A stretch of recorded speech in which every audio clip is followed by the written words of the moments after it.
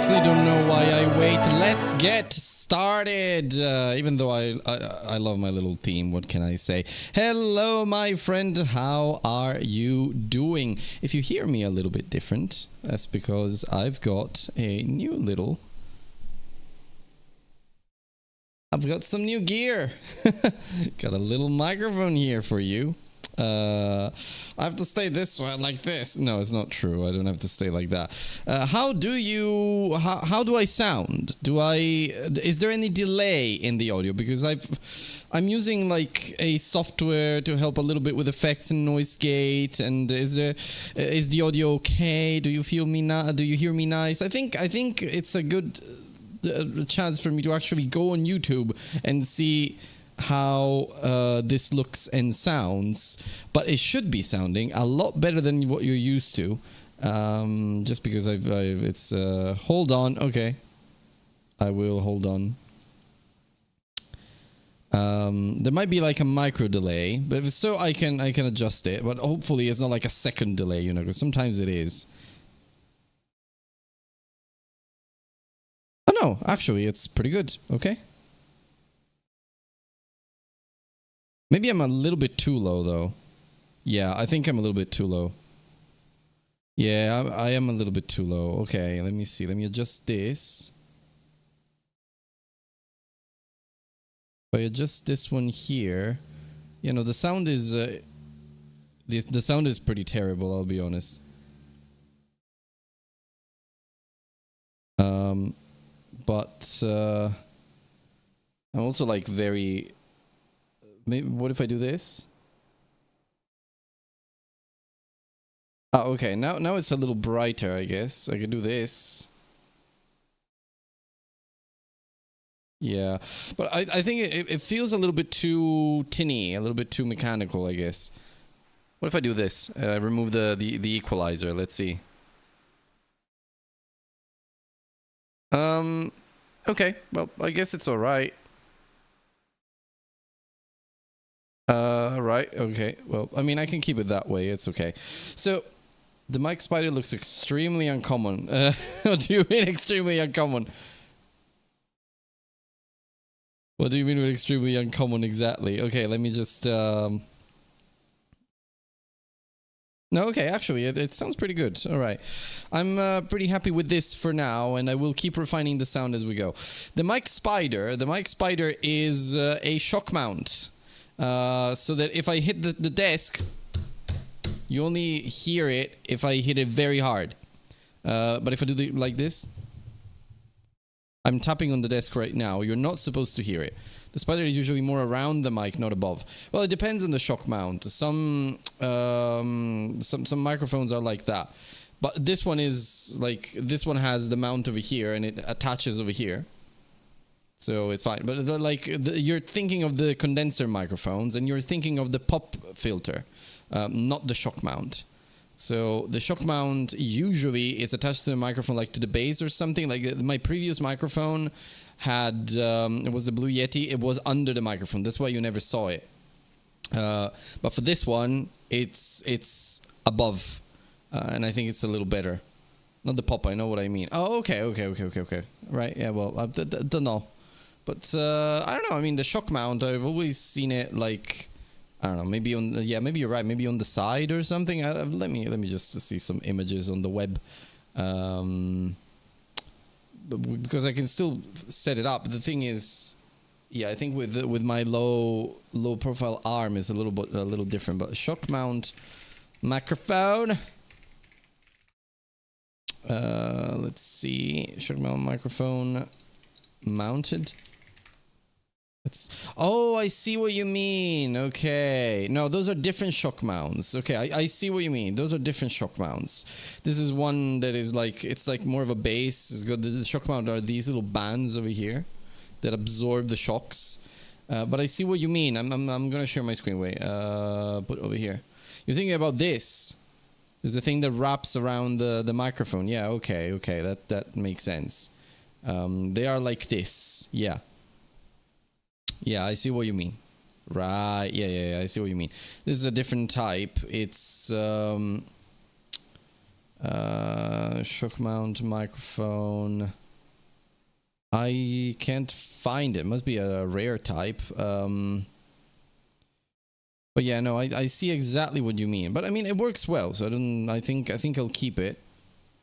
Maybe it's a bit more of a rare. Yeah, this is what you have in mind. Like this kind of bracket structure or something. See? Uncommon. Yes, then you were correct. It is indeed uncommon.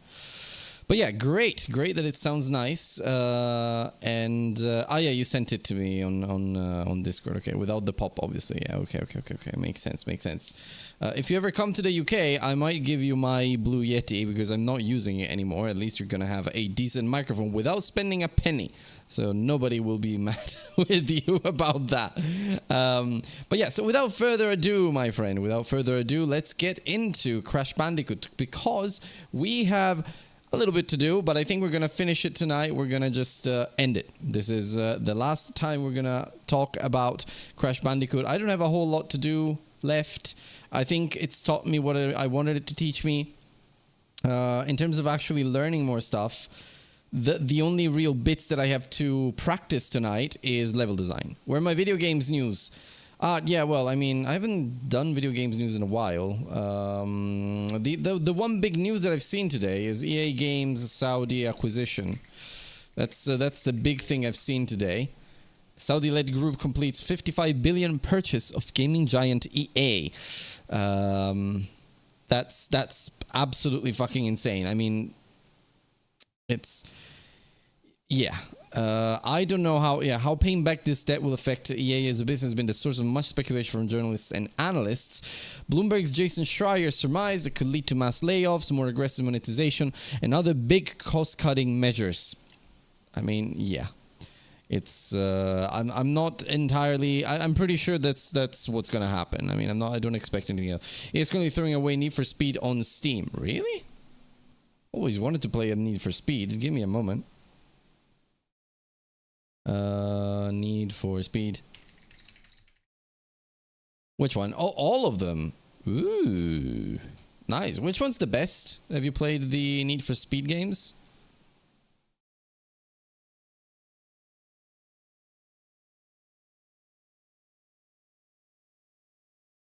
I know that Most Wanted is pretty famous. From Steam, I'd say Heat. Okay. Right. Let's see. Yeah, I think, yeah, it has very positive review. It's nice that not, like, most of them don't have any sort of reviews. Oh, look at this Need for Speed with mixed reviews. Burnout Paradise Remastered. Why is it here? And Shift. Why are they here? Why are they on the Need for Speed homepage? Okay, well, why is it mixed? I liked Burnout Paradise. What did they do with the remake? The remaster. Game crashes at the start. Can't play. Ah, game constantly crashes. Okay. Not this Most Wanted. The old one is not the remaster or remake. Oh, this is a remaster. Okay. Oh, well, fuck that then. Okay, well, I mean, it's $2.99. Down from 59. Wow, they're really giving them away.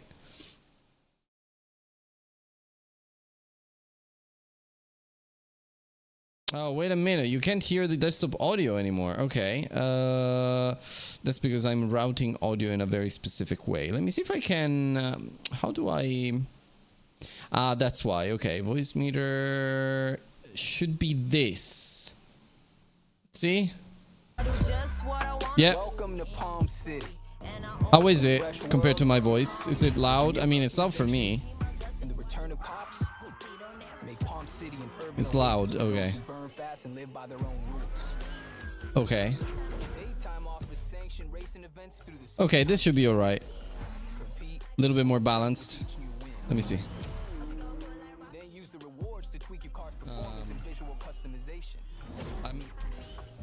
Okay, no, it should be fine. It should be fine. I did a little bit of monitoring. That's why you heard me double there. Ah, this looks quite sick, though. Nice. Well, if it's got like the little takedowns like in Burnout, I'm happy. I mean, A little bit of an arcadey racing is something I always like. So when's this offer end? 13th of August. I mean, I could just get it now. I'll do it later. Now we ain't hear shit from desktop. Oh, okay. How's it now? Spend as much time here as you like. Rubber banding, okay. Switching tonight. Well, if you ever get back into the 20 games challenge, you're gonna have to do the rubber banding for your Mario Kart clone. But I don't think you're gonna go get back into it. Maybe next year, you know, when after my post Minecraft break, you might be done with Pretty Prince of Pamplemousse.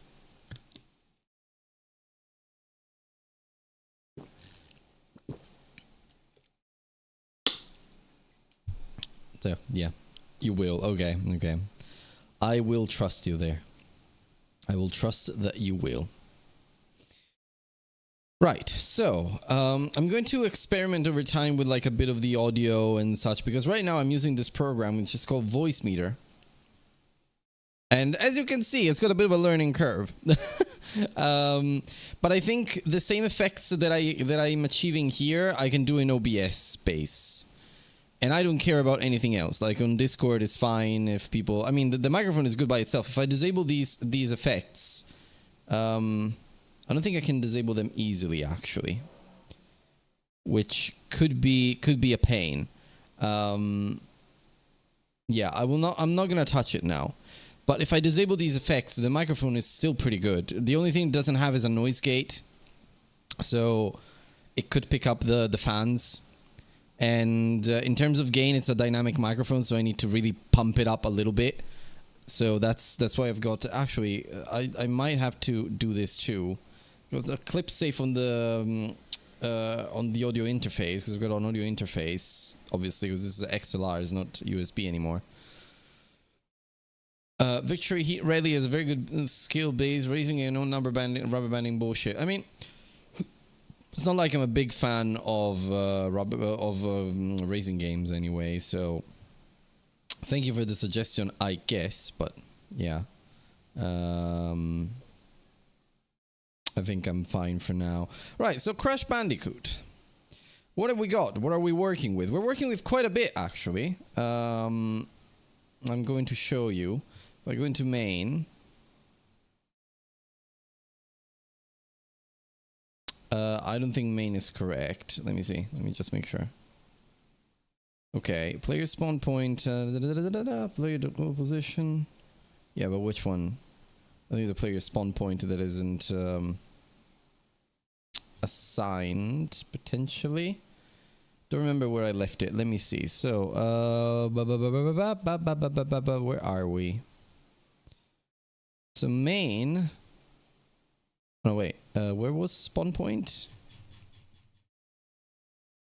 Invalid access property. Okay, this is in base level. Okay, so base level should have the player spawn point, which it doesn't have. So player spawn point marker 3D. Yeah, why isn't it there?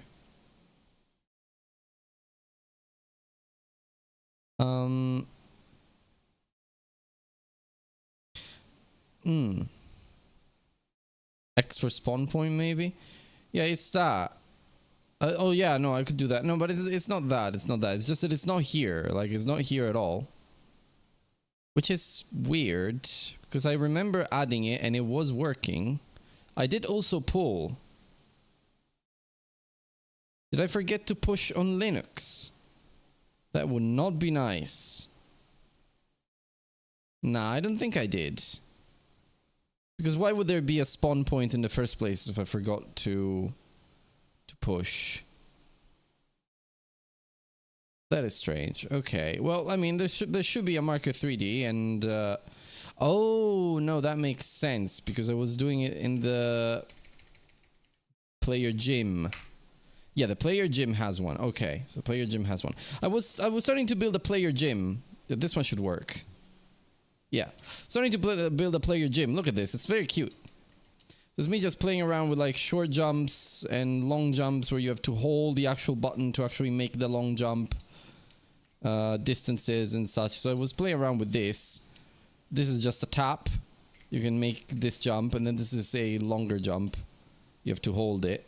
There's a slight difference in distance. This one should work. Yeah, okay. This is something interesting. Like, because Crash does this flip every time, it looks like he's flipping up the the ledge, but the collider doesn't change, so it's just a little side effect of this. Anyway, I was playing with this. I think this is where the player spawn point thing came from. Let me just put it into level 1. Put it in here. And that should already work because it's just a reference to the node path. So now if we go into main. Okay, so besides all the colliders that I need to remove, this is what we have so far. I don't have any sounds yet. So sounds is something that we might implement today. But then I've got this. Look at these beautiful little apples, and they all fly up towards what is supposed to be the interface. But this is probably a point of polish that I will do because it works. But if you move after collecting the apple, it just goes to the same point. It doesn't update the point at all times. I think what the original actually does is what I'm doing here. I'm projecting the screen, the 3D space to screen space using the camera and doing the animation on the camera. But what I believe the original does is it turns the apple into a 2D sprite. And it just moves it on the actual screen from where the apple is to the icon. So instead of moving it into a 3D space, it does it that way. I didn't want to do it that way. I mean, I couldn't be bothered to do it that way, so I did it this way. And I wanted to experiment with like converting a 3D point into 2D, and it works-ish. So I'm kind of happy with that. As you can see, we've got a crate counter, and we've got a Crash Lives counter with a little animation as well. See, the little animation of the interface just popping into view. I did a little tween for that. It's very cute. Then we've got this little hedgehog, which looks like he's sliding across the ground because he doesn't really move a lot up and down. But actually, his little legs are moving. You can't really see it, but his little legs are moving. So it's not the best animation I've ever done, but here we are. And then there's the spikes here. These already work. And then there's this little penguin. He likes to rotate, likes to go around sometimes. When he finishes doing his little path routine, well, he spins that time as well. But if we are patient enough, he will spin again. But if we are patient enough, he will spin again. Okay, I think I might have changed the code. Base enemy. No, it's not here. Enemy penguin. So what have I got? The penguin has a bit of a state machine. I forgot to say. The little state machine for the enemy. So the end of the patrol. Ah, yeah, okay. I changed it just to test the attack state. That's fine. Okay. So now if we do it again, you'll be able to see that sometimes the penguin, when he gets to the end of the path, he's going to not spin, but look around a little bit. And then it resumes his little path there. So I'm always going to make it so that the penguin always looks towards the camera when he looks around, so it's cuter. But it's cute. Like, you can die by touching the penguin, but you can also kill the penguin by jumping on his head. Well, okay, I died there. You can also kill the penguin by jumping on his head, and he dies that way and then scales down to 0. So then he cues freeze, so it disappears. The Wumpa things, the Wumpa Fruit Manager is using a pool. I was very proud of this. I was able to do it first try. It's using a pool. It's got a maximum available fruits to spawn 150. And I mean, I just should put a timer on the Wumpa fruit. If it's not collected within a certain time, it will just disappear. Or if it goes off screen, it will just return to the pool. But for now, it's fine like this. I am going to assume that I will always collect fruit. But yeah, so it's a little pool. So every time you have to spawn something, like depending on I call the spawn fruit function from the crate, I believe. Let me see. Yeah, crate. We do like a little method here. Once the crate is destroyed, it calls to the spawn, to the Wumpa Fruit Manager to wait, where does it get the spawn fruit? Spawn fruit is oh no, it's a signal. Sorry, my bad. The signals up that the Wumpa Fruit Manager grabs it and spawns as many apples as I want. In this case, say I want to spawn 100 for the question box, and you're gonna see them all spread around. Poof! Oh wait, poof! Those are 100 apples all spread around, and if I pick them up, you'll see I'm at 52. 94, look at the lives. Boom. 2 lives. Find the manager solution very pleasing to work with. Yeah, I totally agree. But see, I've got to now, if I reach 100 apples, 100 Wumpa fruits, I can get an extra life, just like in the original. So that's cute. And I've got a counter for the crates, and every level, I think, is going to have... where do I set the crates? I think it's in main, possibly? Level UI max crates, current level max crates, spawn level dot level crates. Ah, okay, spawn level dot level crate. Oh, I know. That's because I wanted to make it dynamic. It's not determined by data. So what happens here is we have 5 crates here, right? And if we duplicate this one and put it there, then what we get is a maximum of 6 crates. Because what it does is it counts the children in the crates container for the spawn level. And then it calculates that as the max number of crates in the level. So I don't have to update the number every time. It just does it itself based on how many crates there actually are inside the level. Which I thought was a pretty cool little solution there. I'm very proud of that. Please be proud of me, Sensei. So yeah, so these are all the systems that we got, and as you can see now I'm gonna die. Got a nice little animation of Crash dying there. It's really cool. I don't have a game over screen, I don't have a main menu, but those are all things that I'm gonna do offline. What I do want to do is, when was I not proud of you? Oh, thank you, Sensei. What I do want to do is, I want to call this test level instead of level 1, because this is like where we created all the bits and shits. What I do want to do is maybe create a question crate. The one time you were too late for the jam. Yeah, I know. What I want to do is create the question crate. And the problem is I would like to do it procedurally, but the problem that I have is that I have to spawn every single piece that the crate needs to break into. So... yeah, and I was late by 5 seconds. So I don't think I can do it procedurally, or, I mean, I can do it procedurally, but it's going to be a pain. So I don't want to do it procedurally. It's much quicker to just do another crate. Now, my idea was, I've got the base crate class. I could just inherit from this.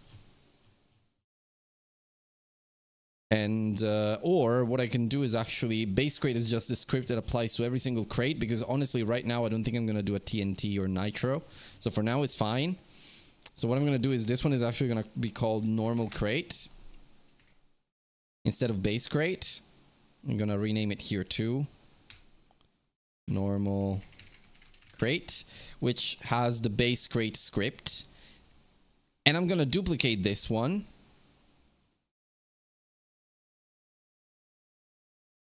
Although I'm thinking, you know, maybe I don't have to go through the whole of that trouble. Because I could just break the crate in the same pieces anyway, but you're not gonna be able to see the question mark on the faces. It's gonna look very cheap and weird. So yeah, no, I'd rather do a new one. Question crate.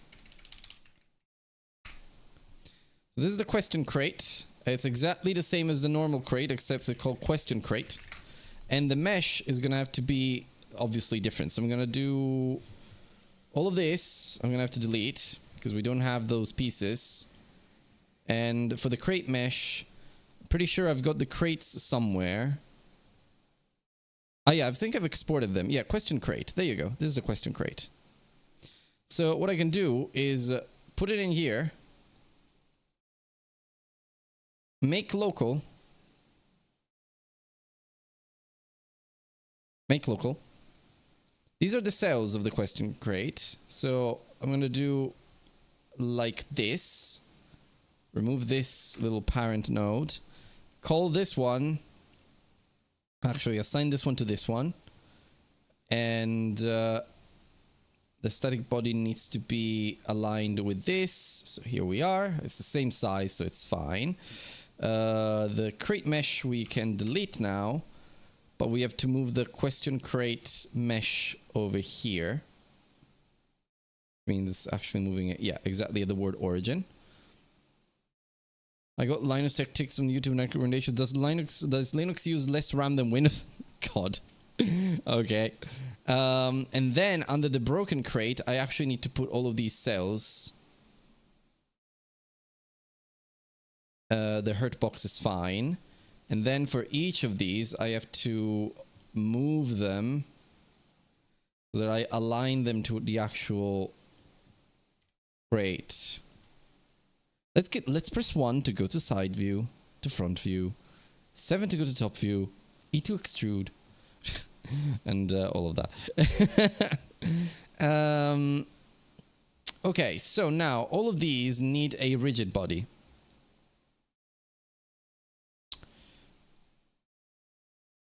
And I think that the way I did it last time was I created a static body first so that I could have the collision shape as a static body child, just a simple bounding box. And then I turned these, I changed the type of all of these into a rigid body. 3D. Oh, no.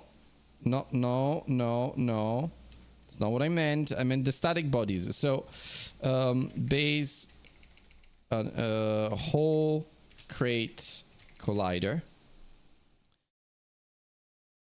Fucking Granby always and forever in our heads. Yeah. Worst is that his voice is also that charismatic. Yeah, no, it's very nice. It's a very calm voice. You know, I like him. I think he's one of the best instructors they have.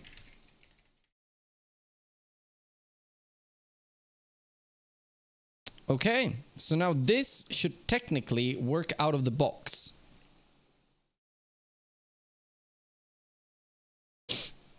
I believe. And I just have to change this to be a question type. And this to be normal. And then when we go into level 1, which is actually going to be test level.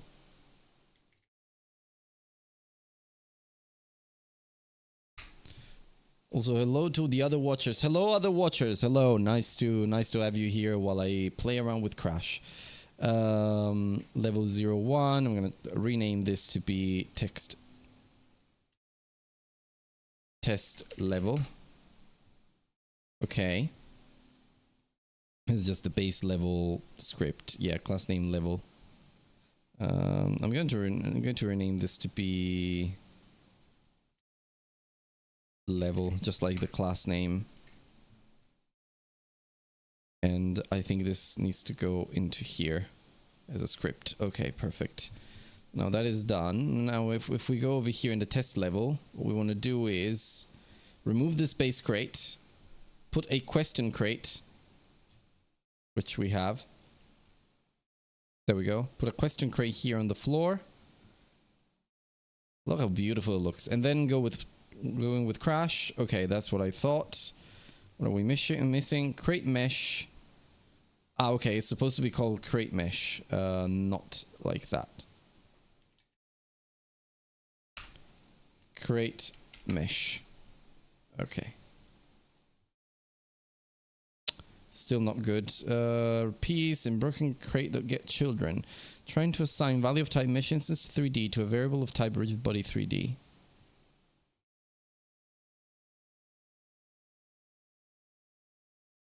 What?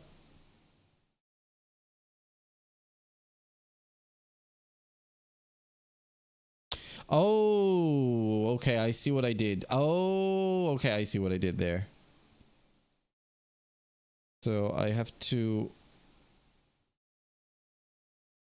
Ah, right, okay. So I actually have to do this and put that one in there. Okay, so it's the other way around. Oh, no, wait. I don't remember doing it this way. This is clunky.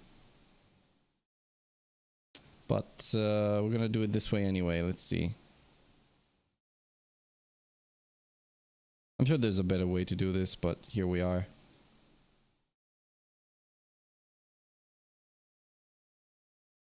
Let me do that. So this microphone is very much in the way. Okay, now it's better. Whew, you can still hear me nicely, right? I think you can. No.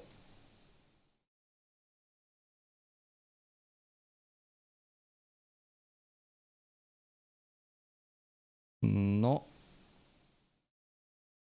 Okay. That. And then like that. That should do. And then I have to do this to do a rename. I think there is a batch rename. Yeah, batch rename. There we go. Search static body 3D replace with rigid body 3D. Okay, now we are pretty much okay. Check your Discord DM, okay? Look what I've got here. What is that? Potentially dangerous download. Okay. Oh, the sound effects. Thank you.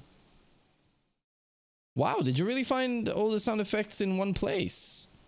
Where were they? Oh, that's nice. So these are all the originals. Okay. Cool stuff. Thank you, man. This saves me so much time. So I just need to get the music, really, and also know what the hell these sounds are, each of them. But that is good. So I'm gonna go into 20 Games Challenge, Crash Bandicoots.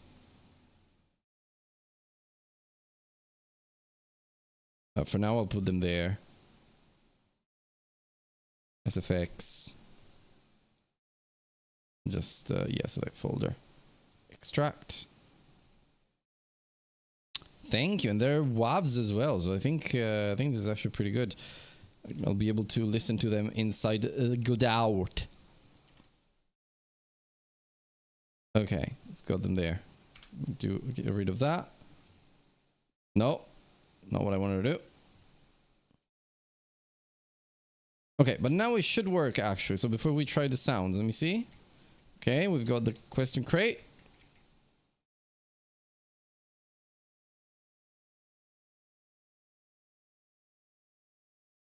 Not a fan of what just happened. Really not a fan of what just happened. Yeah, the fuck? No, it must have something to do with... Yeah, it's got something to do with...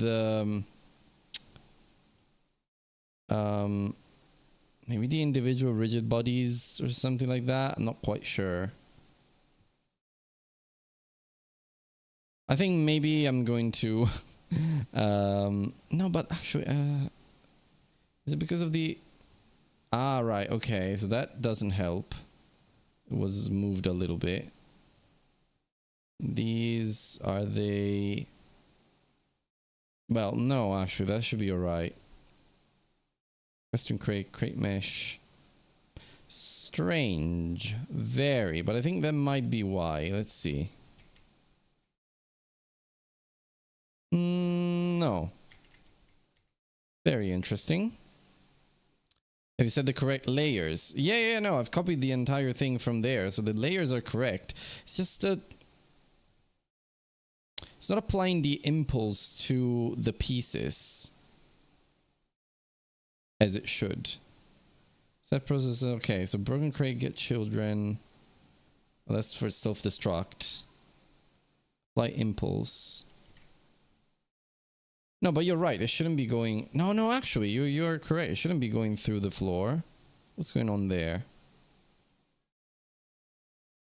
Ah, no, yeah, okay. You are actually onto something because I didn't copy across the rigid bodies. Interactables and in mass for the terrain. I think that's what the crate is doing. No, it's just mass for the terrain. It doesn't look for other pieces of itself, so... Okay, now it should be alright. Oh.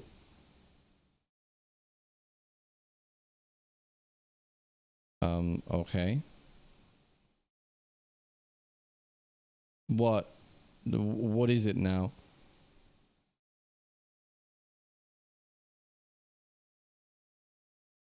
What have I changed? Trying to assign a value of type area 3D to a variable of type rigid body 3D. What?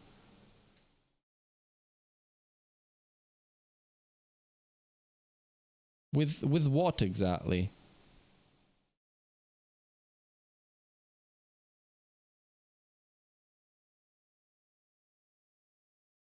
I am very confused. I'm not trying to do anything like that. Is this a case of Godot being silly?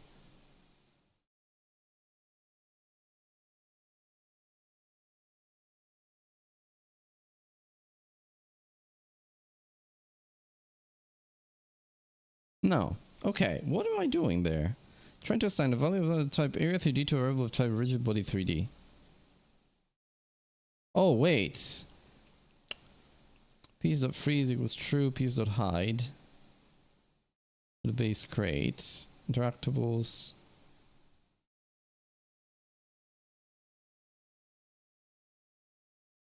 Piece.hide. Path component it connect. There's something in the question crate for sure. Where am I trying to assign an area? The hurt box? Why is the hurt box there? Okay. I see.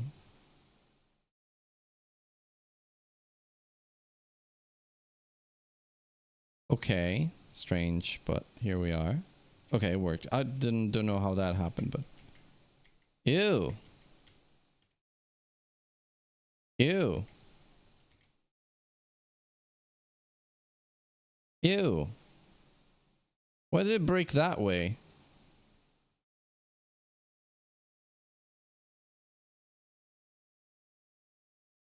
Well, first of all, let's put this back to like 10 apples. It's a question box. If we go into the test level... Ah, wait. This might also have a role to play in there. Okay, so well, the apples work, but for some reason it doesn't break how it's supposed to break. Like the pieces don't fly around as they're supposed to.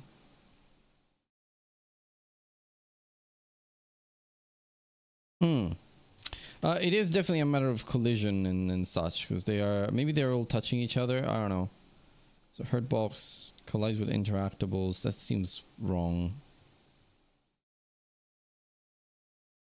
4 and 1, okay. And these are all on the 2. Okay. And this is on 4 and 1, okay. We got collision 4 and 1, alright. Fine. Broken crate. Just on the 2. And the hurt box is on 4 and 1.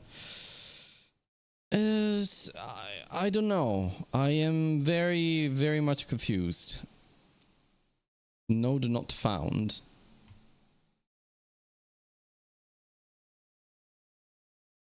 Where did you see that?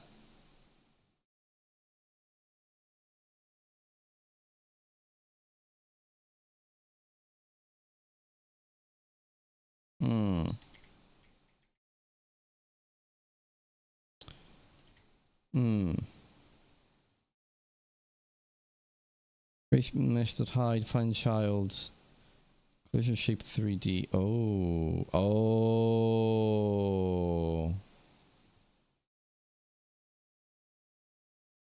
No, wait. No, that should be alright.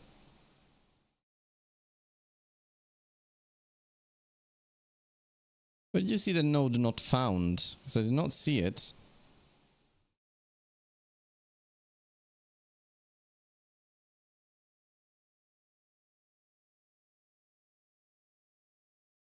Let's just rename everything as is supposed to be there, but like...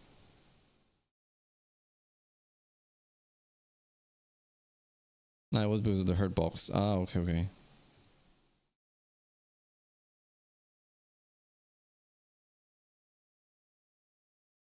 I am a little very confused. I don't know why it's working well with that one, but not with this. Oh, maybe I changed some values in the rigid body. Maybe I... No, but it doesn't look like I did. I mean, I feel... no, I didn't change any forces. I did everything in code. Collision, priority, inputs. I don't feel like I did anything of the sort. Convex polygon shape 3D. Oh, I think I know what I did.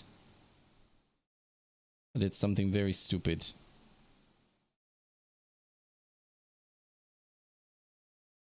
I mean, it shouldn't matter. This is a box shape. So... and I can't change this anymore. Okay, we have to redo the whole process. Let's get the question crate.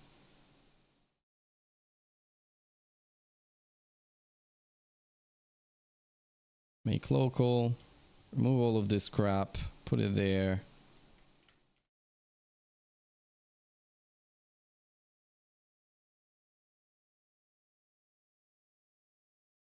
What have we got in the script? Crate mesh. So there's going to be crate mesh. And I believe this has a bounding box. A static body 3D. Which is a box shape 3D. Okay. I don't need to do it this way. Mind, but just want to make sure I know exactly what is going on. What is it? Simplified convex that I did? I think convex polygon shape. Yeah, I think it might be that. Array of size 21. How is that a size 21? Okay, well, anyway. Maybe it's... did I do tri-mesh? No, that's concave.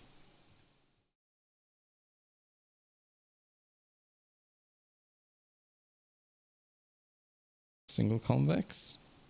Possible? Size 8. Well, okay. I think I'm gonna keep it as it is. Then there's a node 3D, which is broken crate. And all the pieces go in there.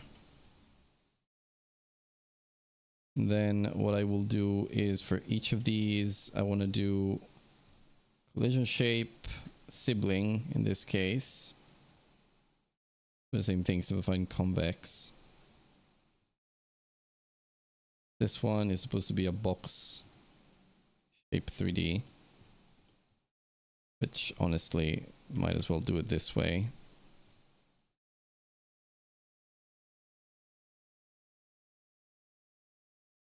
Okay, now... oh no, these are collision shapes. Oh my god, why am I getting so confused today?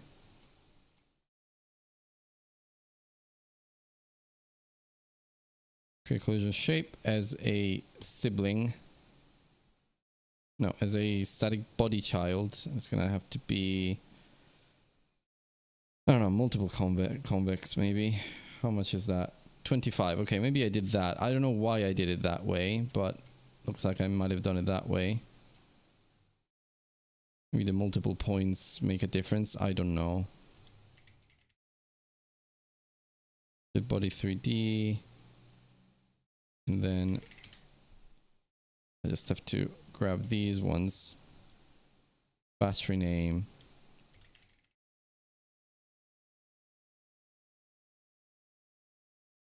Rename everything. Okay, and then we have to redo the same thing. So just put that one as a sibling. Can't do that very easily, so I'm gonna have to put that one as a sibling. I have a feeling it's not gonna work. I don't know why it's behaving that way, but I have a feeling it's not gonna work this time either.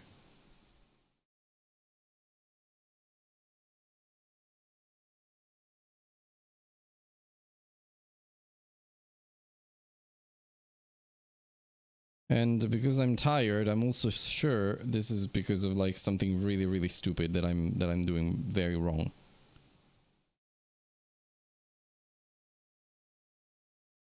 But here we are. Okay, we've got that. So this should still work. The broken crate needs to go, however, all of these.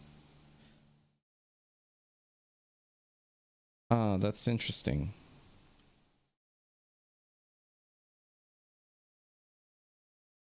Okay, well, I mean, I need to align them anyway, it's fine.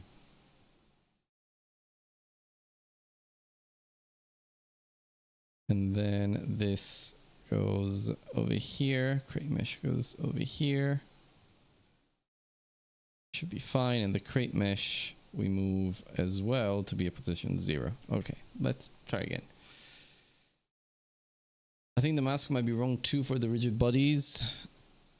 I don't know. I mean, it looks right, you know? That's the problem. Collision, because it's in layer 4. And we're looking for the terrain. And this is the mesh. And the static body is on layer 4, looking for the terrain as well. I mean, I can't really do anything more than that. And I think it's going to work right away. Yeah.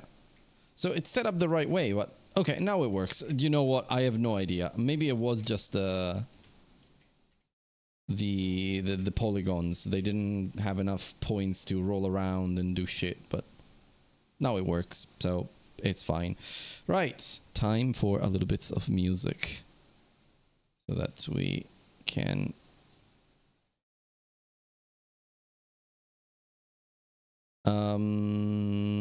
no wait, we usually do it on YouTube Music. Let's go over there.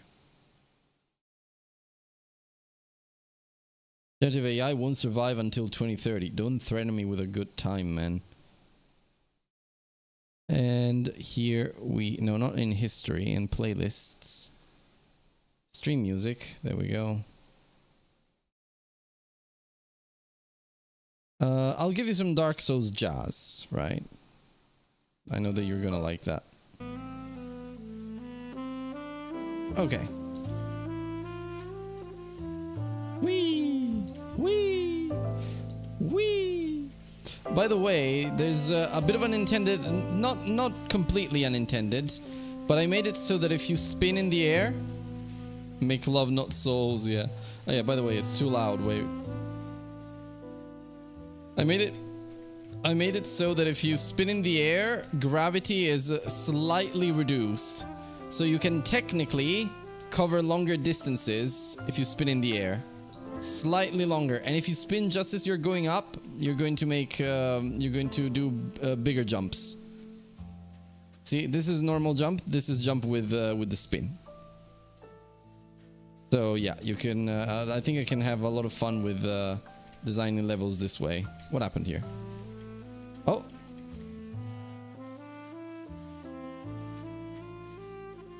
Jumping out of bounds then, yeah. You can do that. Okay, there's a box here that hasn't dissipated. I think I know which one it is.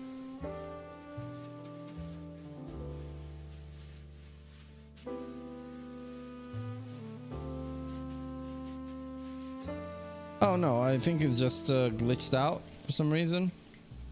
Now it's fine. These, by the way, are... this is my pool, by the way. These are all the apples that spawn over here, but they get hidden and you can't process them and you can't pick them up. They're all the 150 apples in the pool. And they're all in there. I can change the position, obviously. I just don't want to.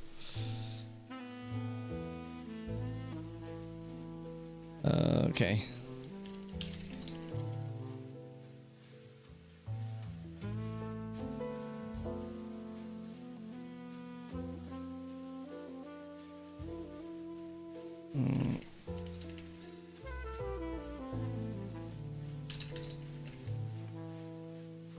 Just a second. Start responding to a message. Normally devs hide this under the level or something. Yeah. That's usually how it works. Okay, so I believe, I mean, technically, I think spawns the. Well, I could do it, to be honest. I could just do it with one line, the change of one line of code. Where is it? Wumpa Fruit Manager. Or even better, I mean, the Wumpa Fruit, the Wumpa Fruit Manager is not a node, actually. But it is the thing that sets up the pools. So when it creates the fruit containers, I just give it like available fruits container dot global position. It needs to be in the scene tree. If I needs to be in this needs to be in the scene tree if I remember. Oh my god, how do I do this here? Okay, right. Needs to be in the scene tree if I remember right. Well, position dot y equals minus 100, something like that. I'll do the same thing here, move it there, and do spawned fruits container. So that should actually get it out of the way.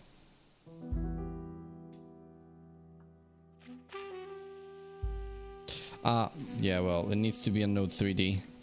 Obviously, otherwise it has no position. And they're gone. I don't know where they are now.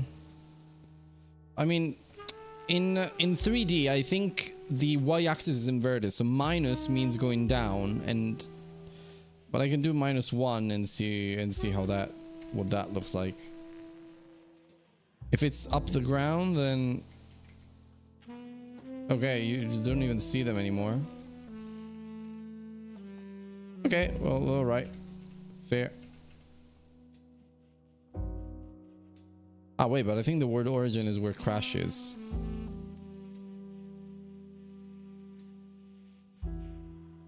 Let me see if that's true. Yeah, I think the word origin is where crash is. Anyway, that kind of solves it. Removes them everywhere. So, what do we have to do today? We actually have to build our very first actual level, and that's when things are going to start getting a little bit fun. So I've been studying a little bit of level design in Crash Bandicoot. There are some interesting things that they do. One of the things that they do in the remake, I don't know about the original, I have to look at the original. Actually, we can look at the original together. It's going to Crash Bandicoot 2, which is my favorite gameplay. Full game. No, not the Insane Trilogy. God damn it, not the Insane. Crash Bandicoot 2 Cortex Strikes Back gameplay. PS1. There we go. That's the full thing. So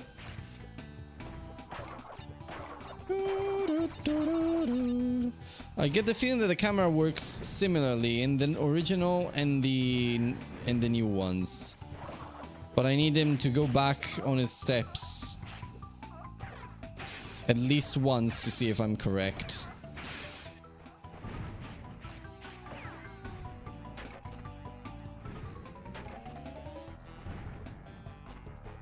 It kind of looks like it does, yeah. So what I noticed is that Crash is a rail platformer. I think you're going to... I think you mean what I'm about to say. The camera is on rails. So it doesn't follow the player, but it goes on rails following the player. So as the player moves, the camera follows it, but the camera can only move on a rail that is like a prefixed path. So you'll notice it even more in here. See, look. So there are certain camera movements in the 640 by 480 and set virtually. No, that I think that's what I'm doing, but it just upscales it. So, well.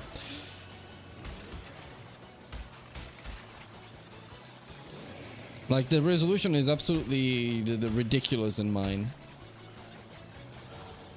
So you can see that, like, it can pan a little bit on the sides in the 3D sections, but we're not going to have a 3D section.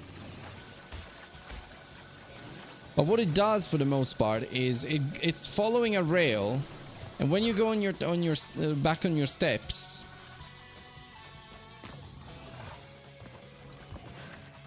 okay, I think you're gonna be able to see it here because these are usually 3D. Yeah. To see, basically, I don't know if you can see it, but like, it's following Crash on a specific rail and in prefixed points, because like when it has to zoom out, it zooms out on the path as well. So like, imagine there's gotta have to open up Paint for this, damn it.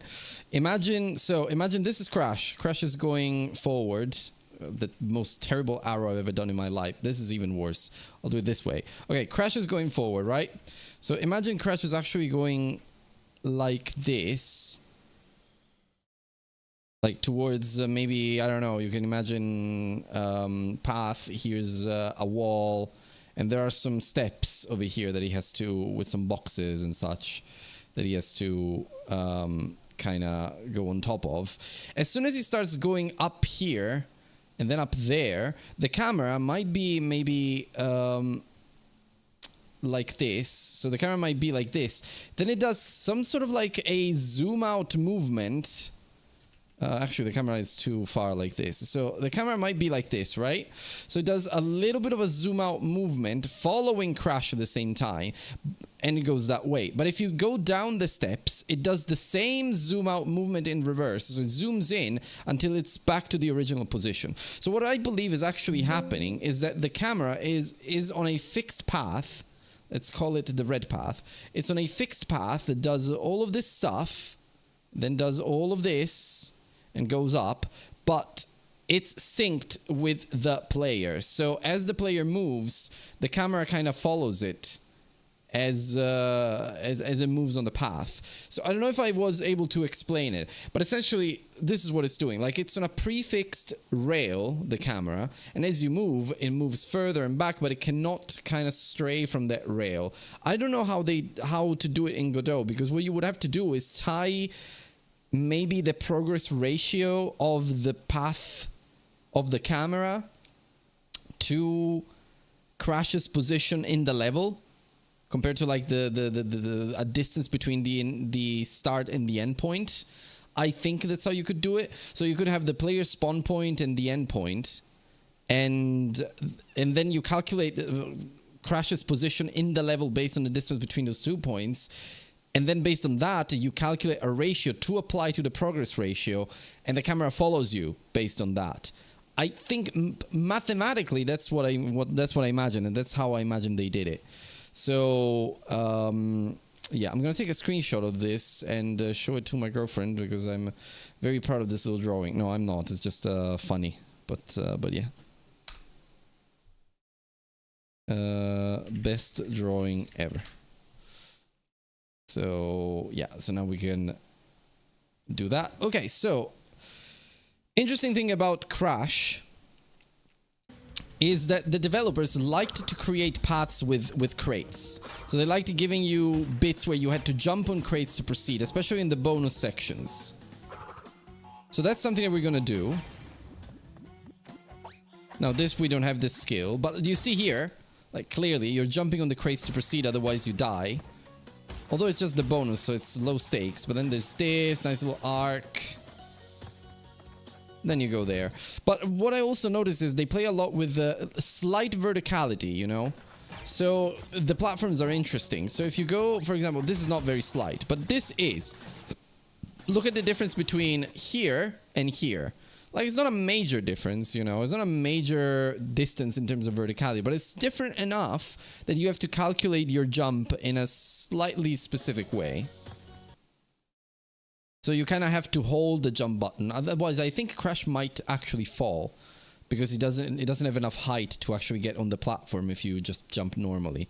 So it could be a trap, like a little bit of a trap, that thing. But yeah, and then here, same thing. Like, this is a very minimal little jump here with a very minimal distance in terms of difference in terms of jump height. But it still happens and it's still there. Now, here's a little challenge here. There's a little crate here that Crash has to jump on top of to just get it. Then there's that. Gets that one. Now, there's tine platforms. There's that. And now there's a death challenge, which is going to be even more interesting to look at. 3D platforms still confuse me. I never get the distances right. It's because you have to test them a lot, you know. Like, you have to get used to the actual jump that you need to do. That your player can do. And then from there you see. But like, here, for example, they're all at the same distance. Probably spawn... Actually, quite literally spawn procedurally. Because they're all at the same distance from each other. So on a timer, most likely. This is also on a timer. So you go over there. Jump with a little hippo. Jump over there, and these are long jumps, so they're not super easy jumps. Like, they're kind of, you have to hold the jump button. You're not gonna make it otherwise. And there's this is like a completely different challenge, so I'm not gonna even consider it. But like, then you can do that, dodge the mines, get blown into smithereens, jump from hippo to hippo. Then you go here and you get a nice gem, and the level is done, at least that part. But that's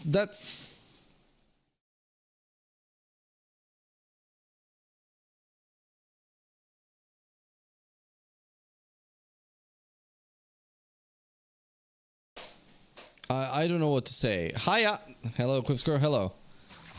So yeah, there's that in terms of Crash. But one thing that I'm also that I'm also being more mindful of when it comes to looking at these levels and how level design is created is there are a lot of like moments. So in Air Crash, try to really count the seconds before something happens. Look, he uploaded his game on YouTube already. Yeah, I did. So you're here. Not even a second and you're already out. The door is right out there. You can already see the plant over there. A couple of seconds and you already have to jump and do a bit of a tricky jump there. Then you have to jump over there. Jump over there. But this is all very, very tight, very fast-paced platforming. You don't have a lot of time to rest. This is a bit of a rest point. Because you've got the enemy, you've dispelled the enemy. You've got 3 little platforms in a row just connecting. And you've destroyed the crates. You can take a break to then look at the platforms and keep going. Then you keep going. This is a bit of a break. It gives you time to assess the situation. The piranhas just looping around here around the platforms. Then you do that. Obviously, this guy has played Crash a lot of times, so he knows what he's doing. But there's well, not really, but he did that. And then here again, new thing, like a little variant. Well, it's the second game. It's 30 minutes into the game already. Yeah, it's true. It's true. But like, it's already quite fast-paced at the advanced stages. In the first level, it's a little bit slower.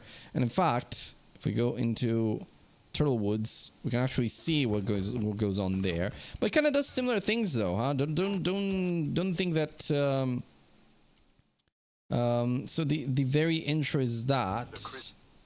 We want to see the actual intro level, which is this one. You wake up and you already have the crates over there that you can smash. You can play around with those.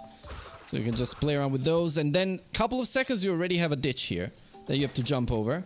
But notice that the ditch, you cannot die in there, obviously.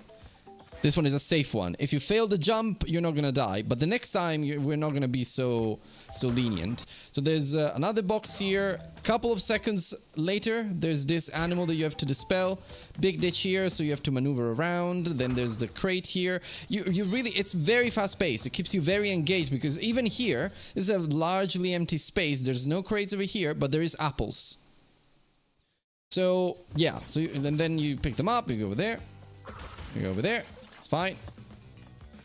I just realized I don't have support. I don't think I have support for like apples that are just in the level. I think I should add it because they make interesting things. But then all that. Then there's like 3 seconds here. You get teleported into the main hub, and then from there the actual game starts. It was a bit of a tutorial level, but it was still fast-paced, you know.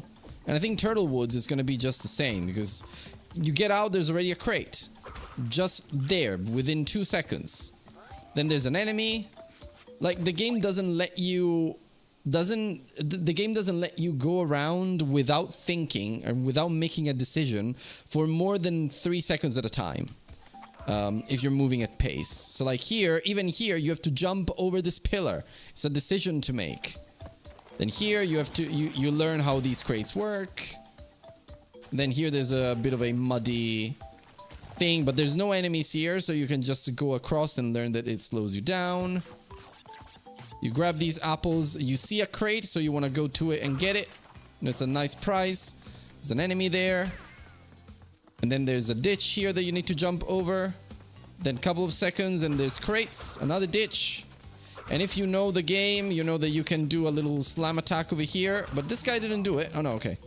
You can do a slam attack over there and have a little bit of a bonus section. And already you jump down over here, you got a few crates.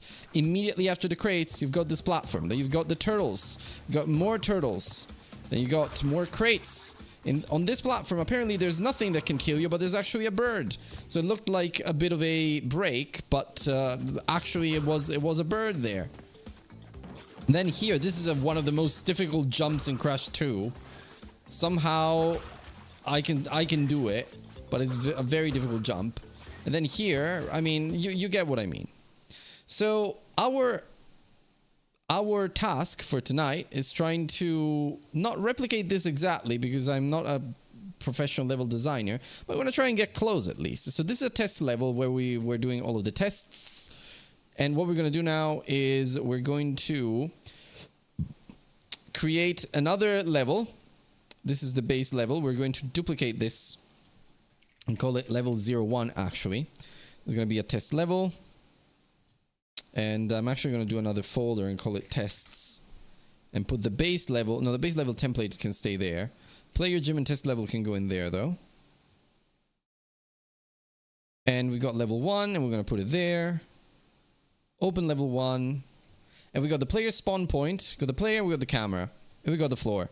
So right now I don't have any textures. Like I don't have models with textures. But what I do have is I actually have some platforms already.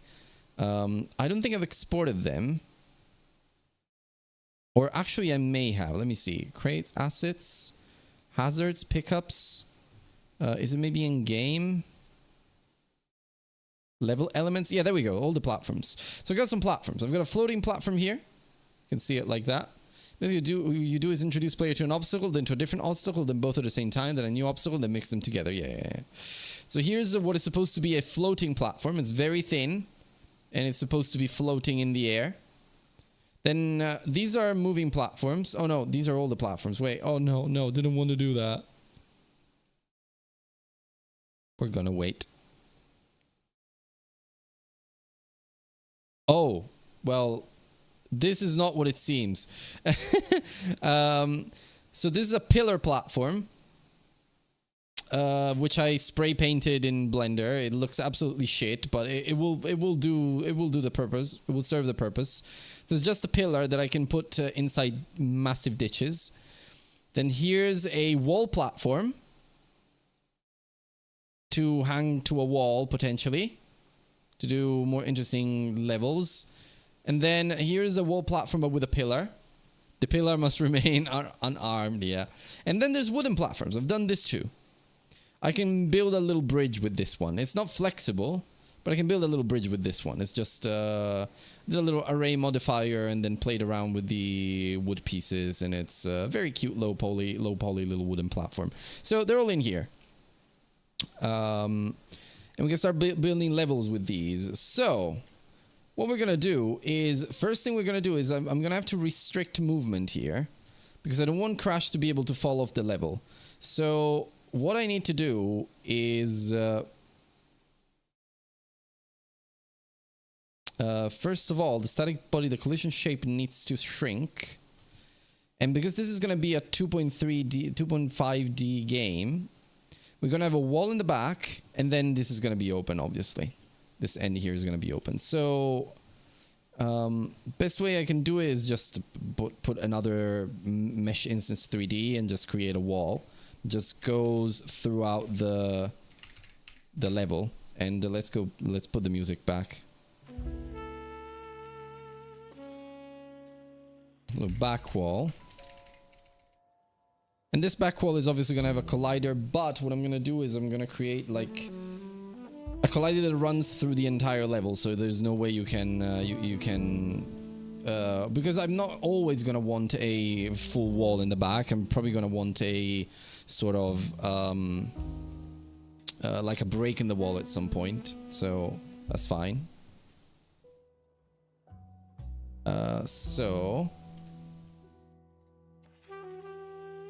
Back wall, yeah, we want to create the mesh first. Gonna have to be a box mesh.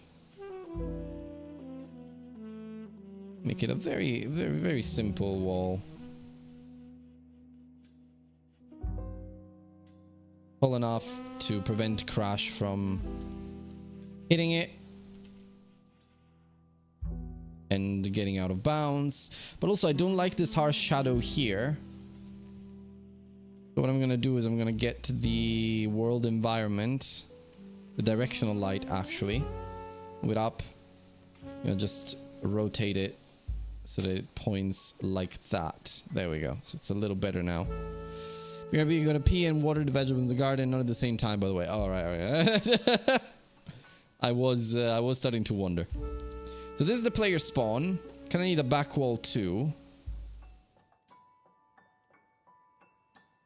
There's some sort of obstacles anyway.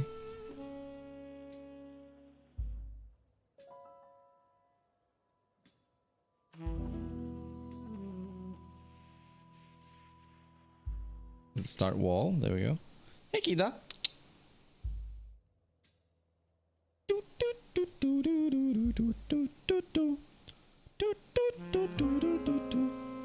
No, I need to make this unique. And extend it this way. There we go. We got the back wall. Now the start wall needs to have a collision. Very simple bounding box, I think. Nothing crazy. But this back wall needs a collision that runs through the entire level. Pretty much. Although we could do... Yeah, I've got an idea. Let's see.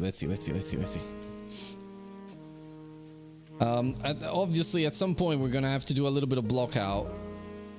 Because I can't come up with levels on the spot, and I don't think anybody can. So that's the back wall. I think what I'm gonna do is... I don't know how long I want this level to be.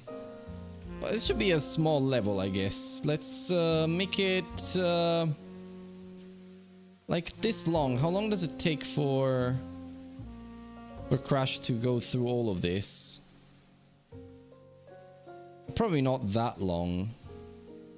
But it's just to play around with the level, you know. And we have to make things a little interesting. If we can, so yeah. We want some floating platforms. We want some elements that make things interesting. So for now, I'm gonna create the collision shape here as a static body child's. And then what I have to do is essentially duplicate the static body and move it over here. So the Crash cannot fall off this side of the level either.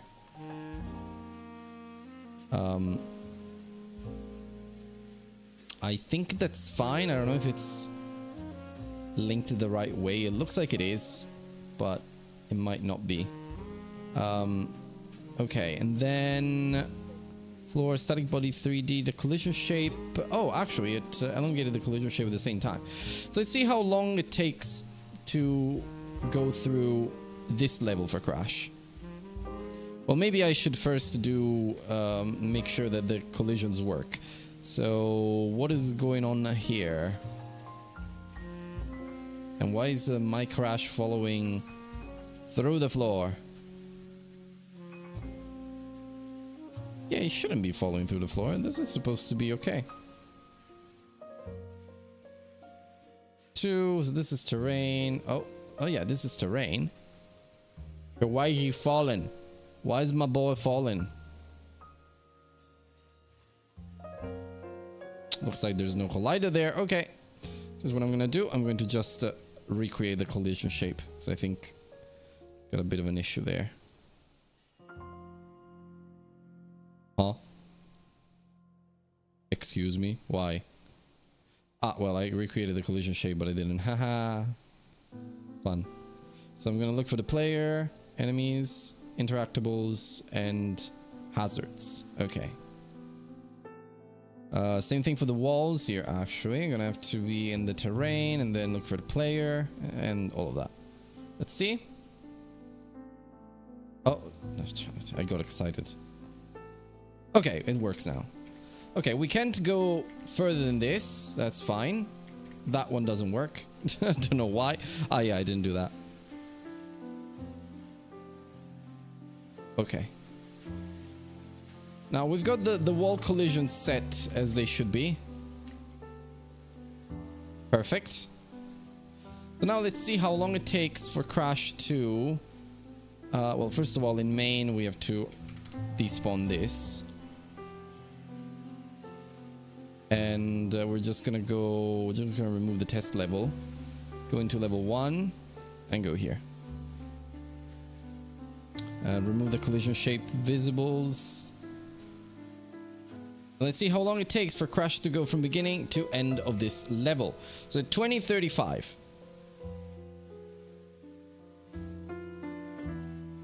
Probably less than a minute.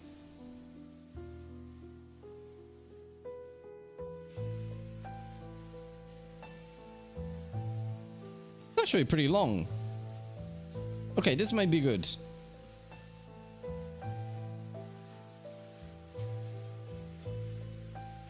Well, that's a long level. Am I even moving?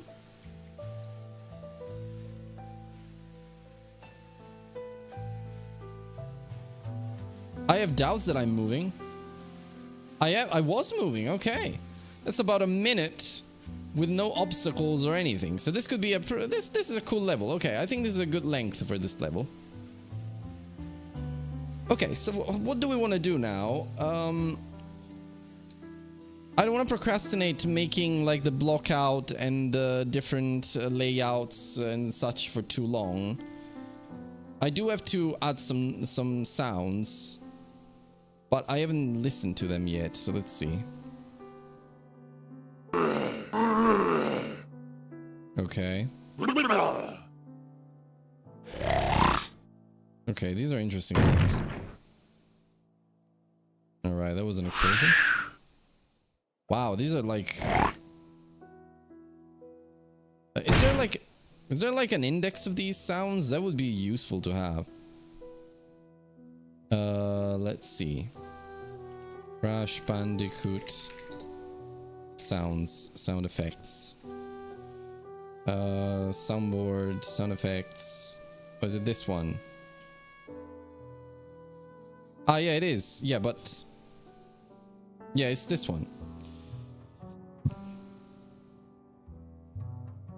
Okay, but like, how do I know?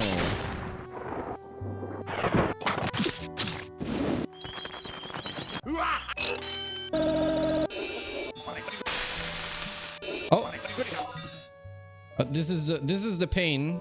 This is the.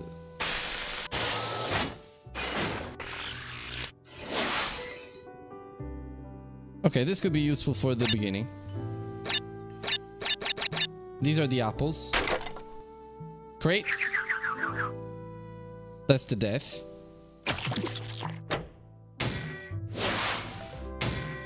Haha, this could be cool. This is when you die like from a fall.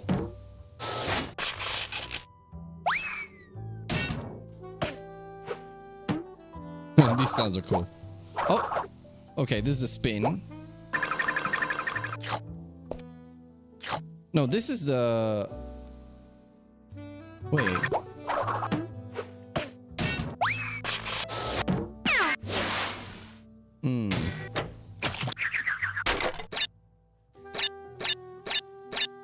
Oh, I know. I think this is when you jump on things.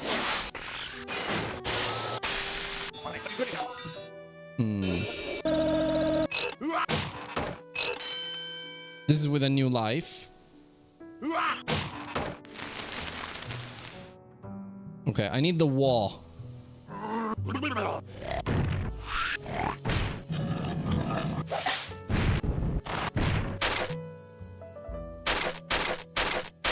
No, this is crates at the end of the level.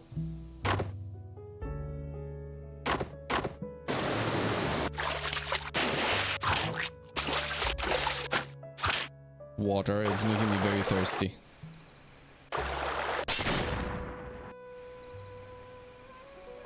This is just ambient. I don't mind this. I think I'm gonna keep it.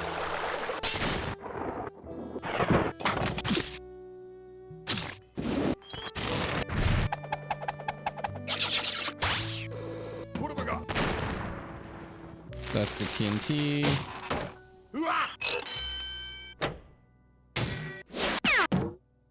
Okay, we've seen all of these. Oh. I think these are the steps.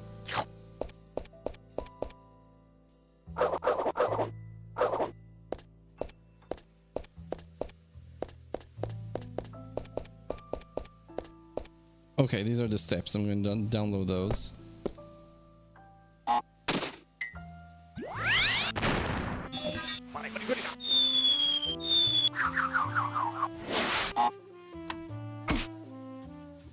I don't think there's a wall here.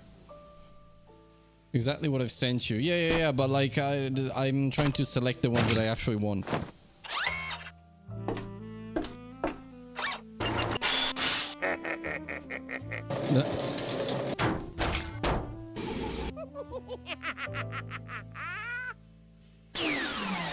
Interesting. That was from medieval. Some of these sounds are really cool.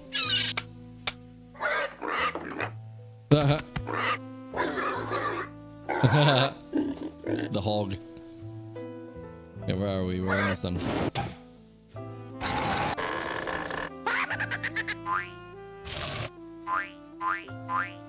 This is Rookaroo.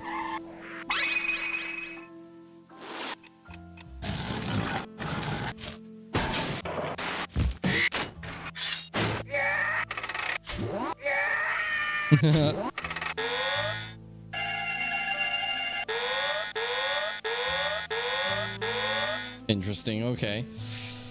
Is there sound effects for Crash Bandicoot 2 as well? Because I'm looking for a very specific sound. Let's see.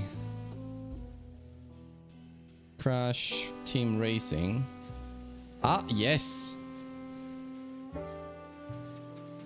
Uh-huh. We are ready, Crash. Crash, I haven't got much time.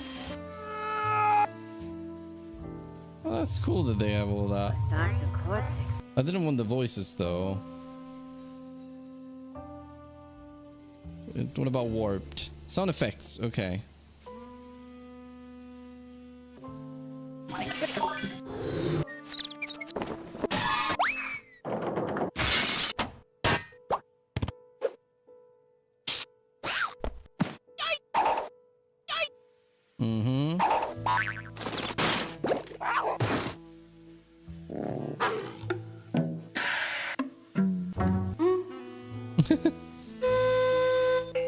Oh, it's gonna take me ages to go through all of this. Yeah. You know what? I'm just gonna get it that way. Crash Bandicoot Wah. Wah sound effects.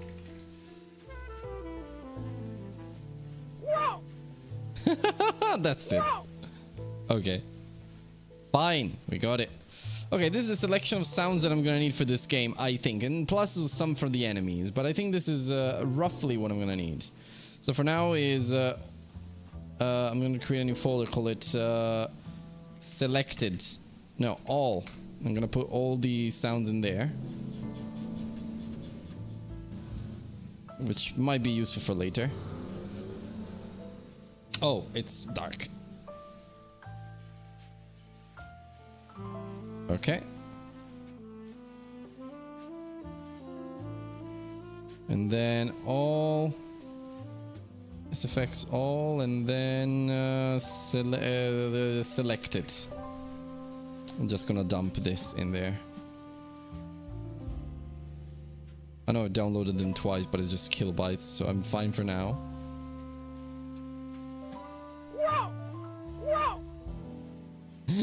It's the best sound ever.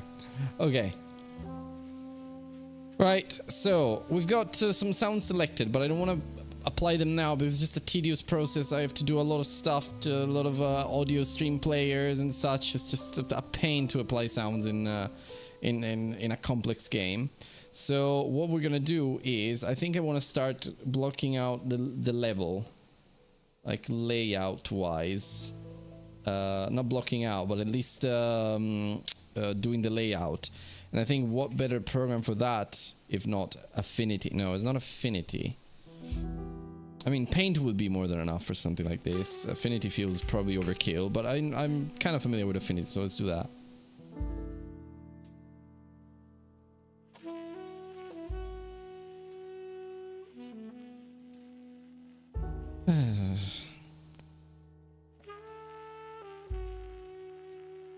No, I'm fine with not installing the update for now. I'm gonna do a new one. I don't know, honestly. I just need the A3 is fine. Okay, so vector or pixel. I mean, it's the same. No, vector though is okay. I'll do pixel. I'm more familiar with that. That said, I'm more familiar with Photoshop. So here we are. So this is the start of the level. This is the end of the level. Until, well, you know, that is pretty obvious for now. We're good. So I kind of want a bit of obviously we can do it in a bunch of ways. I think at some point I kind of want to do something like this.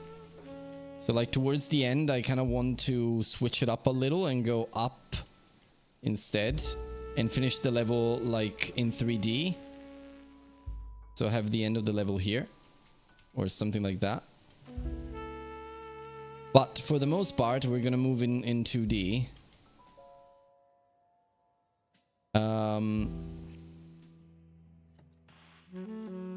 So okay, I think I can do it this way. So there's Crash over here. There's Crash over here. Okay, this is Crash, and we have to start, so we have to go all the way to the end. I think what I want to do is I want to start with a little crate, maybe here, something like that. A little crate. That okay, no, I can't obsess over this stuff.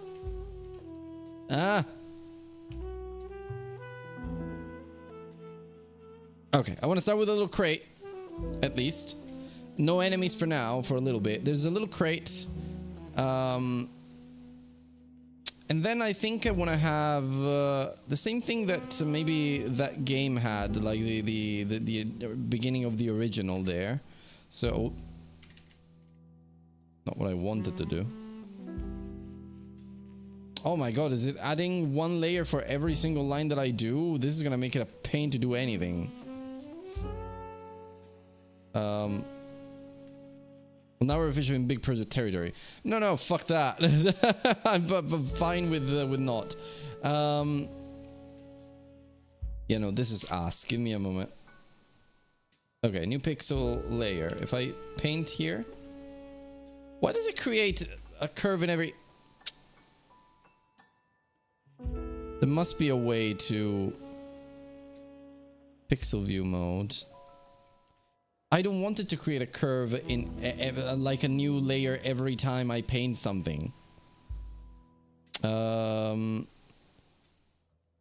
Affinity, brush, no new layer. No, wait. Affinity, brush, don't create layer with new stroke. I don't know, something like that.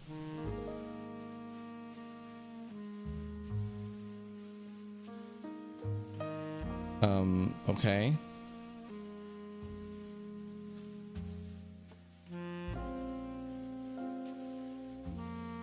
Okay.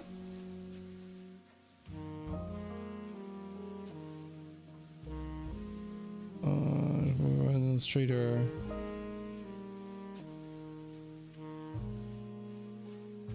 Yeah, this is Affinity. Illustrator.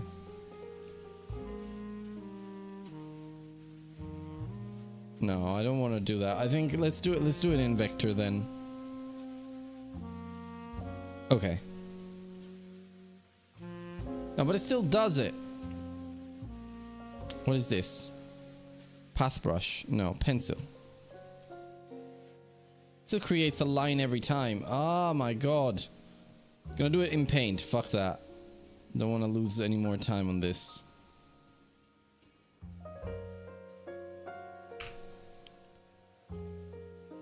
Paint.net, my love. A-Sprite, my love. Yeah, no, I'm not gonna do level design in A-Sprite. Feels like feels a little bit like a pain, if I'm honest. But okay, so. Oh no. Okay, I'm gonna have to just live with this. So we do that and that. Okay, so that's the end of the level. When I get to that, that's the beginning of the level. And if we zoom in really, oh, if we really zoom in, we've got a little crash over here. Says hi. No, what am I doing? No. There we go, that's crash. So I want to do a little crate over here, okay? So we got a little crate there. Maybe I'll do, again, as I was saying, a little bit of a ditch there. So, okay, much better now. What's the shortcut for the brush? How does Phil have a shortcut in the brush? No, I'll do the pencil then. Oh my god. Why is this trying to work against me today? So that you have to jump over that. And then maybe I can have, I don't know, couple more boxes, I think. I think I can have a tower of boxes so that you can't jump over it and you have to spin to yeah, spin to get rid of this tower. Paint for the win. Yeah, I'm unfortunately gonna have to do it this way now. So yeah, and then if I want to, maybe I can give the player a choice. They can either go up a couple of platforms or they can keep going. But if they go up, there's going to be apples over here that they can gather. Until they get like a nice little question box with like 10 apples inside. So they can do this, a little bit of a platforming challenge, or they can just ignore it completely. So that's another bit that could be interesting. Then they jump down. And maybe here we have the first enemy. So it could be the little porcupine. Or the penguin. Actually, I think I'm gonna have the penguin over here.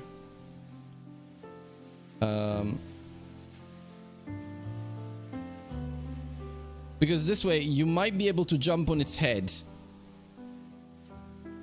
I also have to remember that I've got some hazards. So I can just put hazards on the way. So there's maybe some spikes at some point. Now the next point maybe is going to be a little bit of a... Right now I'm not doing anything really special. Like I'm just putting random shit in. But like imagine the first ditch was completely safe. But this one is going to have some spikes. So if you fall down, shame on you. But these spikes are timed. So...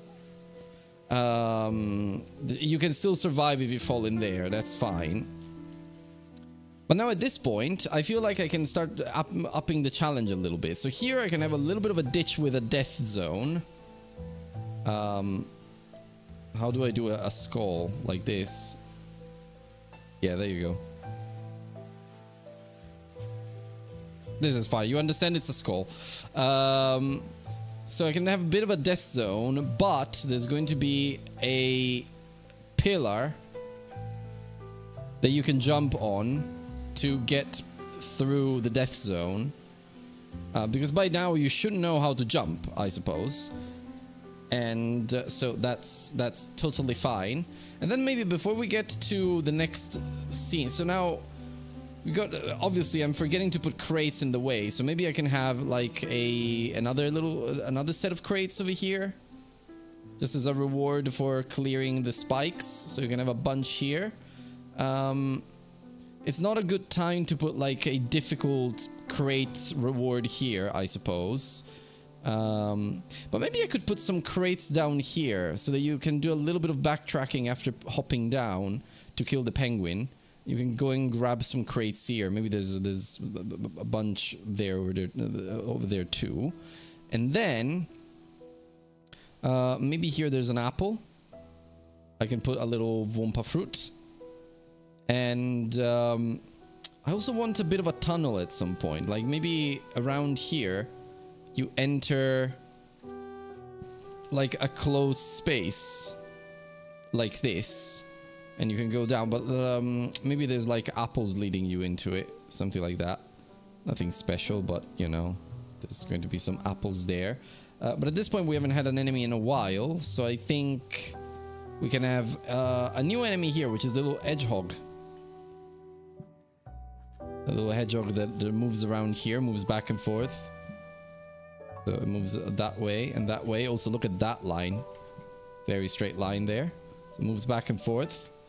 Over here, the little hedgehog, but he's maybe guarding a little box and such. Also, I think I'm gonna do it so that he goes on a very short path and you can jump over him.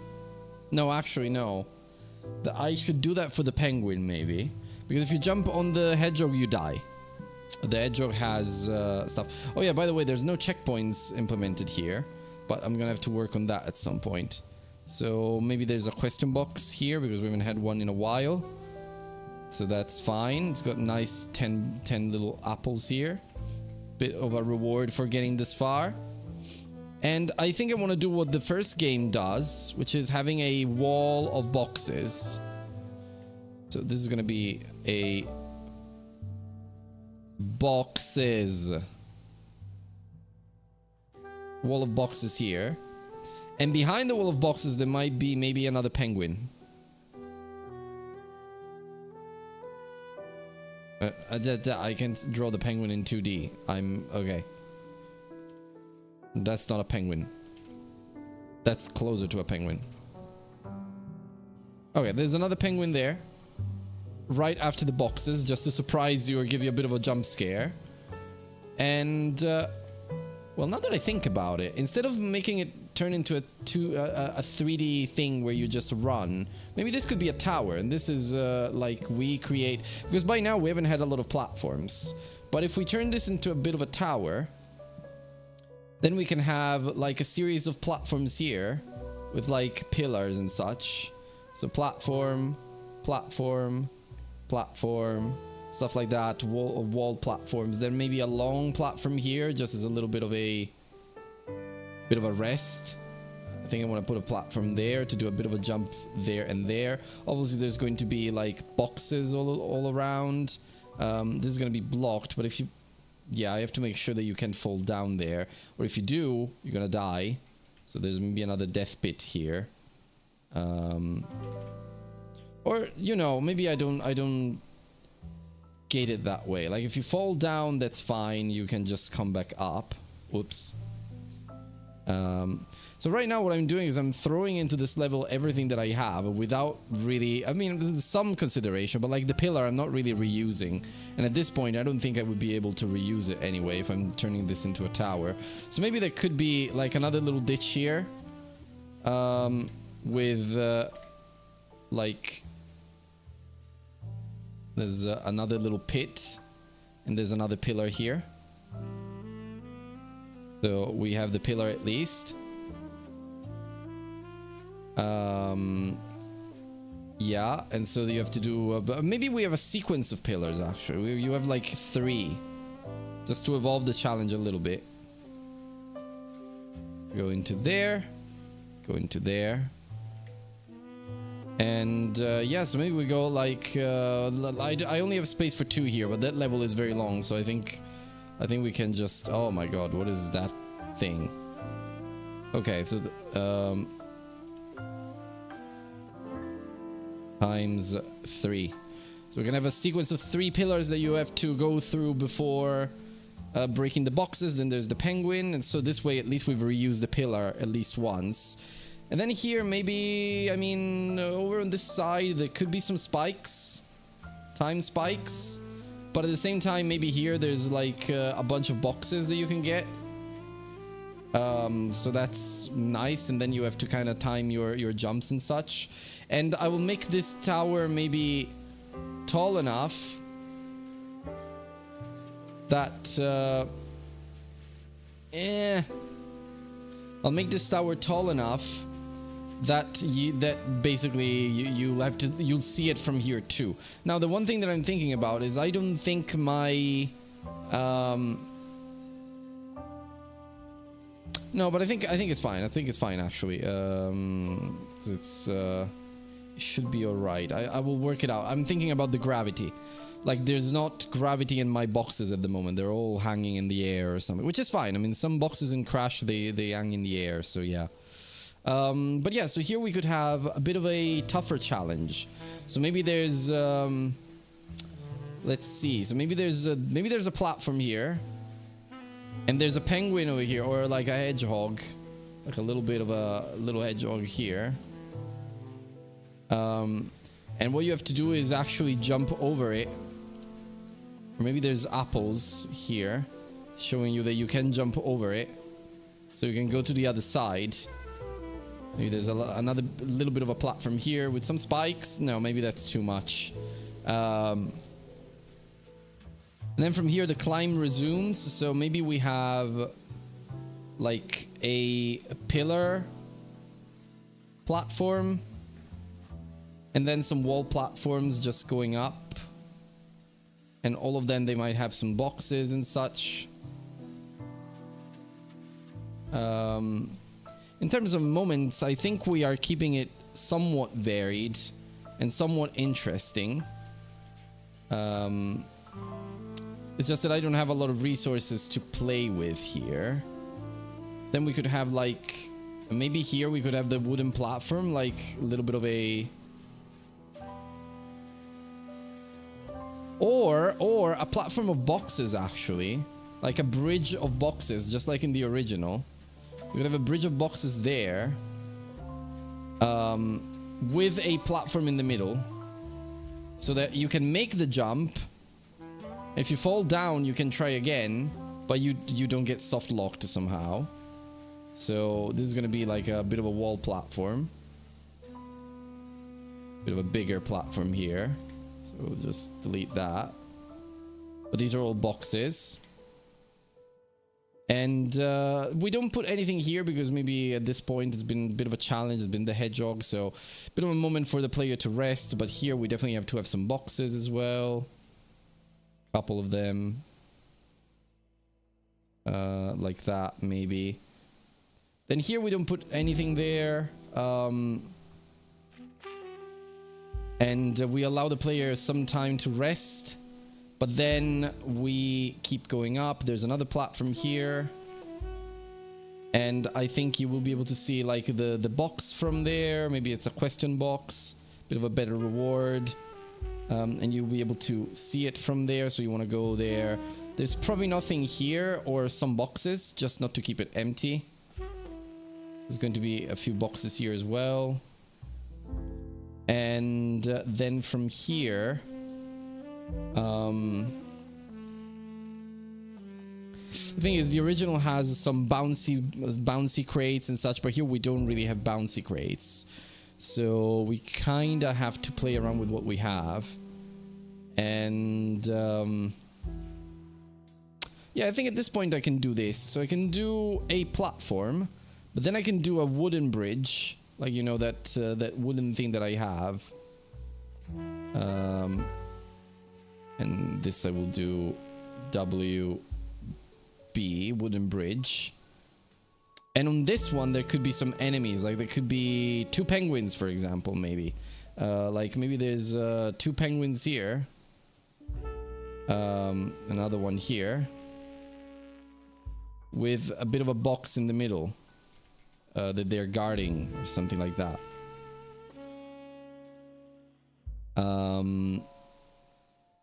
Then another little platform here. And in all this, you can still fall, but you will not lose a lot of progress if you do, which is important. Then let me think. I think what I want to do is at some point I want to resume the horizontal movement, because right now we've been moving vertically for a while. So I think now I'm actually going to break out of here and go into its own platform, and then we will eventually return up here, and this is where the end of the level is going to be. Eventually we'll get there. So maybe there's a big platform over here, which is the end of the level. And nothing on this side, there's just a wall. So maybe some crates over here as well, or maybe platforms, maybe some spikes, whatever, we'll see. But right now we want to break out of this little area, and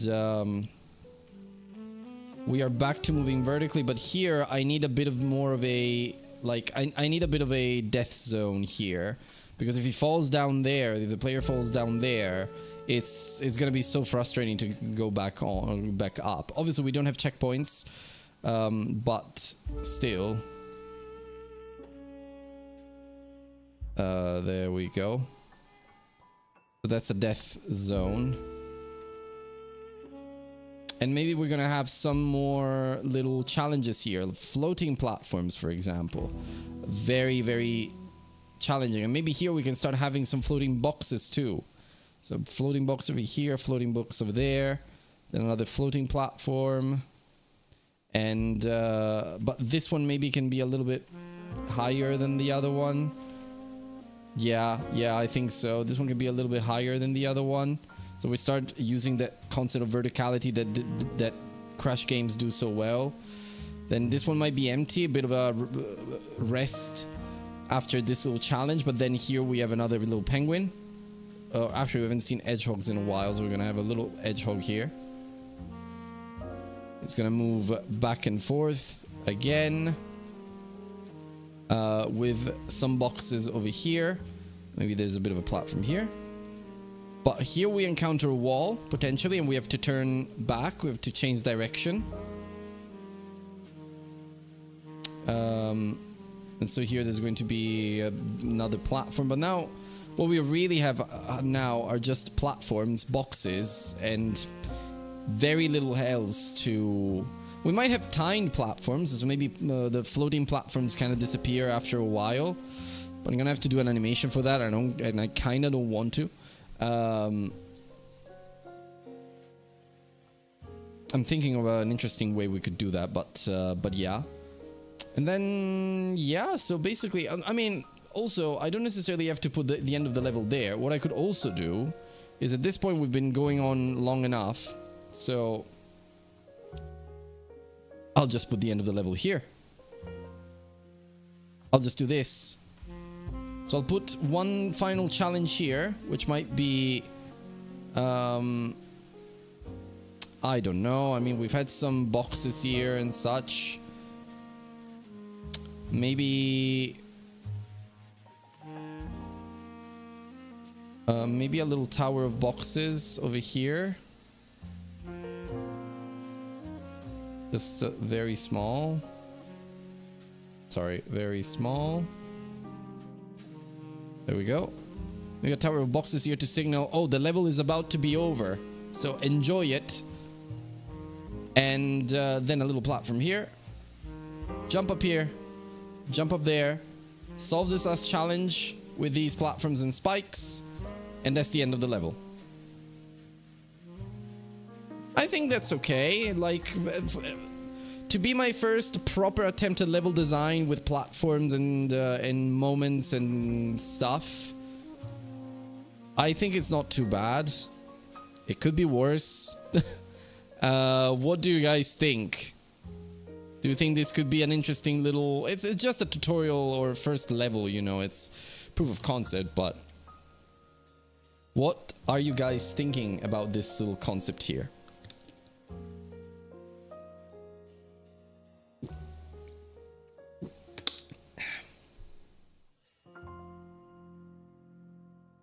One at a time, obviously. Don't. No, it's fine. It's fine. Oh, hey, Kida. Hi. kitty's over here. And she's gone. Okay, well, I think I'm gonna start well, on paper everything looks always fine until you actually make it. Yeah, I know. And also I think this is too short compared to what I have in the game. Because that level lasts for a while. But we'll find out. Also, the other thing that I have to figure out somehow is how the hell do I oh yeah, I can do something for you guys actually. Let me add a little window. This is gonna be paint. Oh wow, what is that shit?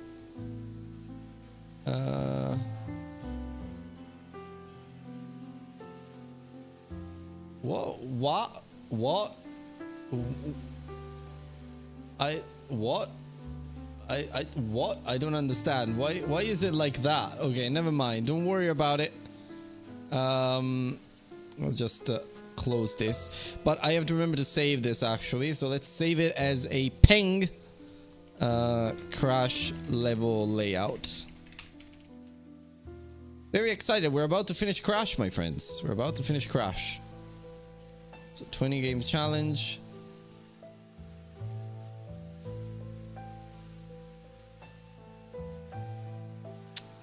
Game levels. Okay, level layout goes over there, so you guys can actually see it. And actually, since I've saved it, I think I can just grab it. Game levels. Crash level layout. I open this. There we go, that's fine. So I'm gonna do this very simply.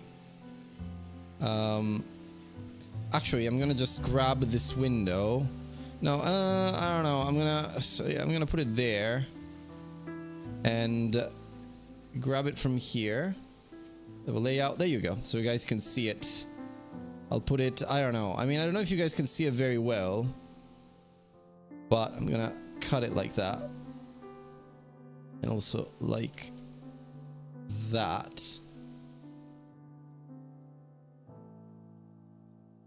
And make it maybe slightly smaller. I don't know.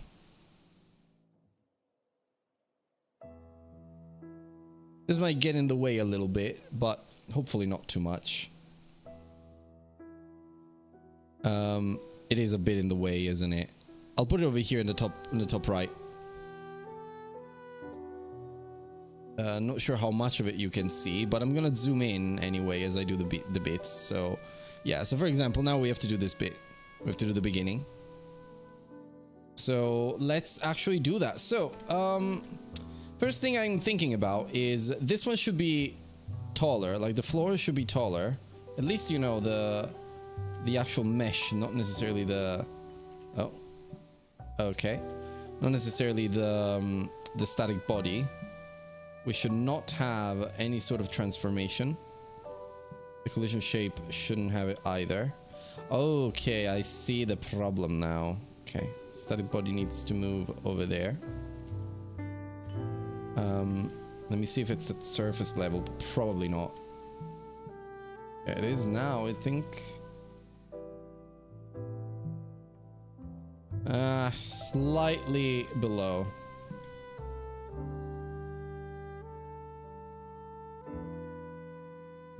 It should be fine now.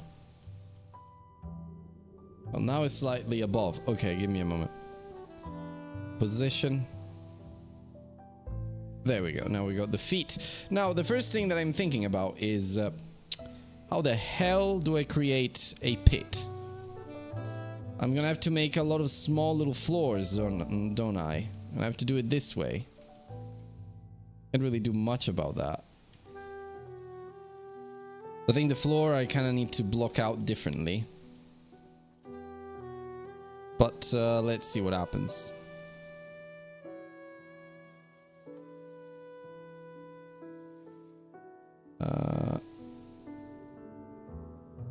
So what are we trying to do? Okay, so I want a bit of a introduction to the crates, but before we do that, let me just okay, I've mesh instance 3D. I'm gonna do a node.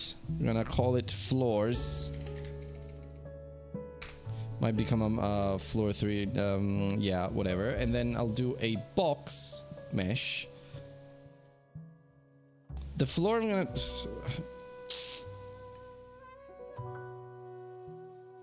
oh yeah, well I've deleted that. No, wait. Oh yeah, no, I have. Okay. Let me just remove the static bodies, or at least make them invisible for me. Okay, great. Much better. So this is normal floor, base floor. We start with this floor. Great. Do that. Do that. And actually do that. Okay. So player is gonna start over there. So what we can do is, according to the block out, to the layout that I have over there, we can have a box already. So let me just move the player at the spawn point just for reference. Okay. Okay, perfect. So we can already have a bit of a box here. So crates, and here's what we're gonna do. I'm going to start by putting a normal crate here. Interactables, crates, there we go. A normal crate. I'm gonna put it right there. I would prefer if you wanted to snap, please. You don't want to snap? Oh yeah, because this one doesn't have a collider, is it? Okay. I'm gonna do that. Why is it not snapping? Why is it not snapping to the floor? Ah, because there's this stupid collider over here. Okay, so I'm gonna have to... Okay, let me just do it this way. I'm gonna have a back wall. I'm going to just... Yeah, because this is gonna make it a pain otherwise. Man, 3D just sucks. I mean, it's your opinion. I don't mind 3D. I think it's just a little clunky sometimes, but it works. Yeah, there you go. Now it's that. Just it was the static body cool thing over there. So there's a box there. That's nice.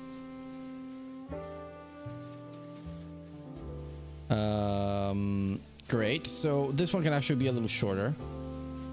Same for its static body.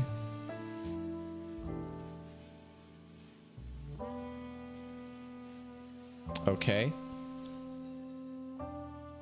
No, actually, I think that length was kind of fine. So we can do that. Make it a little smaller like this. Yeah, the decent distance, I'd say. Decent distance. Transform. This shouldn't be transformed. So no scale. What's this? Running from the scale collision shape 3D node. Yeah, I know. The scale is fine, isn't it? Yeah, okay, that's fine. Okay. Then what we can actually do is just grab the mesh here and extend it again. But the static body needs to go at the top. There. Okay. And then what we do is simply duplicate this as many times as we need. So here's one. And we just move it over there. But the ditch is going to have to be pretty small, so... Oh. Interesting, wait. Yeah, no, maybe stay in there.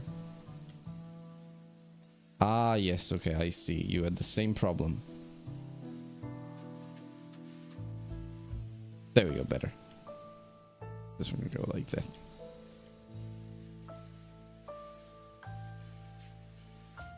Okay, that's fine. So there's a bit of a ditch over here, and what I can do is grab this guy as well and extend the back wall somehow. No, I'm not gonna do that. I don't want to do that. I think I'll be okay with not extending the back wall. Let me test this jump first and foremost.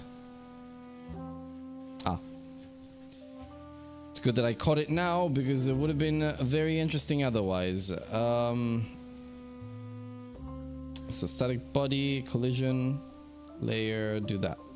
Okay, for both of them. Okay. Got the first crate over here. Okay, we can make this jump very, very normally. Yeah, it's a right jump, it seems. Okay. But the crate needs to be under the crates. Where is the crate? Where did I put it? Ah, here. Okay. Under crates. Otherwise, it's not going to spawn anything. Okay.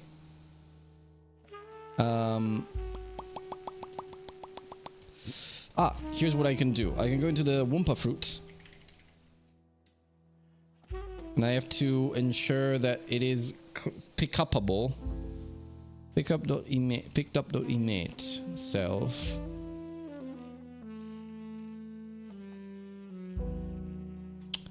Got an idea.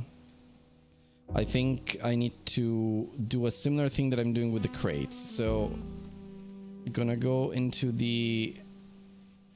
I'm gonna remove the player gym. I'm not using it. Remove the normal crate and the question crate because I don't have that anymore. I don't have that need. But inside the Wumpa Fruit Manager, what I want to do is set up pools. So what I need to check first is for fruit in get children. For fruit Wumpa fruit in get children. I think. Yeah, because at that point I still don't have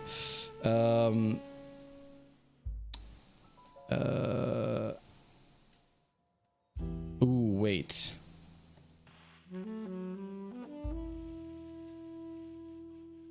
Oh, okay. I think I want to do it this way. Wait. I want to do the other way around. I want to create the spawn fruits container and then before even adding... No, I think I kind of have to do it. Okay, I've got an idea. I think I want to do var level fruits array of Wumpa fruit. Gonna be empty.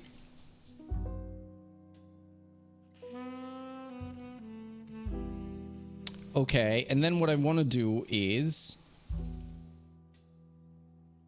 for fruit Wumpa fruit in get children level fruits dot append fruit, right? So we can put it in there.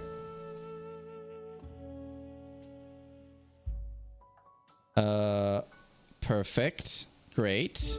That's fine.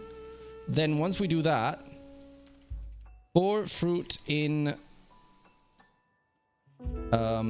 level fruits, spawned fruits container dot add child fruit. So what we do is very simply we create, we grab the fruit, the levels fruits, if there is any outside, and then we put them into the spawn fruits. Simple as that. And then the pool is going to handle the rest. But 150 are not that many. I think I want to do something like 500.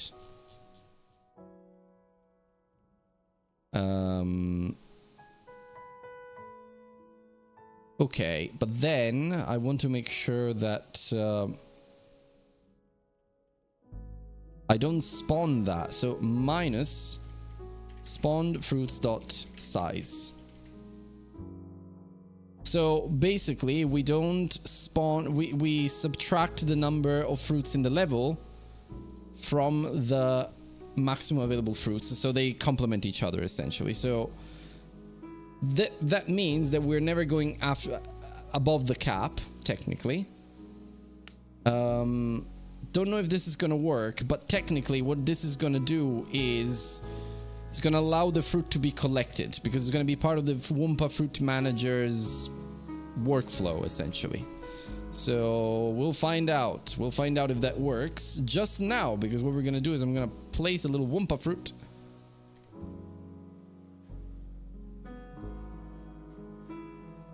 right here and see how that works. Okay. Available fruits container the global position dot y minus 100. Okay. Oh, oops. Wait, why did that change to... Oh, wait. What? Spawned fruits container global position dot y. Okay. On paper, it was working. Okay, we got it.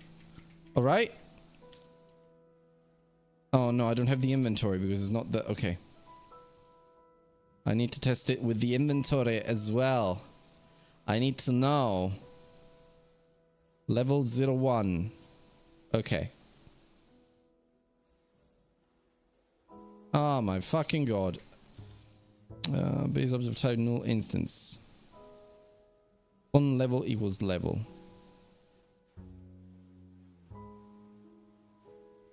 Ah, yeah, okay.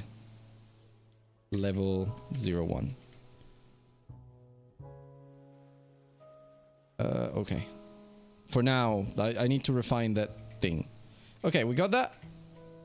Oh no, it's not a pick up. Why? Why can't I pick it up? I mean, it's a collider thing. Give me a moment.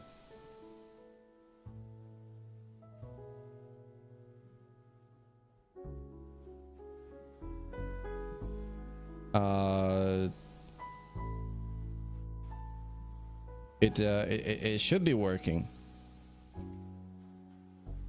Why am I not picking it up? Let me test that. Oh, because it's disabled, I think. Yeah, it probably is.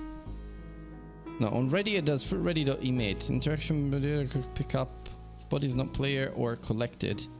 Equals to picked up.emit self. So I think it did. So let me try that. Let me test that. Try setting the project resolution low. You won't believe how low it is. 256 by 240. Any lower than that? It's the override that makes it look a little bit more upscaled.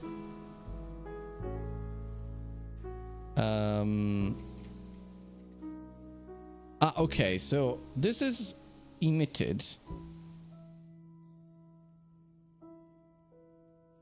Oh, because I haven't... Oh,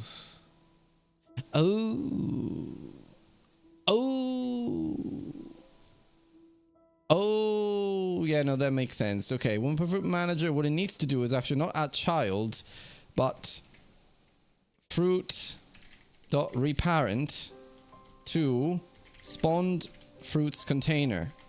So that should make it work.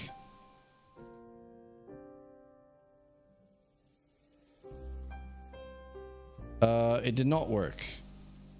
Let me see. Well, technically, the picked up signal fires. So it's just about connecting it to the right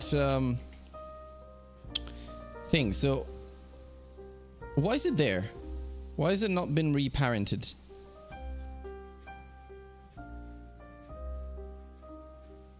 Okay, I don't think this method is working. For fruit in level fruits. Okay, let's try that. Oh, that didn't fire.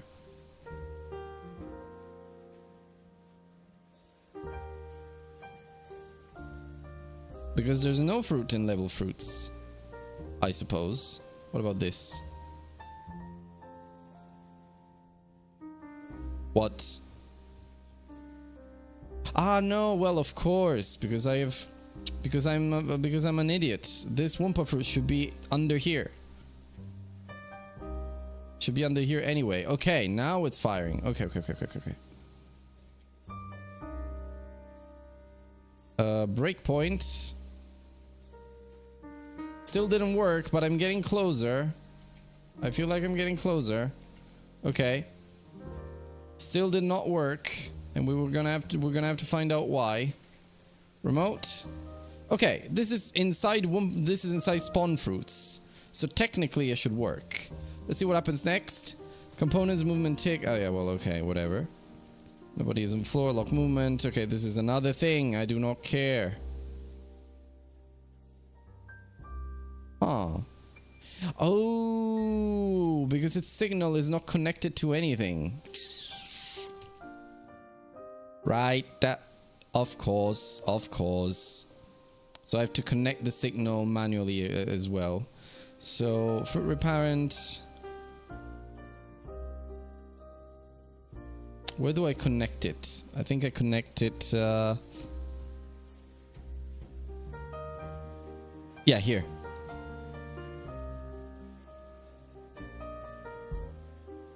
Well, I can also do it like this. For fruit in fruit, Wumpa fruit in spawned fruits.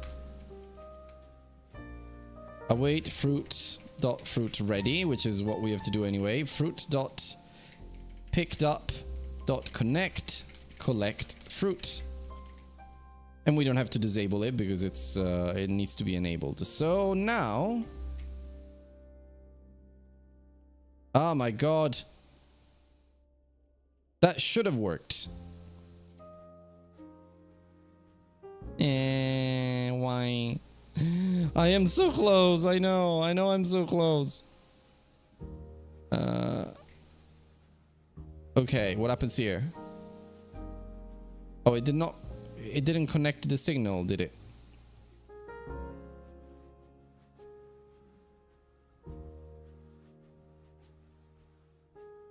Yeah, because this one obviously doesn't. This one should generally fire every time. Picked up emit. I don't think this worked either.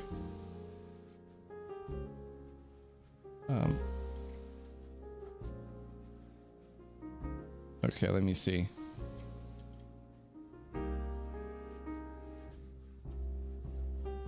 I am so close. I am so close. I think I need to do it here then.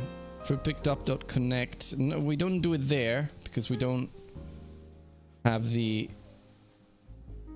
here for fruit and level fruits. Fruit reparent. Fruit dot picked up dot connect collect fruit.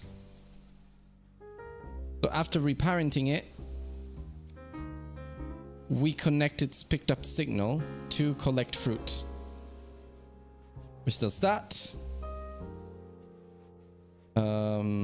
Appends to available fruits. Fruit.call deferred. Reparent available fruits container. Erases the fruit from spawn fruits. And then emits the signal for fruits collected. Let's see how that works. Okay. We're going somewhere. So this one goes into fruit connected, gets the screen coordinates, use the tween. Goes into tween finished, and then we should be good to go. Let's see if that one did it. Yes, and it adds. Okay. That was stressful, but now we've got fruits that we can collect across the freaking level. Woo!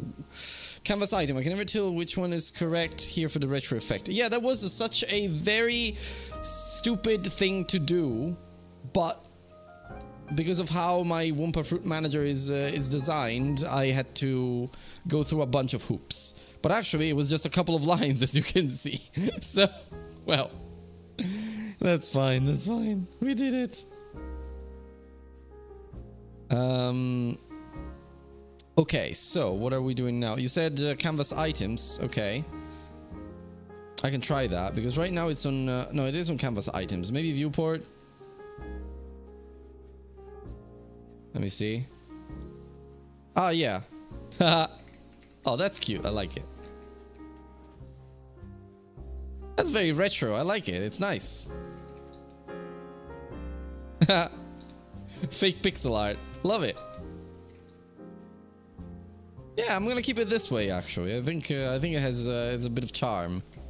There it is. Yeah. Easy retro effect. Yeah. Well, I wanted to do a pixelate shader for my apple, but apparently I don't need to. It's just being pixelated anyway. The only thing is, objects further from the camera get more pixel effect, and the ones closer get a little bit more definition. So I should still do a shader that kind of evens out the effect, but for now it's fine. That works. Why did that crate not have an apple? Oh, okay, it does have it. Wee. Okay, that's good, because what we can do now is just now I can duplicate this and make a bunch of them. Now, watch me try to work out what the actual arc of the jump is supposed to be. But no, actually, we can do it this way.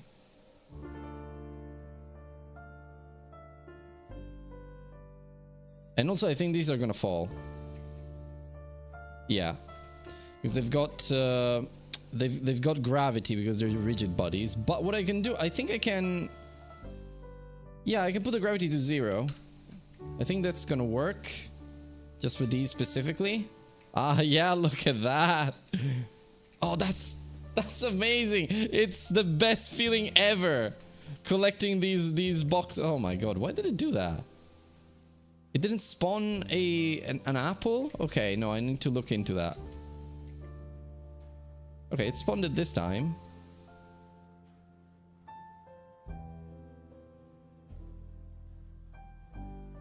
Yeah, I don't know what's going on. Sometimes it does it, sometimes it doesn't. Okay, well, anyway. So we got that. I mean, this is gonna be dirty and cheap, but I'm gonna do just that. Boom. A bit of a ditch there. That is not dangerous at all, you know, but here we are. We got it. Let's see how it is, how it looks. Oh, that's nice. Look at that. Oh! I have to put back the rigid body when the static body when I have when I have a second. Okay, great. So this is coming together. Look at that. So now we want to put a bunch of crates over here, and what we have is this spin effect plus some platforms and then a penguin. So let's have a wall of crates over here, and let's get the player to have a little bit of fun breaking these up. So I'm going to create another crate, put it there. And I think I want to duplicate it in every possible axis. So I'm going to do that. And I think I'm going to try and make it snap to the grid. Oh, but the grid is massive right now. Give me a moment.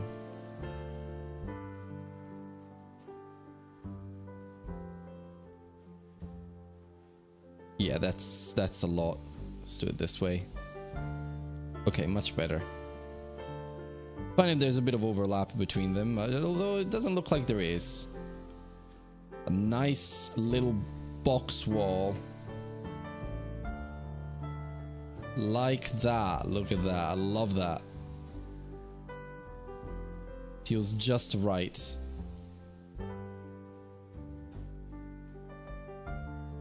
More than a wall, it's probably just like a pyramid or something. Oh, this is gonna be so fun to smash.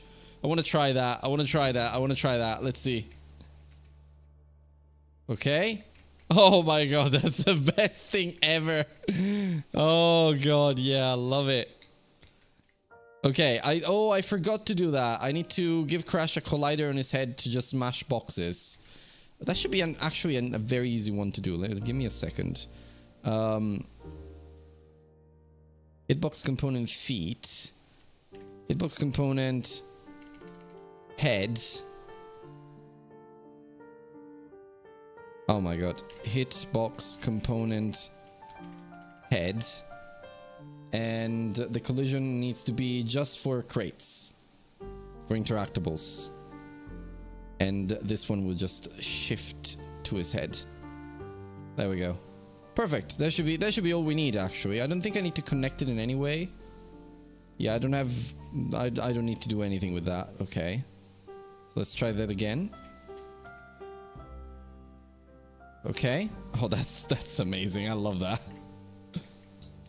Let's see. Oh no, that didn't work. Why? No. Oh, yeah, I have to look into the pool. I don't think it's working as intended.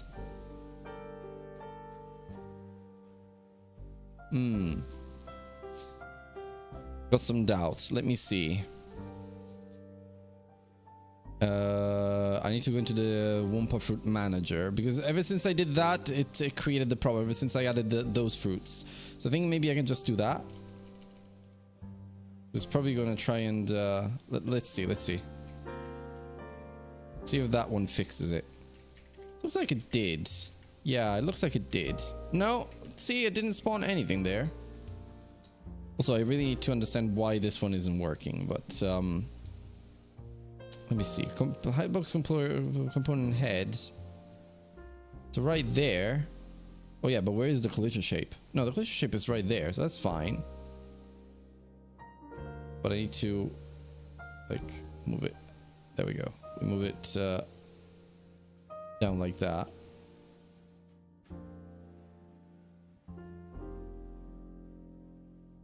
It should be working.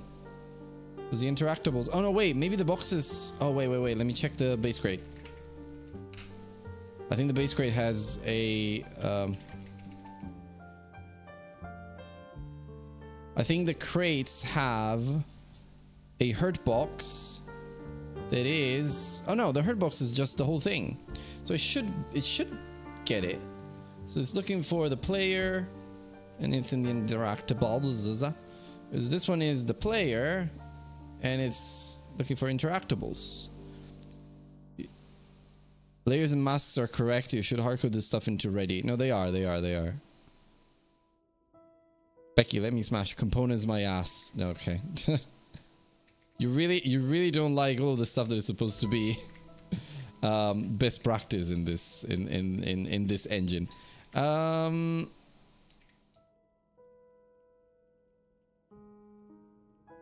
Oh, why did it spawn over there?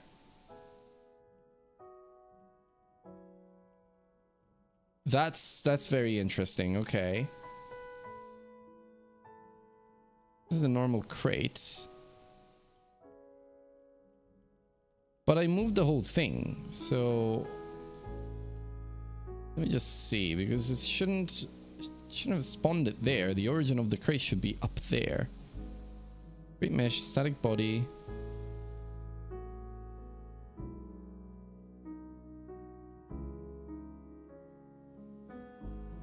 Okay, it's over there. Already the fact that this one doesn't collide with the player is interesting. It's looking for the player.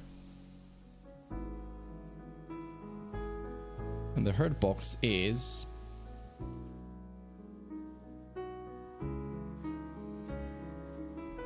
Oh, I think I know. Because it doesn't collide with other boxes.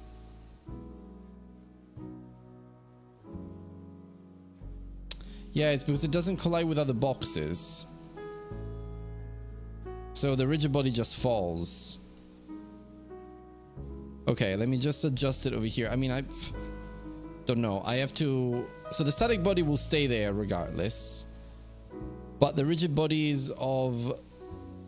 And the hurt box... I don't know, actually. Because it's... Because the hurt box is not supposed to fall. It's an area. The rigid bodies do, though. So I need to give it 0 gravity. Let's see what happens.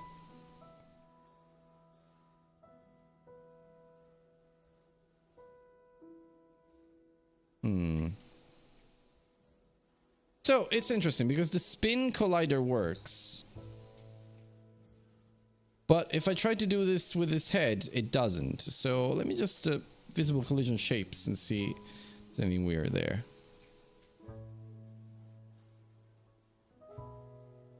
Look at them all flying.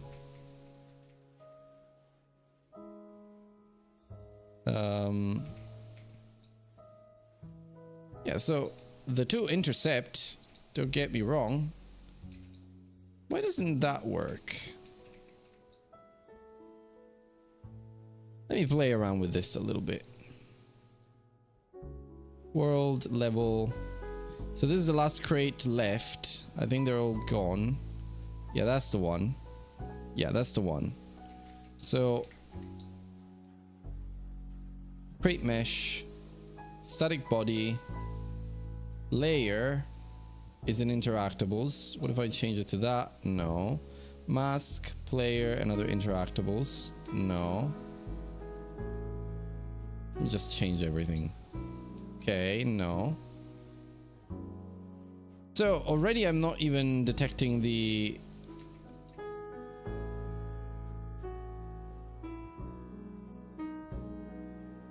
Oh! Wait, I think I might know what it is. I have to go into the player script. If I go into the false state of the player, the jump, hitbox component feet set deferred, so it gets hitbox component feet, which is, oh no, but I'm supposed to, so. Oh, but because it's the same... Oh, but because it's the same thing. I think maybe when I'm jumping, it sets it to...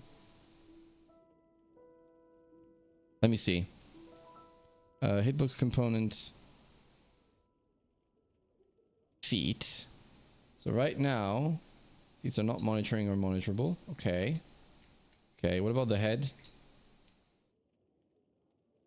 There you go, that's why. Boom. Okay. You have to make unique. No, it's not that. It's just that I think, speaking of hard coding, I think I set them as non-monitorable. So what I have to do is actually get the hitbox component head. I could set it to always like that because it's only looking for boxes. But now it's gonna, now this is gonna happen. As soon as I touch a box. No, actually, that's not too bad. Okay, maybe it's not as bad as I thought because it's just looking for boxes, so it should be fine. Okay.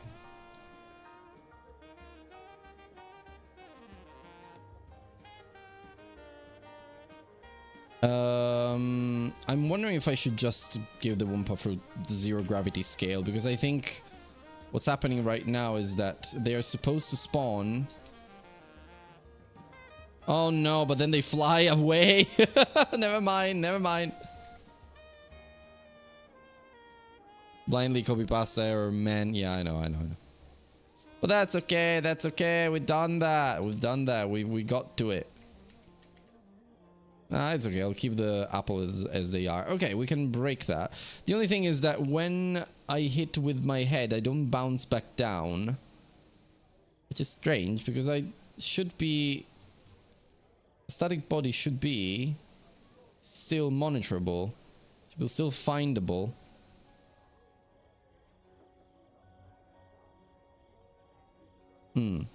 Oh yeah, but it doesn't look for the hurt box. It looks for the player. Doesn't look for the areas, it looks for bodies.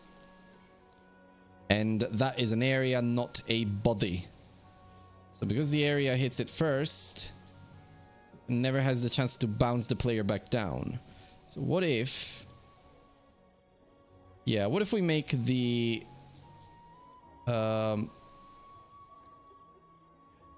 Crash... Where's the capsule collider? There we go. Okay, the hurt box component. No, but this is still an area though, isn't it? Yeah, it's because I only have the feet collider as part of this. What if I head collider? Because Crash should have a head collider anyway. So I'm gonna do the same sin and put it up here.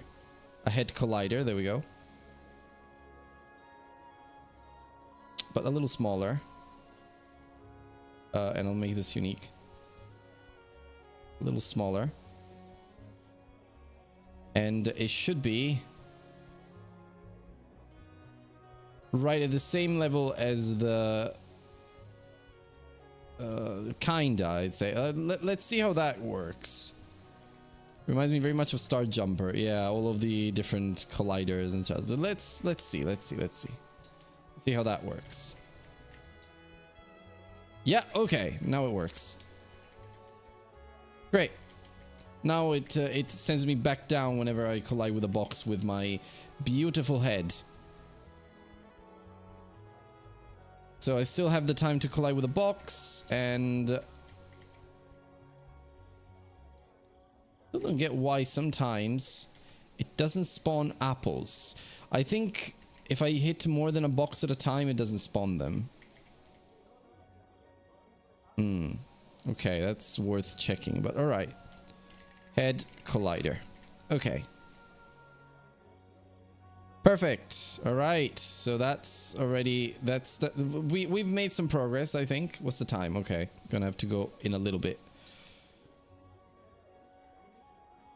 Okay. Yeah, that's much better. No, but see, okay, I see now. Yeah, whenever I'm... Yeah, it's not spawning apples when I am hitting more than one box at a time. No, it is. So I really don't get what this bug is. It has to do with the pool, that's for sure. Stream's called Let's Finish Making Crash Bandicoot, by the way. Yeah, I mean, let's do the final bits. I think we can get to the end of this level, I think. Let's make the exit and call it a day. Alright, okay, yeah, that could be a way. Right, so level 01, okay, so that's our crates. Now I think what we can do is this one's gonna have to be a little bigger, so put it there, overlap them slightly, it should be fine. And what we have here is this little platform sequence. So I want, what do I want? I want I'm gonna do it this way. Let's see. So node, call it level, level structure or something like that. Put the floors under there, and then I'm gonna do the same thing but with platforms because I kind of need them in a place. Platforms.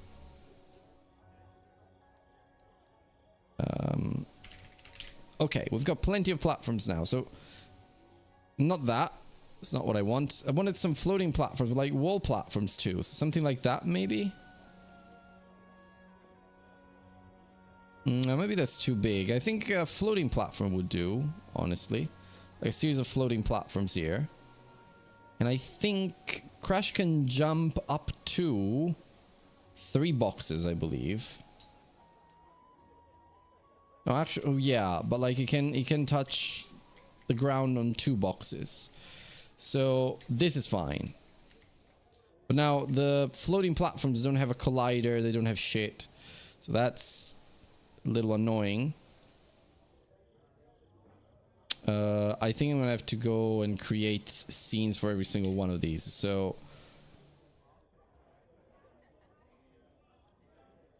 yeah, it's the best thing I can do. So floating platform.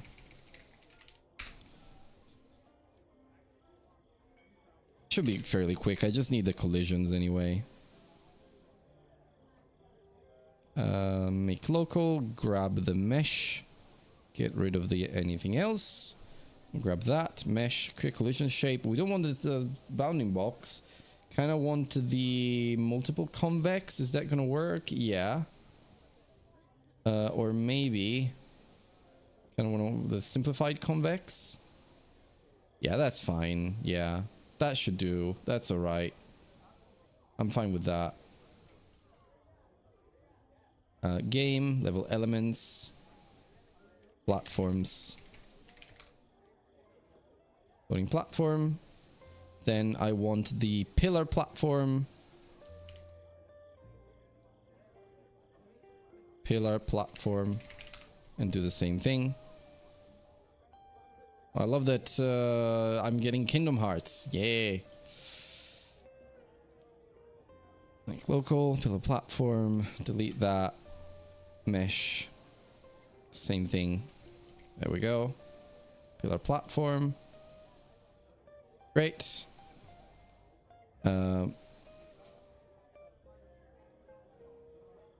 Wall platform. No. Pillar. And actually this makes me think. Platform. Wall, no pillar. I'm gonna call them this way instead. So let me go into the platforms. I'm gonna rename this to be platform floating. And then platform pillar. It's a little better. Platform wall, no pillar. And I think it's this one. Yeah. Yeah, without a pillar underneath. Make this one local.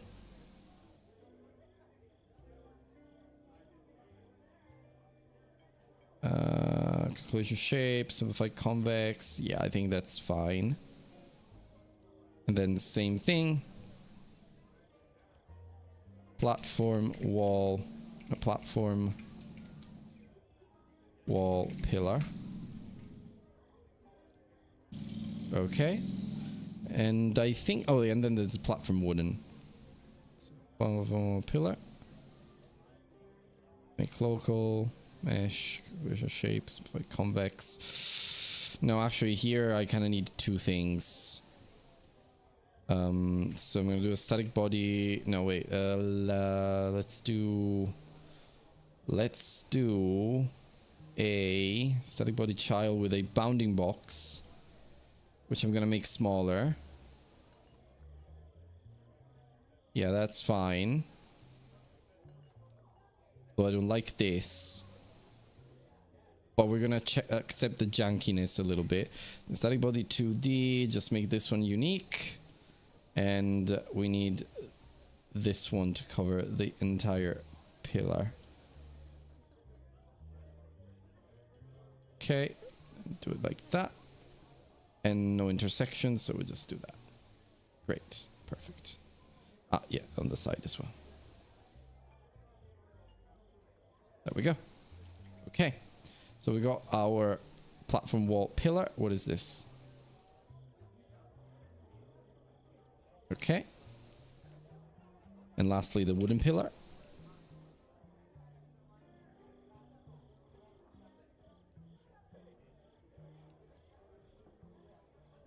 No, platform wooden, actually.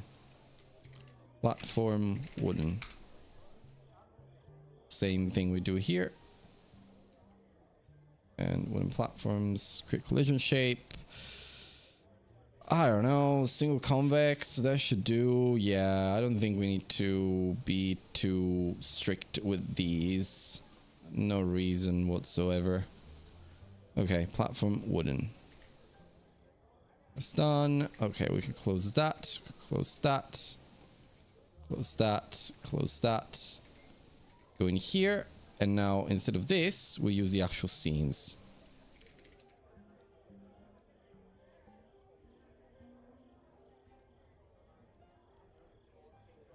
Okay.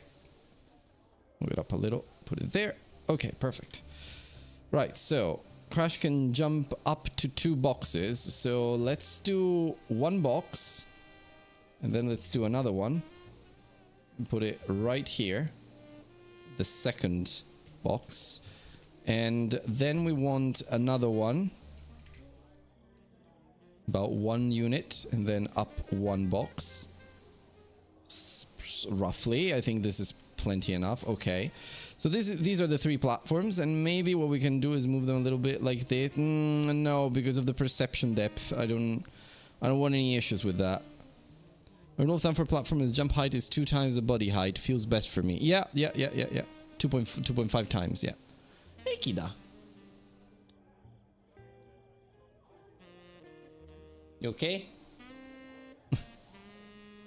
Right, so the floating platforms here. Then what did we say we're gonna have? A couple of boxes underneath. I think that is a good idea. And a question box at the top. So that is actually an interesting idea too. So I'm gonna have a question crate and put it right up here. Look at that. Look at this beautiful little reward, this juicy reward just waiting for you at the top of these platforms. So for level design, you want to teach the players something. Yep.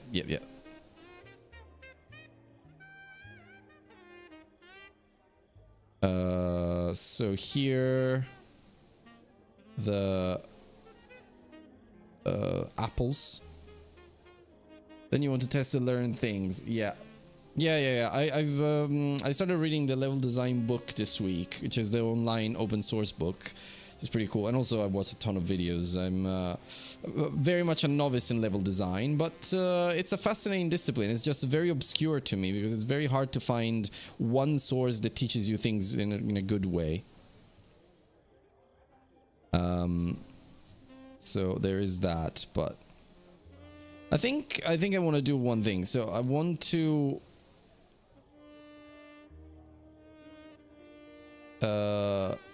yeah, I want to lay out the level first and see how that works. But in the meantime, I want to have like the Wumpa fruit over here. Well, wow, this is tiny compared to... Yeah, it is tiny compared to these. Ah, yeah, because it's not the scene. This is the scene. Okay, that makes a lot more sense. So I can grab an apple, maybe another apple, another Wumpa fruit over here just to encourage the jump. This one needs to be at 0 gravity. And then this one goes over here.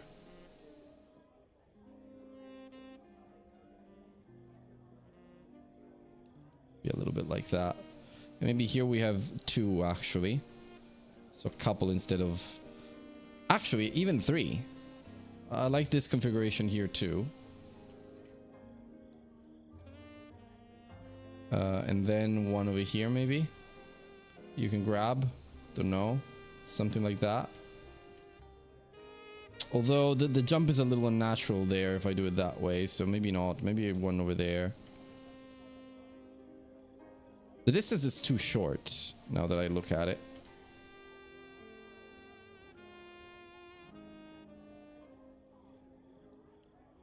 If I do like this, I think this is gonna be enough to do like a decent jump. And here too. Have a nice arc. I think like this should be fine. And then this box can just go over here. Now we want to have a penguin. We have a penguin here. No.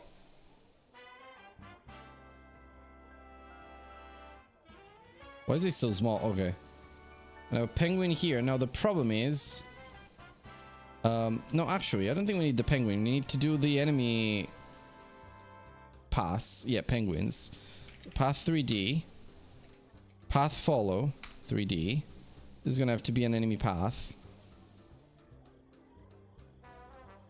Enemy path 3D. Yeah, there you go. Let me see if that is correct. Yeah, okay. Enemy, yeah, it instantiates the penguin. Path follow 3D. Okay. So this is going to be a penguin. So what I have to do is just very simply put the path like over here with the path follow. And I want it to do stuff like a couple of points, not much. More like I'm gonna start here, move there, and just loop around really. Ow, Kida! Why is she running around so much?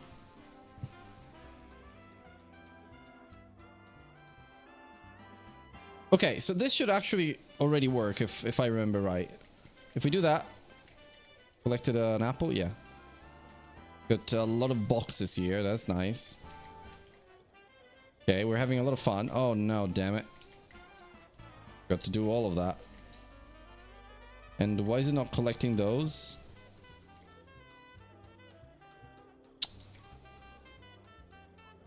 Oh, look. The penguin. Oh, no. Why is the penguin doing that?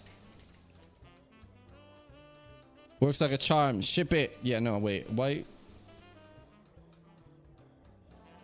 are these platforms not working? Oh, yeah, because I forgot to assign the collisions for every single one of them. So, okay. All right. 1, 2, 3, 4, 5. Platform floating. Layer is on, I'd say terrain, maybe. Yeah, I would say terrain, and it looks for the player. Yeah. And possibly interactables as well because of the boxes. Maybe enemies, because, yeah, we're gonna need that. And pillar, same thing. Oh. Terrain. Enemies, interactables, not hazards, I don't think. Platform component, static body. Yeah, I could have, but that's fine.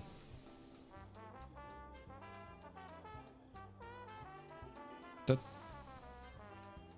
Yeah. Might have to redo these, but we're fine for now. Collision. Okay. And then the wooden platform. Okay. Now it should work, but I don't know why it's not picking up those apples. It picks up these ones. Ah, no, I know why, because I didn't add them to the place there. Okay. Okay, perfect. The platforms work. That one worked as well.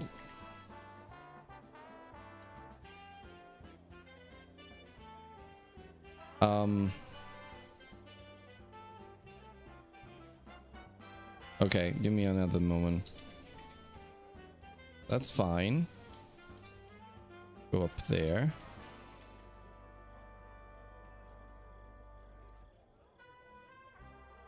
So what's wrong with this one specifically? Let me see. Oh no, I think I've already done that, didn't I? I already did that mistake. Crates, question crate.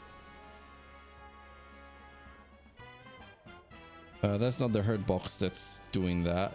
It's the static body that's doing that. And it should have been disabled. No, it's not that. Okay, it's not the static body. Then what is it? Is it the rigid bodies? They should be disabled.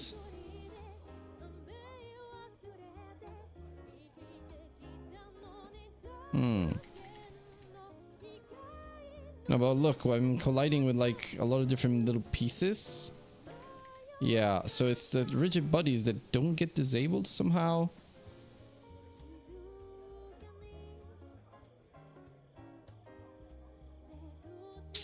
What if I...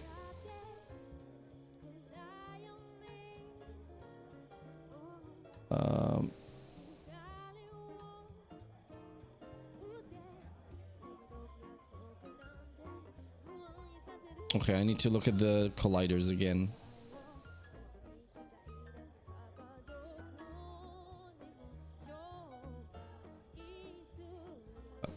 Forgive me, but I can't. I don't like this version. Okay. So... yeah, it's the pieces. So it's the individual pieces that for some reason they don't get disabled by the platform. By the box. So I have to check a few things. Question crate. Crate mesh hide, find child collision, shape 3D, disabled true. For monitoring false. Going BK, follow the channel. Hi, can I ask a question? Yes, you may, my friend, you may. Thank you for the follow. Destruct. But still, I shouldn't be able to collide with these.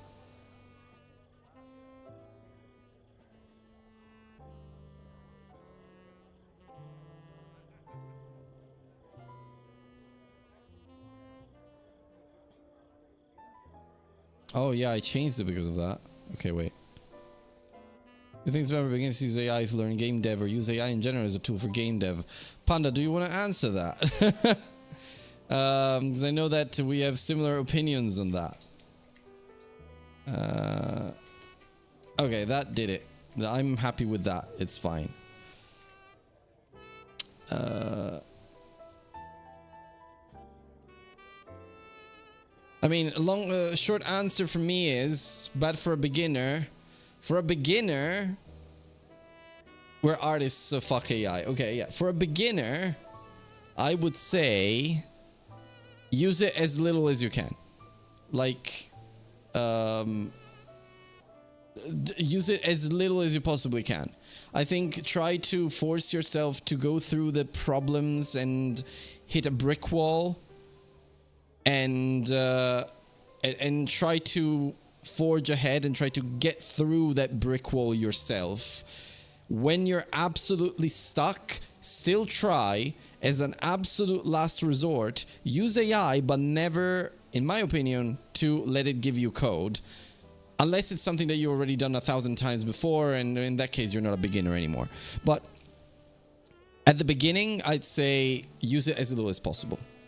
You learn a lot better with a community together, yes, like asking questions around, like you're doing now, just going into a channel and asking questions. I don't code with AI. Okay, yeah, perfect.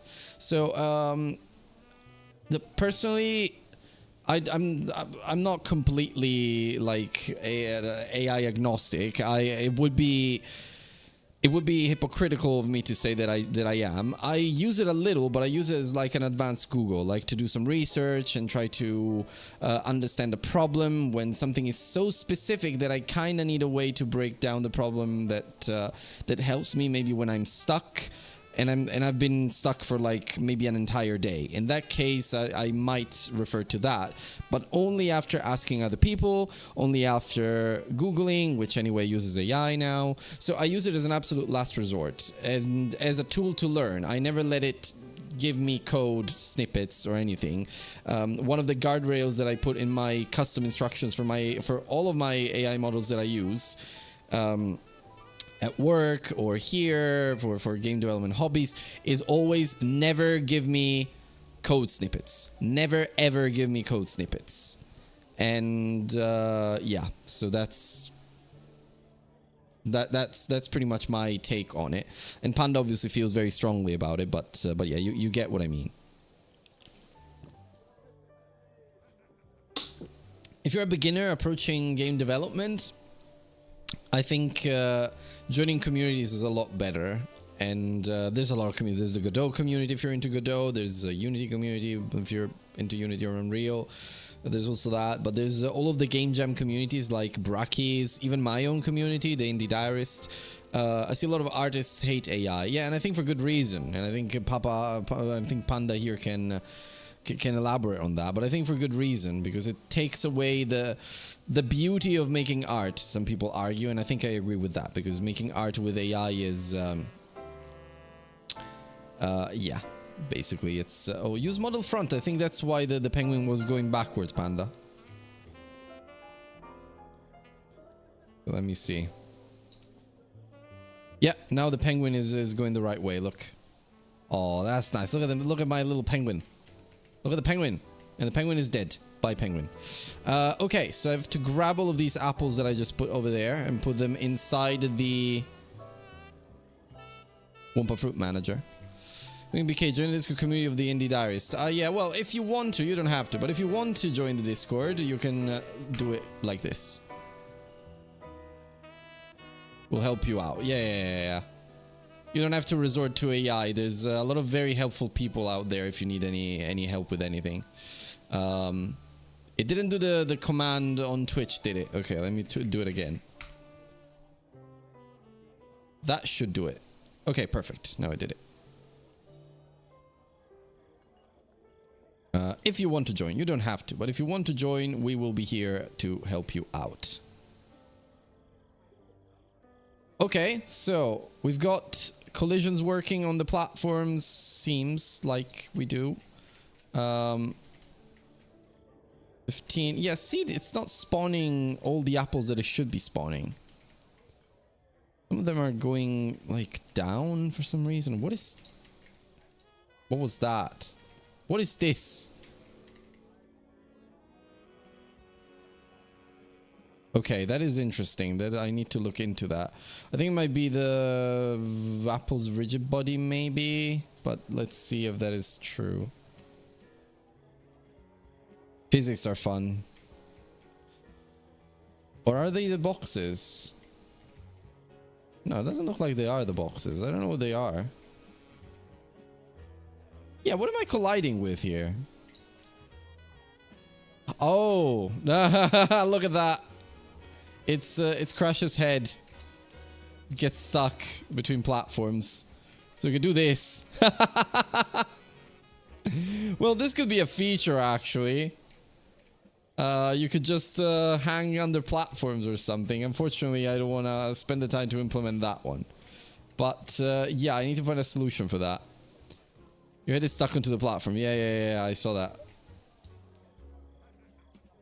How long have you been using Godot? So Panda has been using it for about 35 years. No, I don't know how long. I think actually, how long have you been using Godot, Panda? How long have you been making games? I don't think I ever asked you.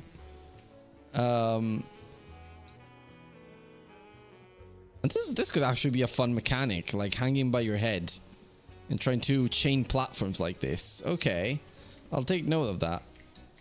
But okay, that's good. Started 5 years ago with Unity for 1 year. Yeah, no, in my case, I've been using it for like I don't know how much. 2 years, something like that. I did some games in 2024. And then last year, I started using it more seriously. So I'd say 1 year, like very much intensively, almost every day. But 2 years since I started using it for the first time. Yeah, you switch to Godot like every sensible person should do. Ah, right, okay. So I don't know why it spawns down there.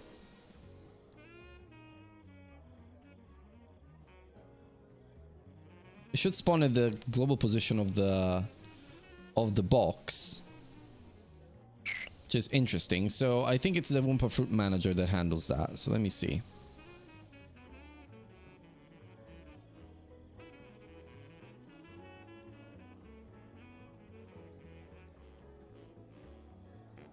Collect fruit, spawn fruit. Well, position equals position, which is going to be a vector 3. Yeah. Then what if I do that?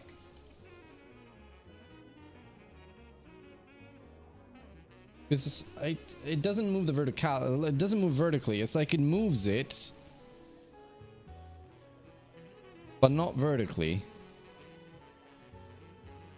Yeah, it just moves it to the floor point where I spawn it, which is interesting. I think it's how I pass the vector 3 here. So when I say spawn fruit, what am I actually trying to do? Spawn fruit. To spawn fruit. What's better about Godot than Unity but for horror games? Godot is open source, Unity has weird ass politics going on. Yes, absolutely. Wumpa fruit, pick up, collected. I think the crate is to blame here. Global position, yeah, but like the crate is supposed to be. Okay, let's do a little breakpoint there and see what's going on when I'm breaking like the question box, so we can understand exactly where the problem is. Okay, so global position is 0989 minus 0291 minus 0134, which feels right. But the position is 25, 335, and minus 013. So that's alright. So now what happens is we pass it to here, and the pos is supposed to be 25, 335. Okay, the position is correct.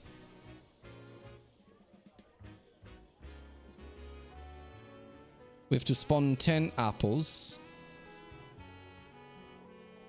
Fruit to spawn, 1 per fruit, available fruits pop front. 1 fruits append to fruit to spawn. Okay, fruit to spawn now should have, as a global position, should have 25.0. So fruit to spawn is here. Should have, as a global position, it should have 25.05, 103.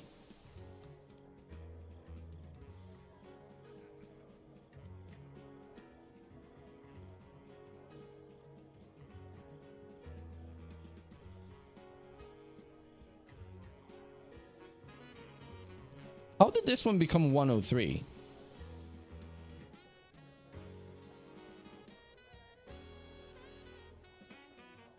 How did 3.35 become 103.35? So it adds 100 to it for whatever reason.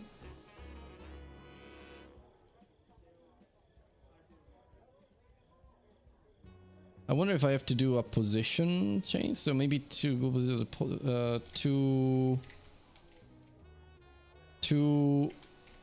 local pause, or pause dot to local. No, it's not that.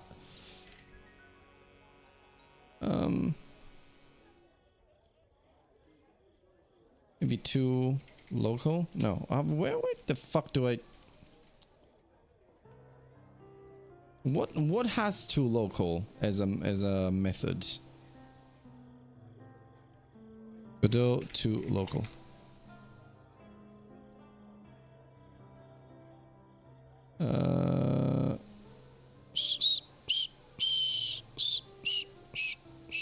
Yeah, I would love to do that.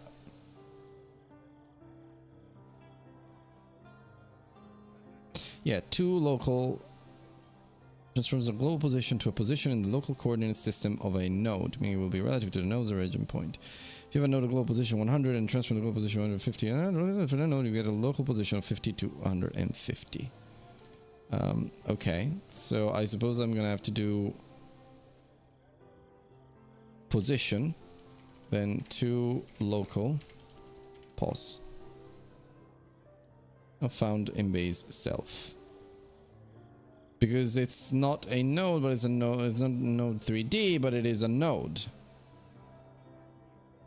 That might explain it, actually. What if I change the type to be a node 3D then? Then do node 3D to extend. I think that's gonna work. I think the computation there is gonna be a little bit more easy to handle. Still messes it up, but okay. Spawn fruit emit, but the position is 3.35. 3.35. You go over here, 3.35. But fruit to spawn global position now is supposed to be.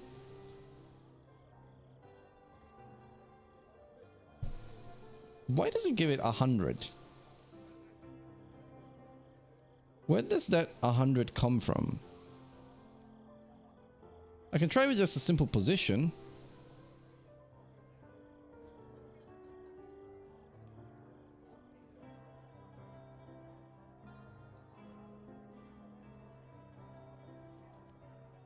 Okay, let's see what happens now. Okay, fruit to spawn. Ah! Okay. Alright, now we are going somewhere. I think it was that. I was sending a global position and trying to apply it, but I needed to first make sure I was converting it. So now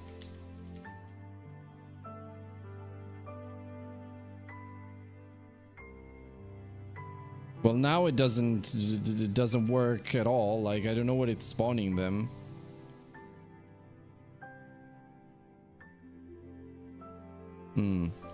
What if I try this way then? Instead of to local, to try and translate it into local space. I'm gonna do that. I don't think it's gonna work. Yeah, no.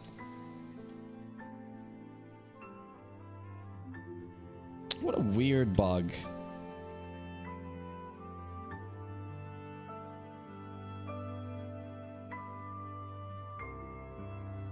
What a weird bug. So I'm passing on the global position of the crate,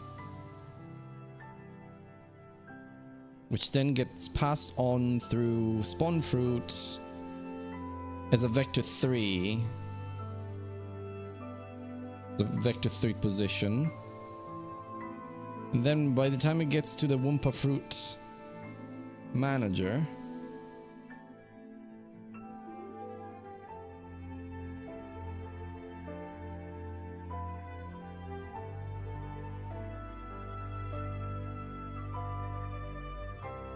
what is postmod?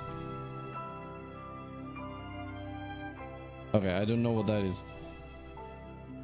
Let me try again. Okay, that one worked. Yeah, but these keep falling, keep being on the floor. I don't really understand this.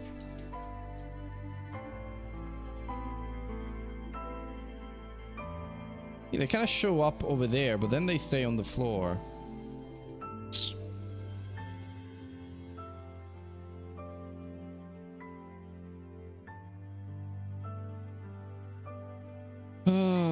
It's being very stressful, this thing. What a weird bug, and why does it do that?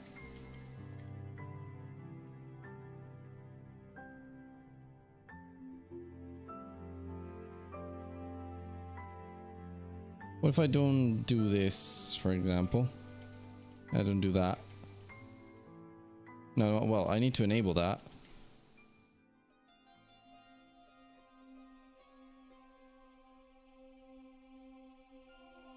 Isn't it that maybe I have to enable it before applying the global position?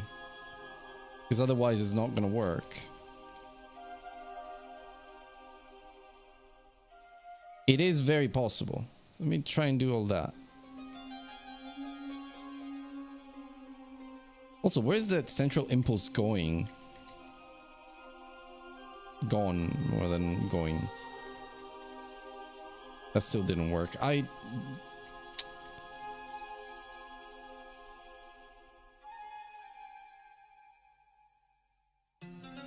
Snaps to the floor. What the actual fuck?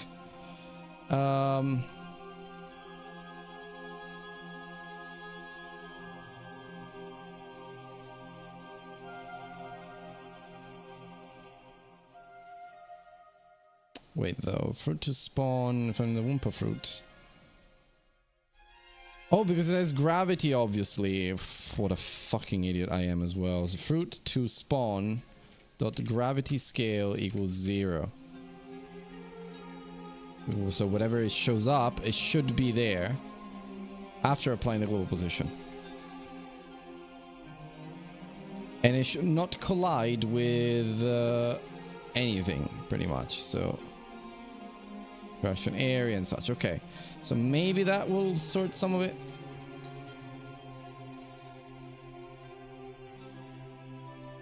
No, it didn't. It's still doing that shit.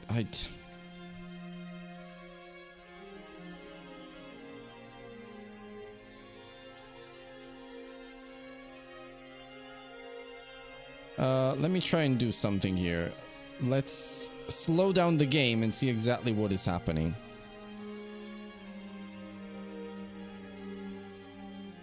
Okay.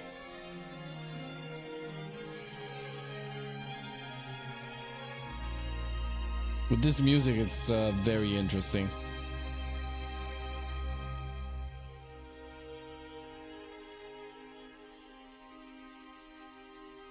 Okay.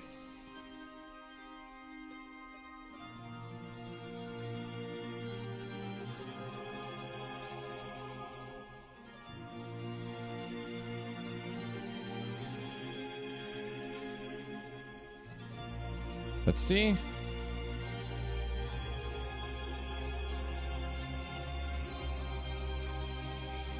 Yeah, see, it shows up over there, and then it just moves to the floor.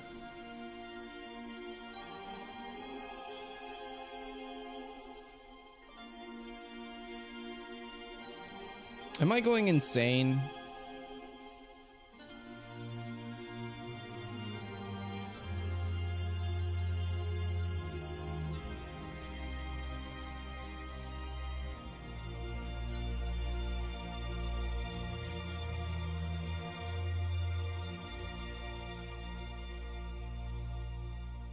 What if I do too global?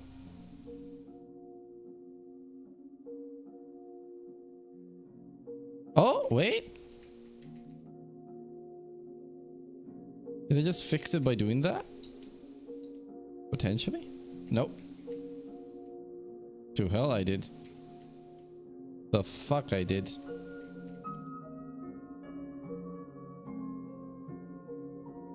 No, I don't get why this is happening. Such a strange bug. Gravity scale should work, and also the central impulse isn't being applied anymore. So I don't get.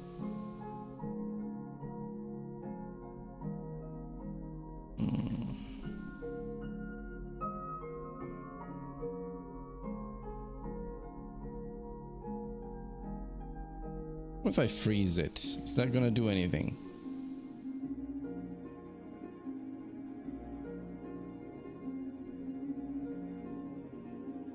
It actually did something. It actually fixed it. It's the rigid body's fault. Is that what you're telling me?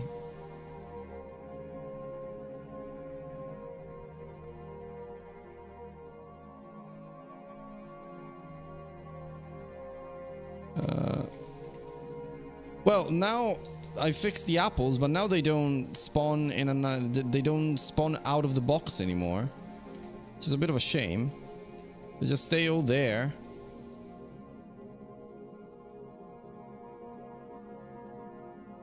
Huh. Okay, so it has to do with the rigid body, definitely. It's doing something. Kinematic. What does that do? Does that allow the central impulse to be applied, potentially?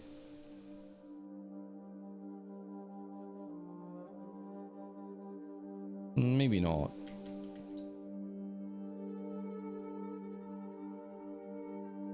Yeah, this is a mystery to me.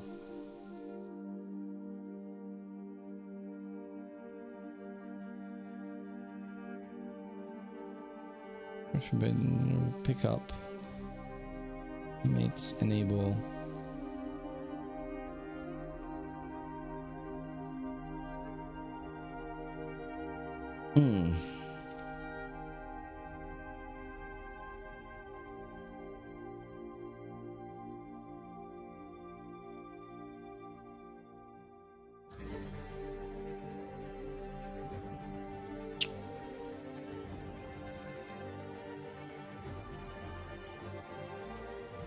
Okay, let's try again, because there's something here that's not quite right.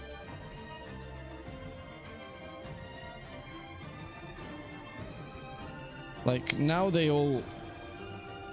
There's not even an impulse anymore. So, what if I go into the test level?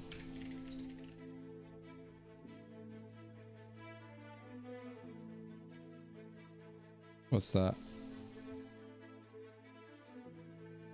Oh, yeah.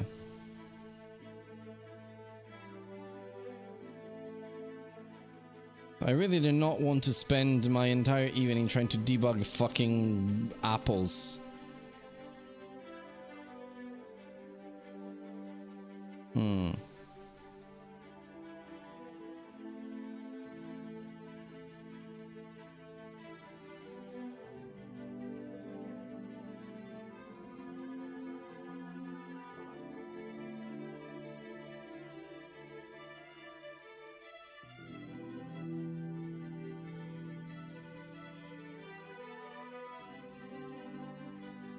Pen for to spawn enable. Let me just do like something like that. 30.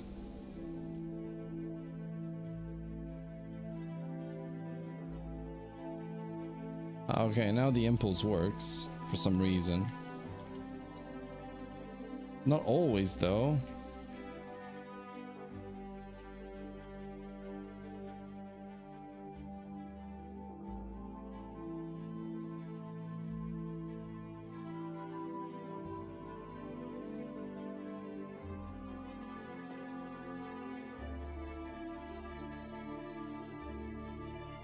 There's something weird going on here, like there's, and I think it has to do with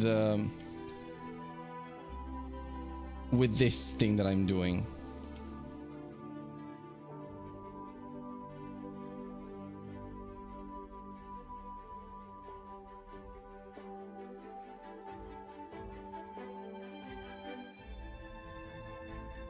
I think this kind of broke something. Well, no, actually, I think it's just the same.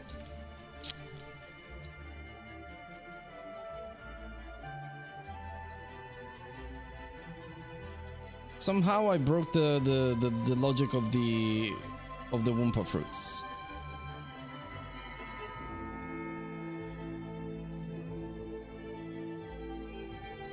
You kind of crashed the game, yeah. Somehow I broke the logic of the Wumpa fruits. Do I know how? No.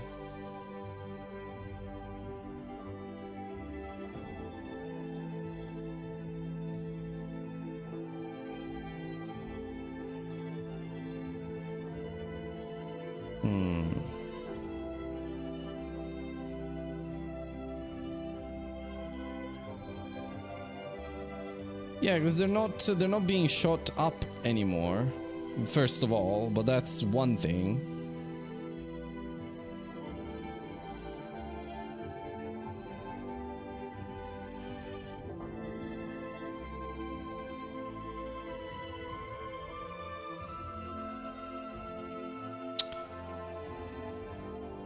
Oh.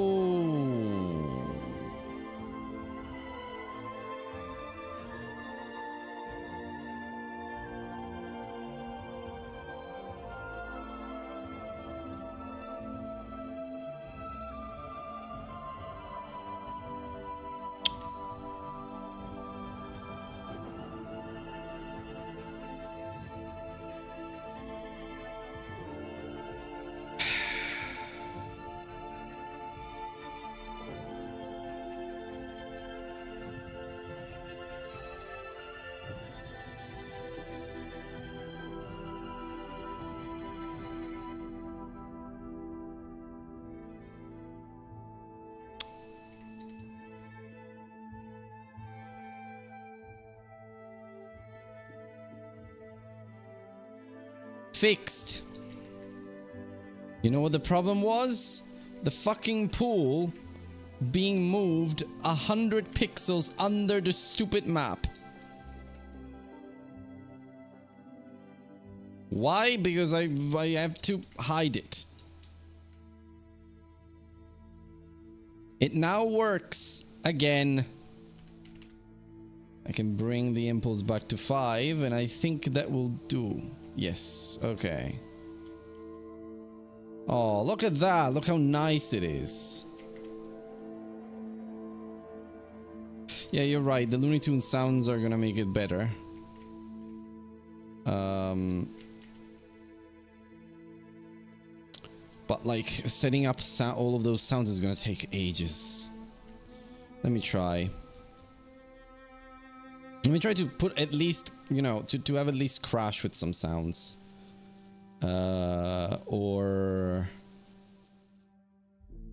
Or not actually, because I might have an idea. Let's see. Game constants.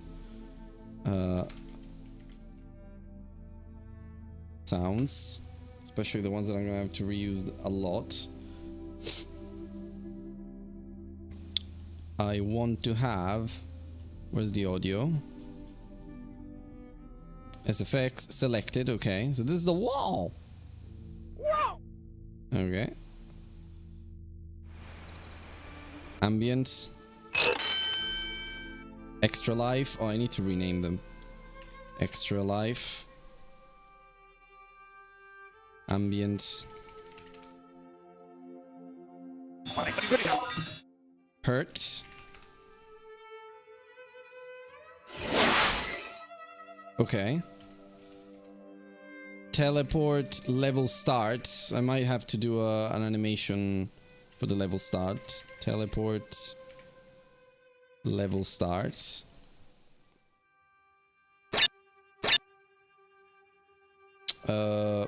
Apple 1. Okay. Crate break. That's great. Useful.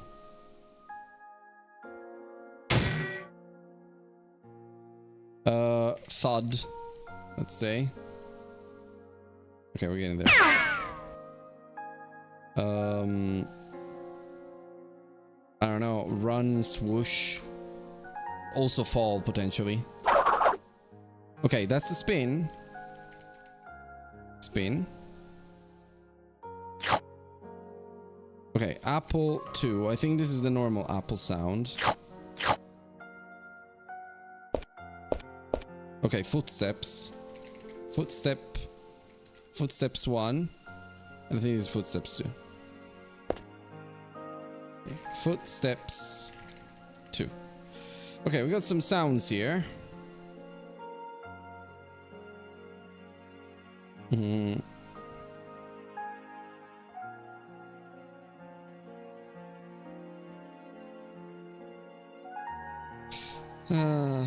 Let me show you some audio magic. Oh, what do you mean?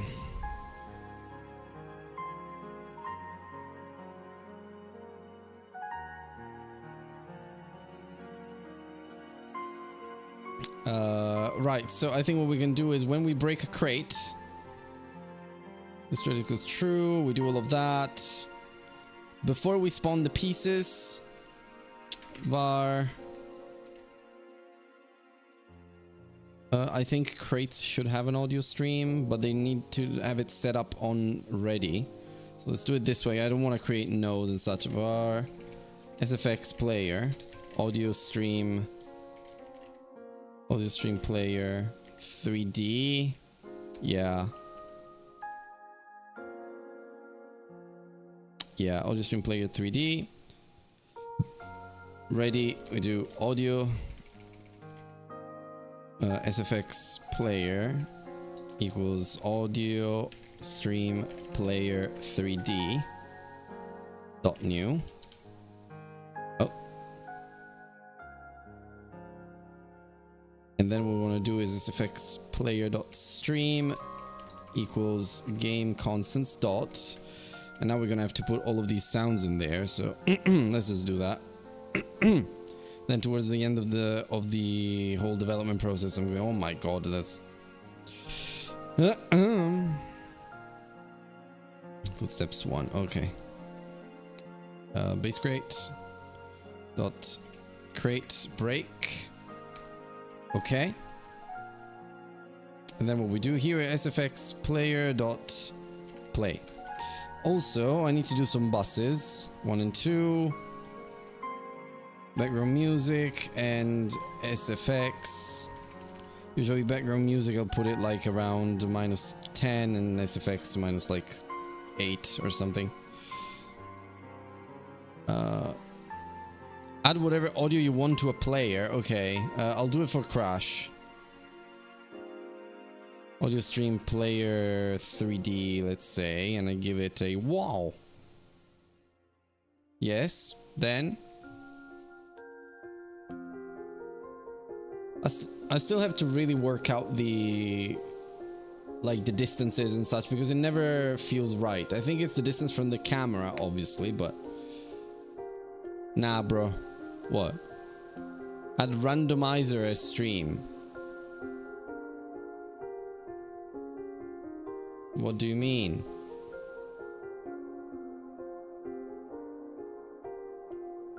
As a node? I've never used a randomizer, so might need a bit more guidance there. Instead of the wave file. Oh. Oh. Okay, randomizer. Streams. Ah.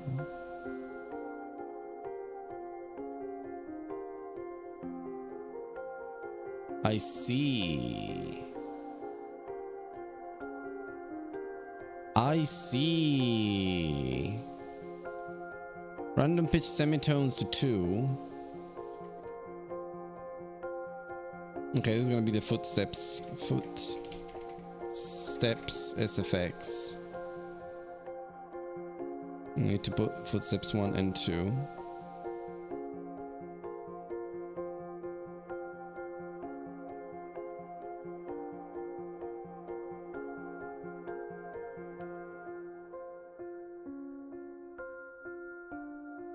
Press play several times and hear the magic. Okay. Where do I press play? Am I blind? I didn't see a play button.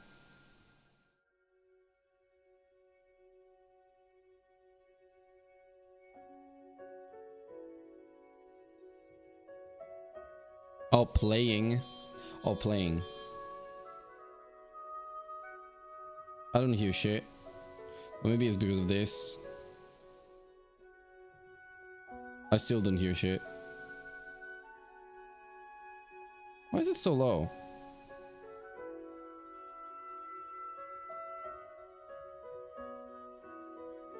Do I have to put the volume higher?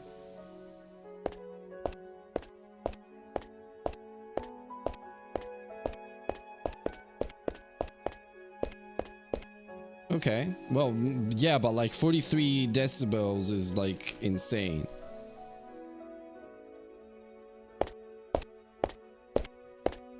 Yeah, let's do 40. But also the SFX needs to be like balanced like this, so.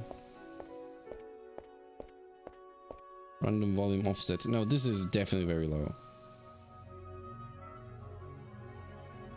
45.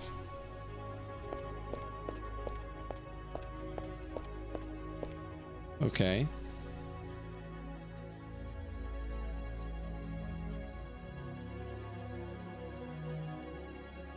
So try more obvious sound like Extra Life or whatever. Oh, okay. No, I mean, I think I know what it's. I get what it's doing, and I think it's very good magic.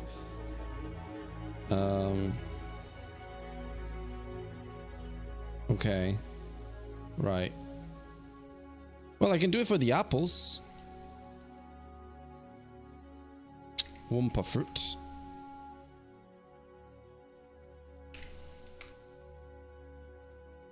Audio stream player 3D, and I mean, you don't work with 3D, do you? But how do I solve this issue of the distance from the camera? Because I think maybe with unit size.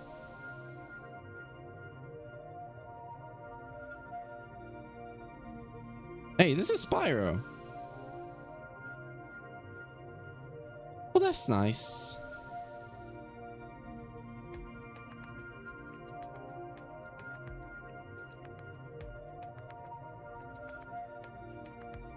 It's an easy hack to avoid audio fatigue. I love it. Yeah, no, it's great. It's great. I didn't know it existed. What other bits are there? Oh yeah, audio stream, WAV, polyphonic, playlist, interactive, synchronized, MP3, OGG, and just simple audio stream. And also audio stream microphone. Just interesting.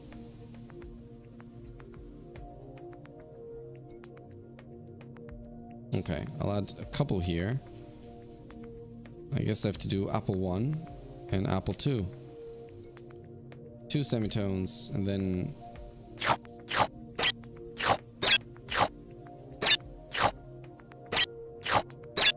okay, this could be cool, but it needs to go into the SFX.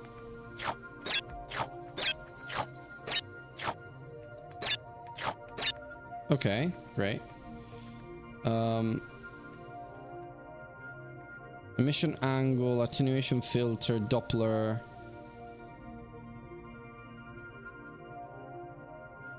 Degrees. Okay. I mean, I think I'll do that for now, but we'll see. So okay. Wumpa SFX, and I think what I need to do is very simply put it there. Wumpa SFX, and when it is being collected, Wumpa SFX.play. And since I'm not queue freeing the fruit, I think this is gonna work right away. Let's see.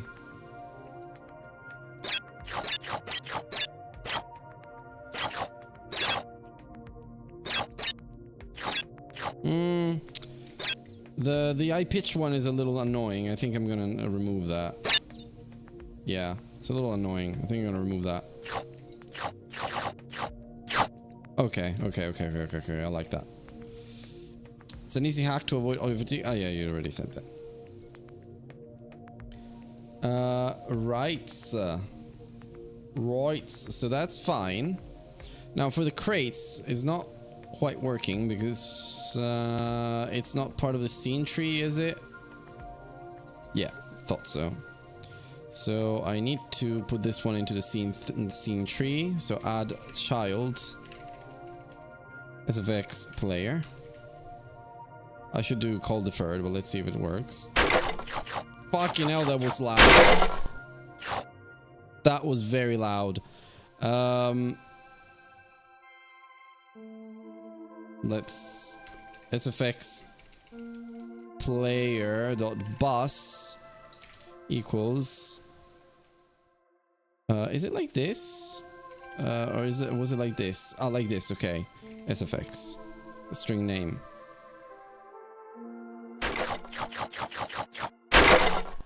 God damn it.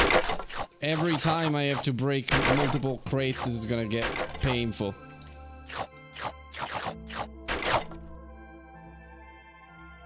I think I should have some sort of like,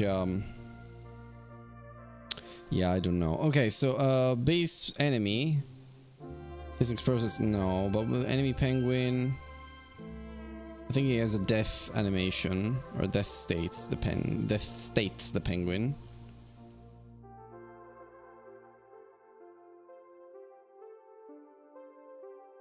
Yeah, that you can avoid if you have one global SFX player or something. Yeah, I think so. I think that is the best way there. Do I put it in GUI? No. In the audio manager, which I don't have anymore. I could do it. Yeah, let's do it. I think the global audio, although it's in main, isn't it? So I might just have it as, it's not part of the GUI, but I can do like audio and put an audio stream player. Not 3D because it's not gonna move. I'm gonna make it global. Give it the SFX here and like audio manager, I'm gonna call it. No, wait. Audio stream player, okay. Global SFX. I'll call it global SFX player. And this can be the audio manager. And I can give it a script and be like, hello. Hello, sir. Hello, audio manager. So I kind of need for it to have the global SFX player. And then a helper function, which is play global sound. Stream. Audio stream. Bus. String name. Is it string name?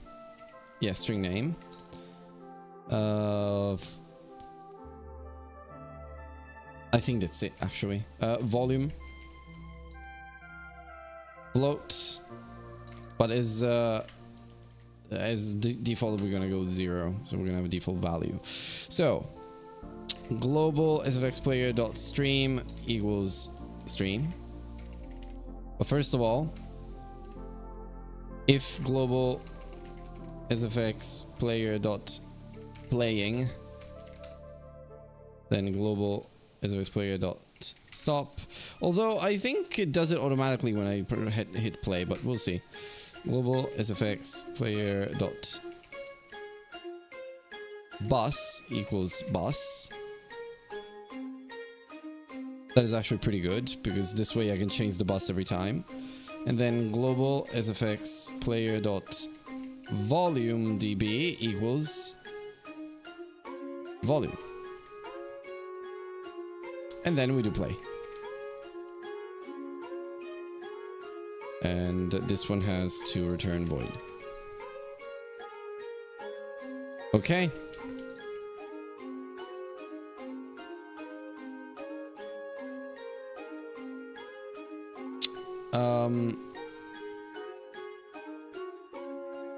And I guess I want to do that. Signal bus dot. Nah, but this doesn't make sense, does it? I think I'll save this as its own scene and make it just a singleton. It's just a little bit easier, I guess. Yeah, override it. It's fine. So no need to do that.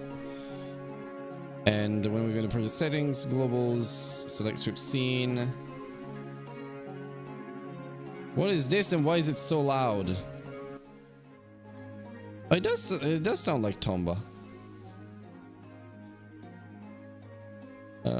5 creating a little bit of sound once, yeah.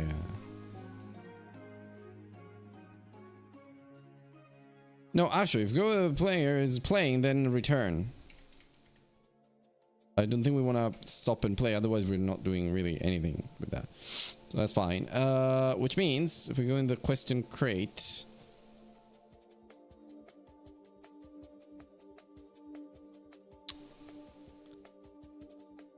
in the base crate, what we want to do is actually audio manager dot play global sound.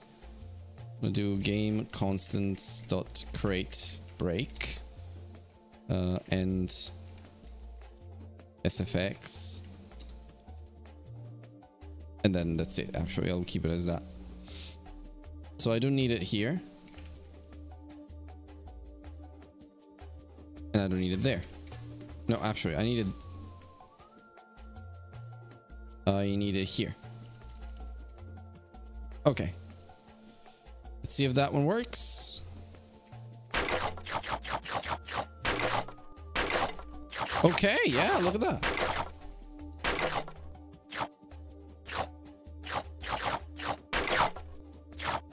Okay. How did that apple get under there? Okay, finally we've got some nice stuff now. Where's the crash? Where's the player? We need to go into the spin state, and as soon as we enter this, we want to play the sound. Now we don't have an audio stream player, so spin SFX player, audio stream player, 3D, I guess. On ready, we want this one to be spin SFX player equals audio stream player 3D.new. Then spin SFX player.bus equals that. And where's the end here? And SFX spin SFX player dot volume we don't care. Dot stream equals game constants dot spin. Add child spin SFX player, but what I'm gonna do is call deferred. Add child and add that one. Okay. Then when we enter, spin SFX player dot play. I think that's gonna do.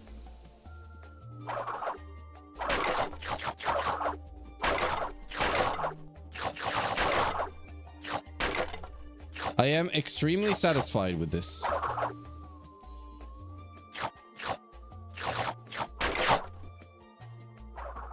Okay, I am very extremely satisfied with this. Now, even better, what I can do in the audio manager is have some sort of like var sound, played sound counter.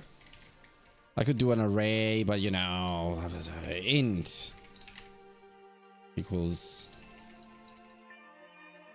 Okay, but we started at 0. So if played sound counter is bigger than 3, then we return. Otherwise, played sound counter plus equals 1.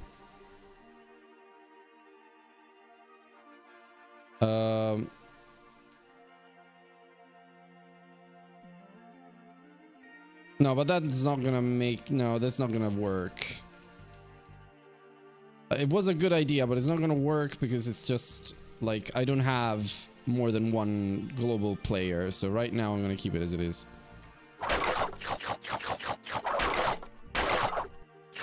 That's nice. I actually like it quite a bit.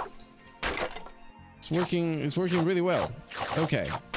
Nice to have sounds. Now, when the enemy dies, I think I need it to... When the penguin dies, there's a base enemy, so... But that's still fine. So the state machine is dead. There we go. So... Oh, God. Play audio manager dot play global sound game constants dot thud. And I think I want to do it for the little porcupine as well.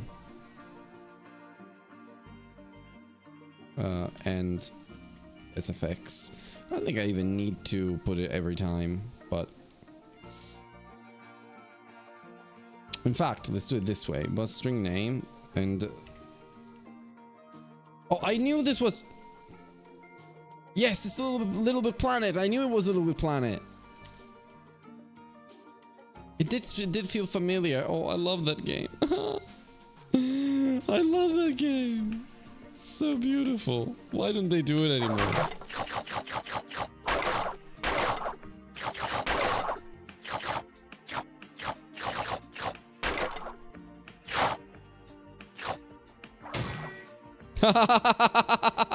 I love that. Great sound, great sound. Okay, so even the enemies have it now. For attack, I think what I want to do is... Nah, I'll leave it as it is. It's fine. Max polyphony must be higher then. Just hit 2,800. Oh, you're actually very close to 3K. That's nice.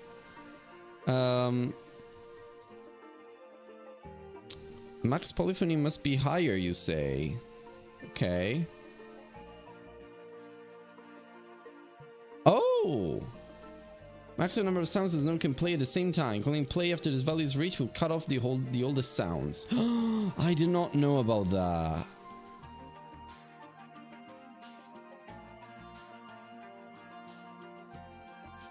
I did not know about that. Okay, it's good. It's good. Well, in that case, I think I want to do this with the apple then.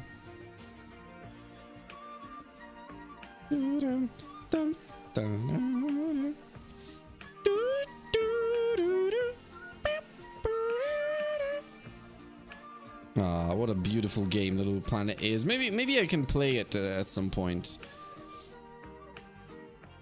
Yeah, I'd have to lead a return.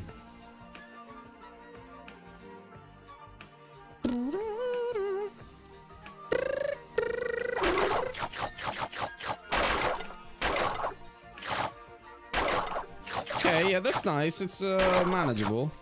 At least you get a little bit of variety there. Okay. But for the crate, actually, I think the volume is very, very, very, very high. So I'm gonna do -4, something like that.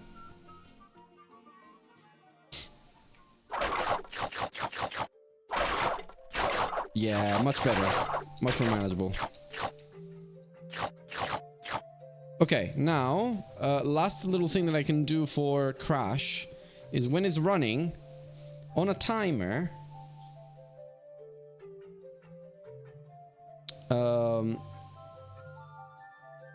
I think I need to have a timer. Var walk timer.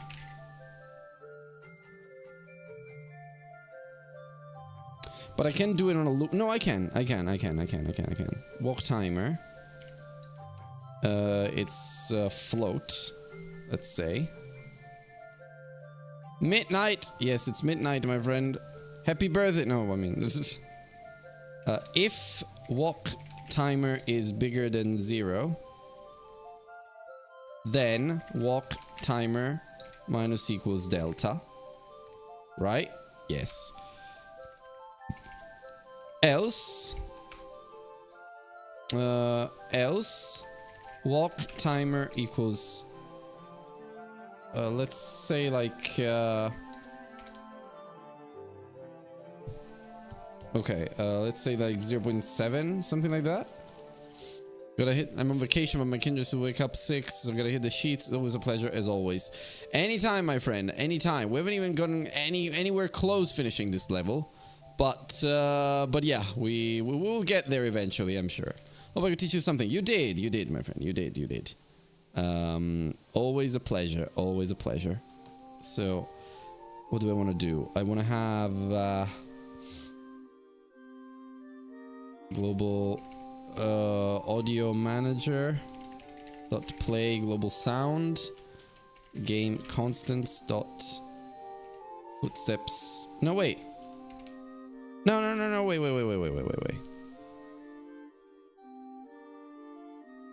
I'll just have this.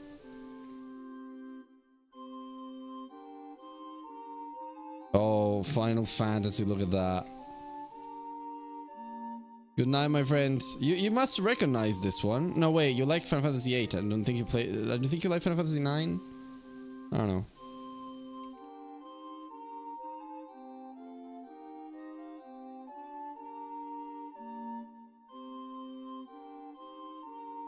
Oh, god damn it.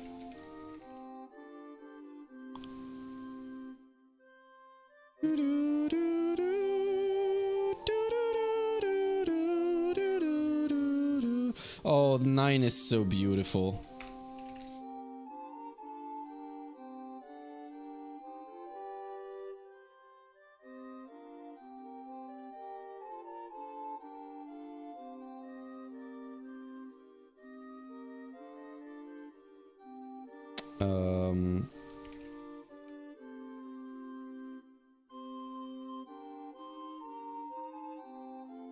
Okay. Let's see if that works.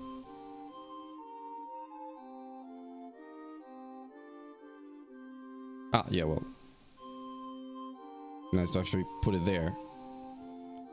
And also, I think 0.3 is maybe a better. 0.3 is nothing. 0.1.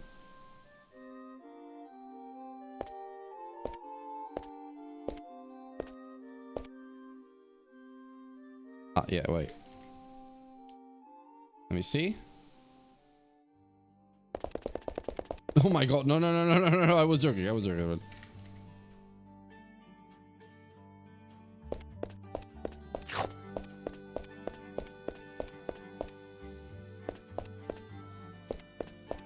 No, I'm not quite convinced. I think it should be... Wait, first of all, walk timer equals max walk timer. Okay, let's do it that way. What, like a 0.25 or something? Anyway, good night, my friend. Thank you for the company as usual. No, it's too fast. It needs to be definitely smaller.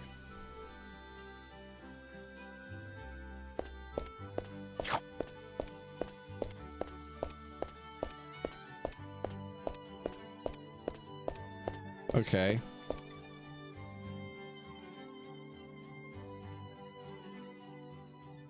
Maybe I can do 30.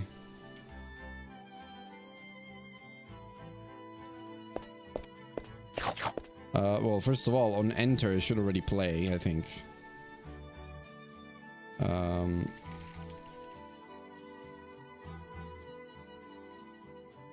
No, wait.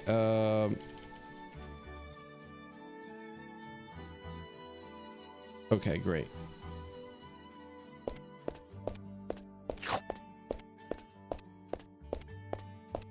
Okay.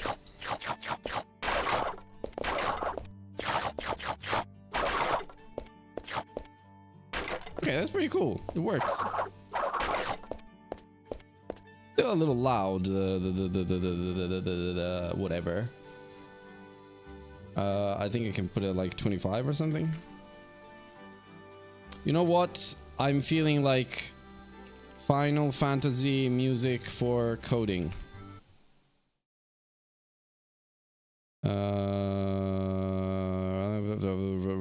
Copyright free Final Fantasy music. Let's see if we can find it. Final Fantasy no copyright. Yeah, these are remixes though. Final Fantasy music lo-fi. Something like that. No, this is all Final Fantasy 7 though. This could be good.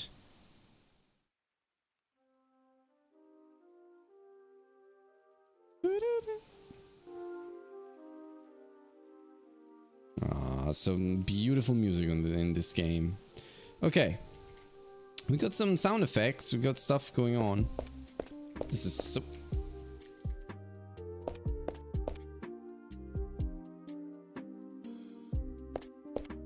Okay. Let's try that again.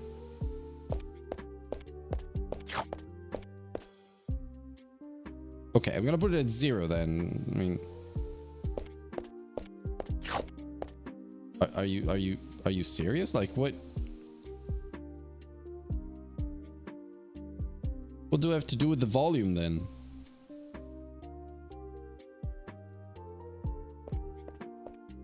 Okay. Okay, I think I can handle that.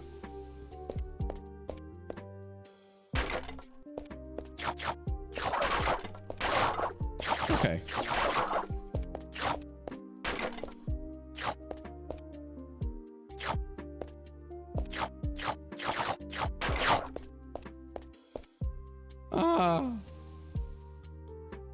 Okay. That's looking good. So we got some sounds. Got extra life and so I mean extra life we can see.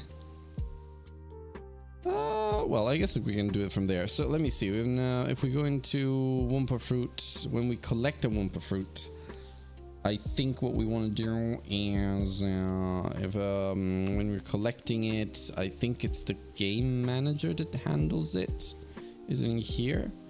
Wumpa Fruits. Aha. Yeah. Audio manager dot with play global sound game constants dot extra life. There we go. So we have that sound too when we collect 100 lives. What else? I think we are... Okay, in terms of sound, we are in a good place. Look at that. That's really good.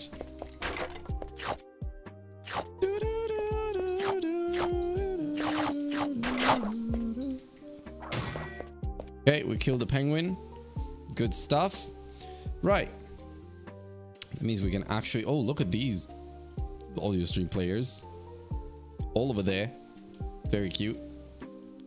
Okay, so we got the penguin there, and we know we got the penguin there. Where's level 1? There we go. So, what do we got there? I think we can do a little bit more. So, okay, we can do the same thing that we did over here, but this time with spikes.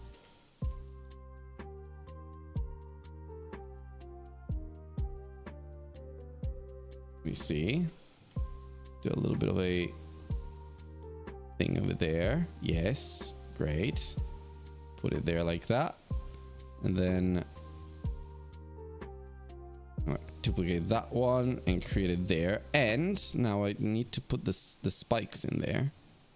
Inside the hazards, I'm going to instantiate spikes scene, which we're going to move over here. Ah, perfect. Okay, so I can make it very, very small, but at the same time, powerful. There we go. So there's the spikes there. Can it fit 2 spikes? Probably not. But like, kinda can. So I think I want to do it this way. I want to do it like...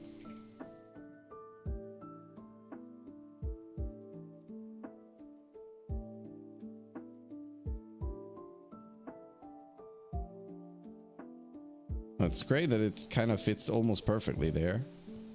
Let me see.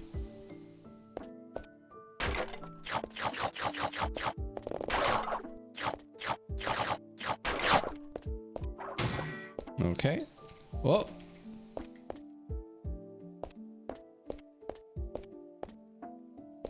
Oh, interesting. They're all desynced because they all come to the screen in different times. Okay. Right. So we got the spikes there, and then we need more crates. We need more crates over here. So in here, we can just grab, I don't know, a normal crate. Let's put it over there.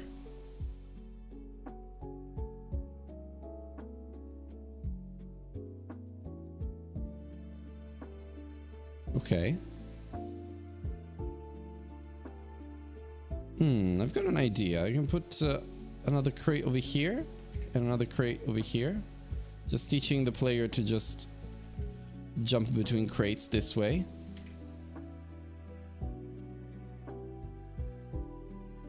Okay. Okay, they can do it if they want. This way, that's fine. And then here we can have another little... Here we can have a proper chasm, I think. So we can go into all the crates here that we have.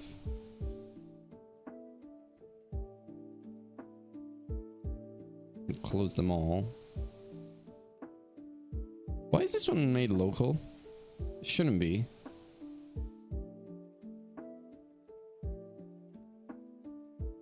Oh.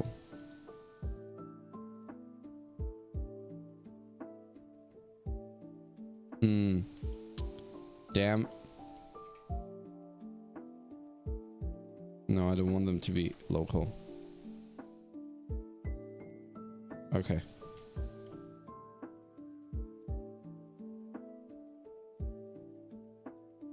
Okay. No. No. Okay.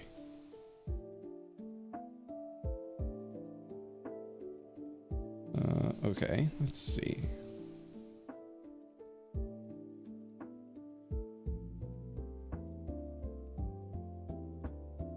Okay, and okay, so that's nice.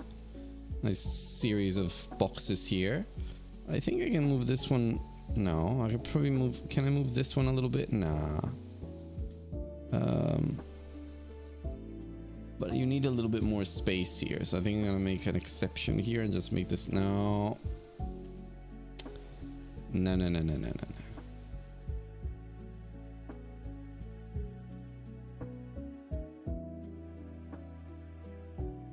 Okay, where are we with the level? Oh, the level is proceeding nicely, actually. So what can we have here? Maybe a couple of apples? Yeah, something like apples. Because there we technically have the thingy there, but we can put some Wumpa fruits.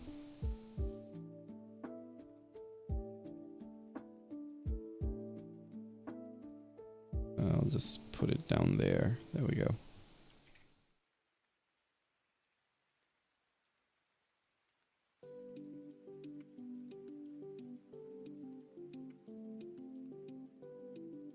Okay.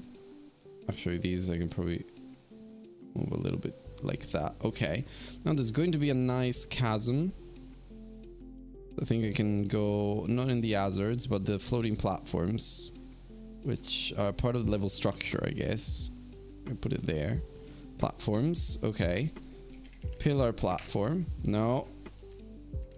Platform pillar. Yeah, there you go. Don't know where it is. Okay. Put it right there.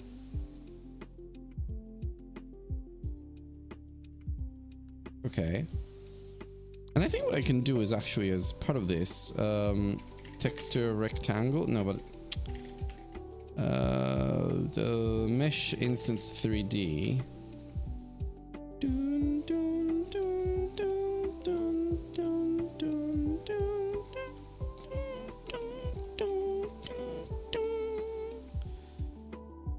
Final Fantasy 9 definitely has some of the best music in the series.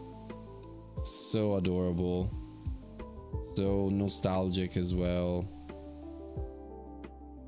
Okay, standard material. I think what I can do is make this like super black and also kind of transparent a little bit. Oh no, wait. Can't do that, can I? Because this is an RGB. Oh yeah, okay. Transparency alpha. Yeah, exactly. So I can do it this way. Like old school. Oh, damn it.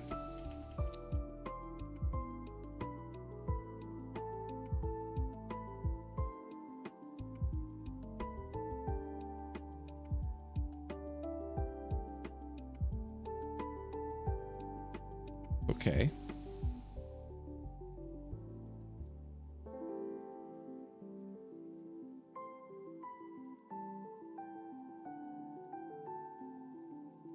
Multiply? No. Mix. Okay.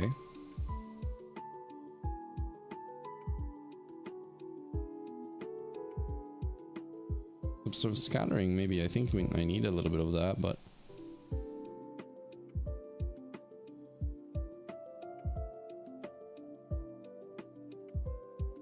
no, but it doesn't matter for this. Billboard. Oh. What do you mean billboard?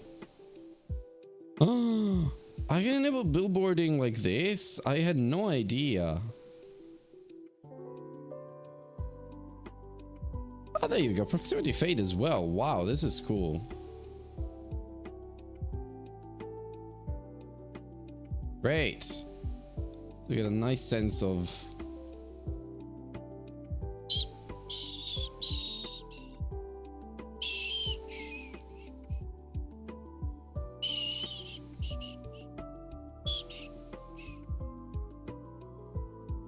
We can do that. I think the static body is a little strange though. Where is it? Yeah, that's what I thought. Collision shape needs to go up a little.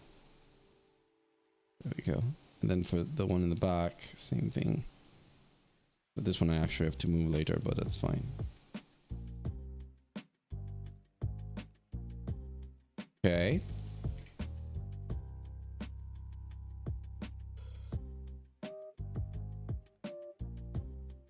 Okay, that's a nice little platform to have there. Then there's gonna be a couple of apples maybe. And then here we enter the tower. So I think we can end it here. But first we put a couple of... Maybe a box or something like that. I don't know. Yeah, maybe these apples here that we put over there. These Wumpa fruits.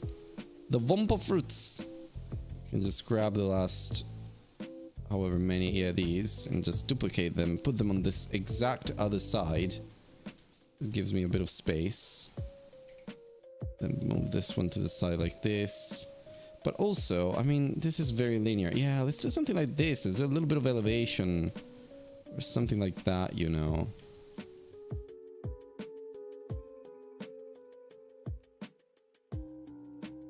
Yeah, because right now it's very flat as a level. It's got some platforms, but it's incredibly flat. So I think we can do something like this.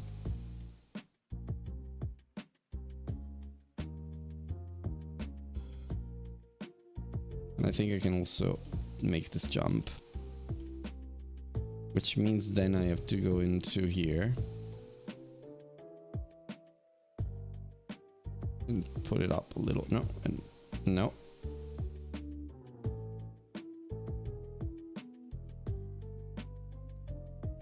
Okay. Ah, great, perfect, okay. Then what I can do is also this.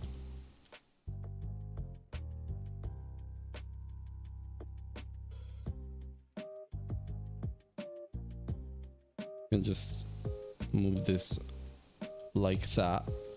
It's a bit more interesting, at least, you know. It's just moves around a little, at least as a level. Otherwise, it's very, very boring. Like here, this it feels a bit more like a stairway. to what is then going to be like the big temple or something like that. We can definitely do this again. Yeah, big stairway with a couple of boxes maybe on this side, something like that.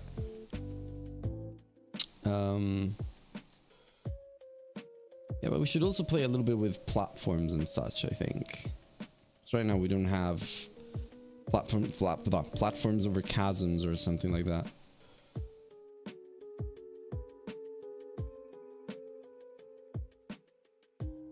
Okay, we can do that. And some boxes here. I'm pretty sure I want them.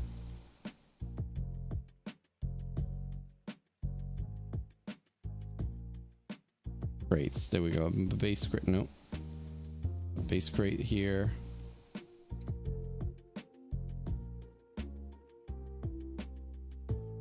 Another one here.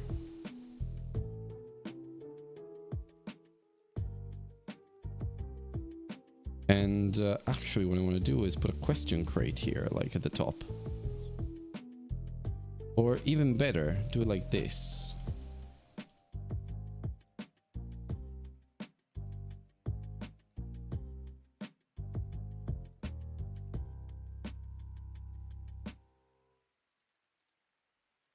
And duplicate this one.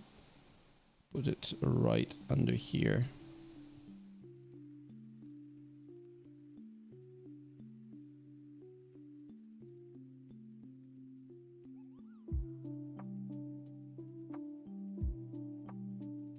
Why are they not aligning?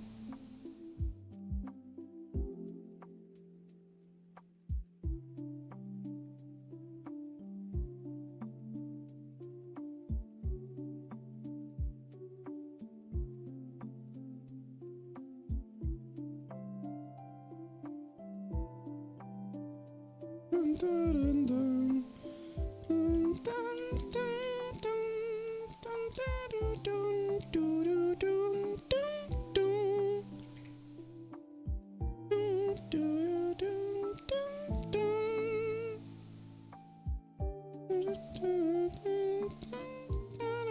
Dun, dun, dun, dun. Dun, dun, dun, dun, dun.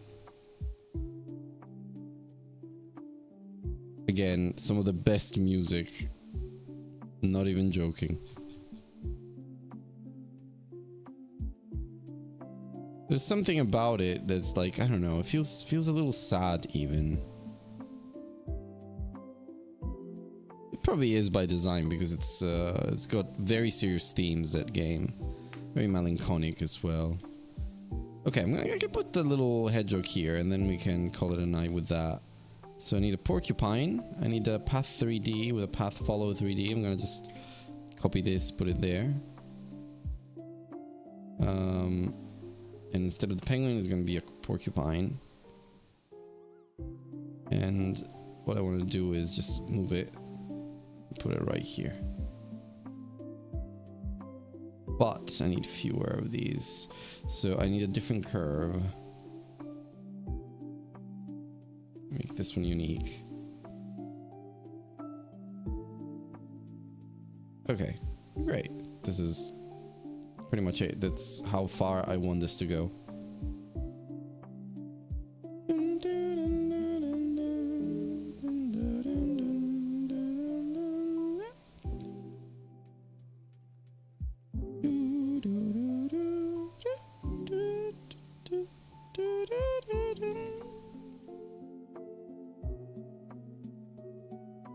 Okay, let's test this small level and see where we are.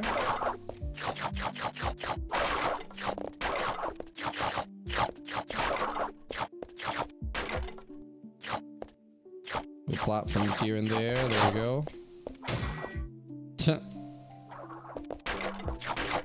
Oh. Okay, but this is still good enough. We can go there and there. No, I got fucking stuck under the map. Okay. Okay, oh, and that's the porcupine and you die. Alright. But you don't really see it. Okay, that's fine. I think I can move this a little bit to the right so you get the time to see it. And then also these fruits. The fuck did I put all the fruits?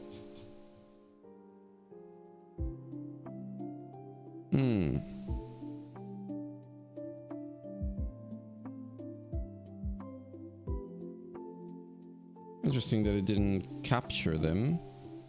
They are part of the Wumpa Fruit Manager.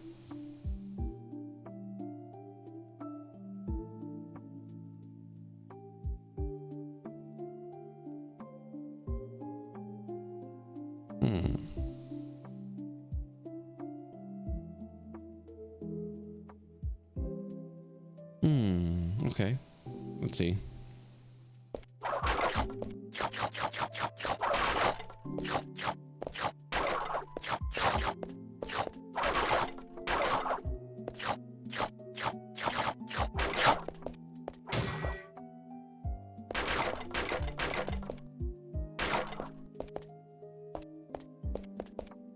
Yeah, why doesn't this work?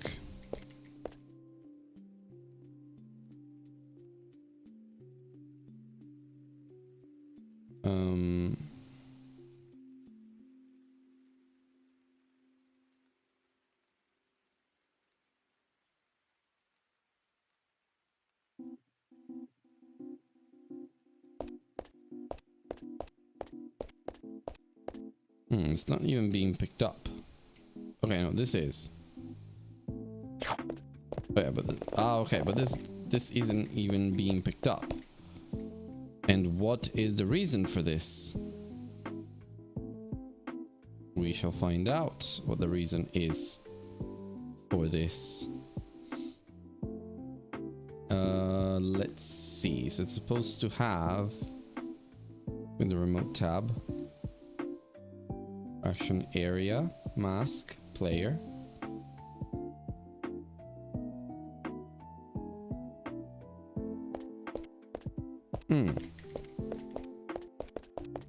Interesting. Why is it not being picked up?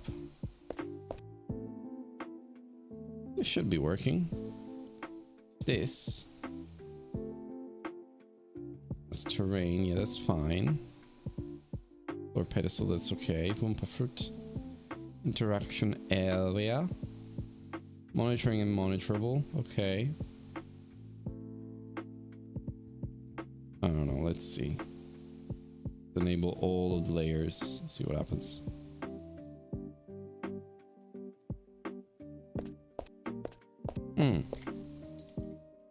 Oh, I see.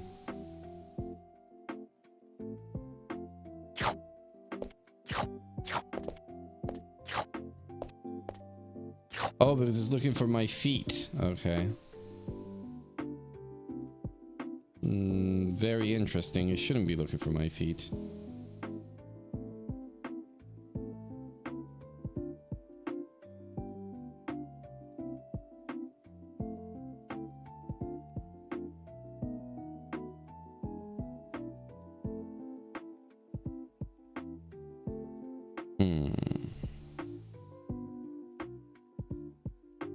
Okay, this is something that I can figure out next time, but for now it's fine.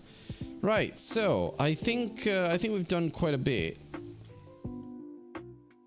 Level is halfway done. Well, let's say 1/3 done. And I'm actually having quite a bit of fun experimenting with level design and such with this game and making my own little level. It's a little linear so far. It's fine, but I'm sure I can do better than this. But yeah, so let me just close this and push before I forget. Level design, sounds, bug fixing, which was very important.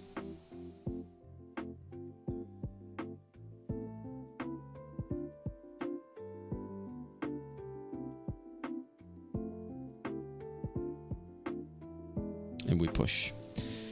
Okay, my friends, I think we can call this a night. Thank you very much for being with me and keeping me company. I am feeling very, very tired. Let me just move to our usual little just chatting screen. There we go. Okay, Right, it's also very hot right now. I don't know if you can see the sweat on my face, the moisture, but yeah, it is quite hot. So I think this is the end of Crash for the channel. What I will do is offline, I'm going to do all the little polish and maybe do a little grab a few textures maybe for the materials and such. I think I'm gonna have a bit of fun with that. But I don't want to spend a lot more time on this because I think it taught me what I wanted to learn. Next up is Doom. So next week, I think it might be on Wednesday again. We'll have to see because we've got a very busy week next week.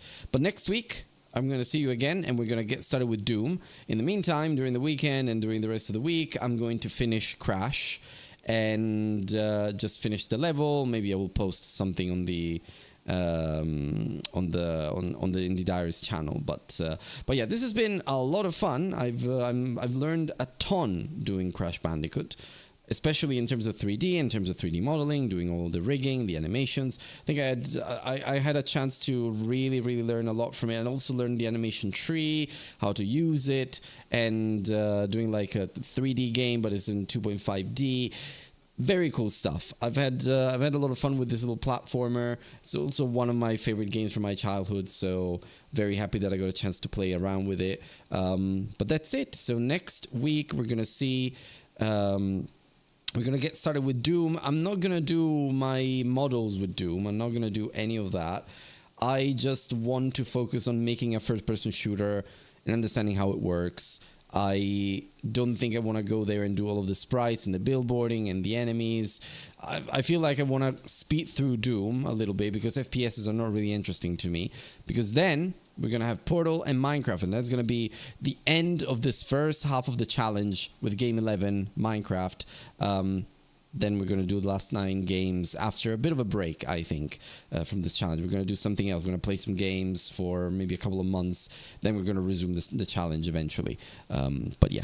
So, a very good night to you guys, whoever is left here. Thank you for keeping me company. And I will be speaking to you, I think, next week. But we might skip next week. We'll see. Anyway, bye-bye.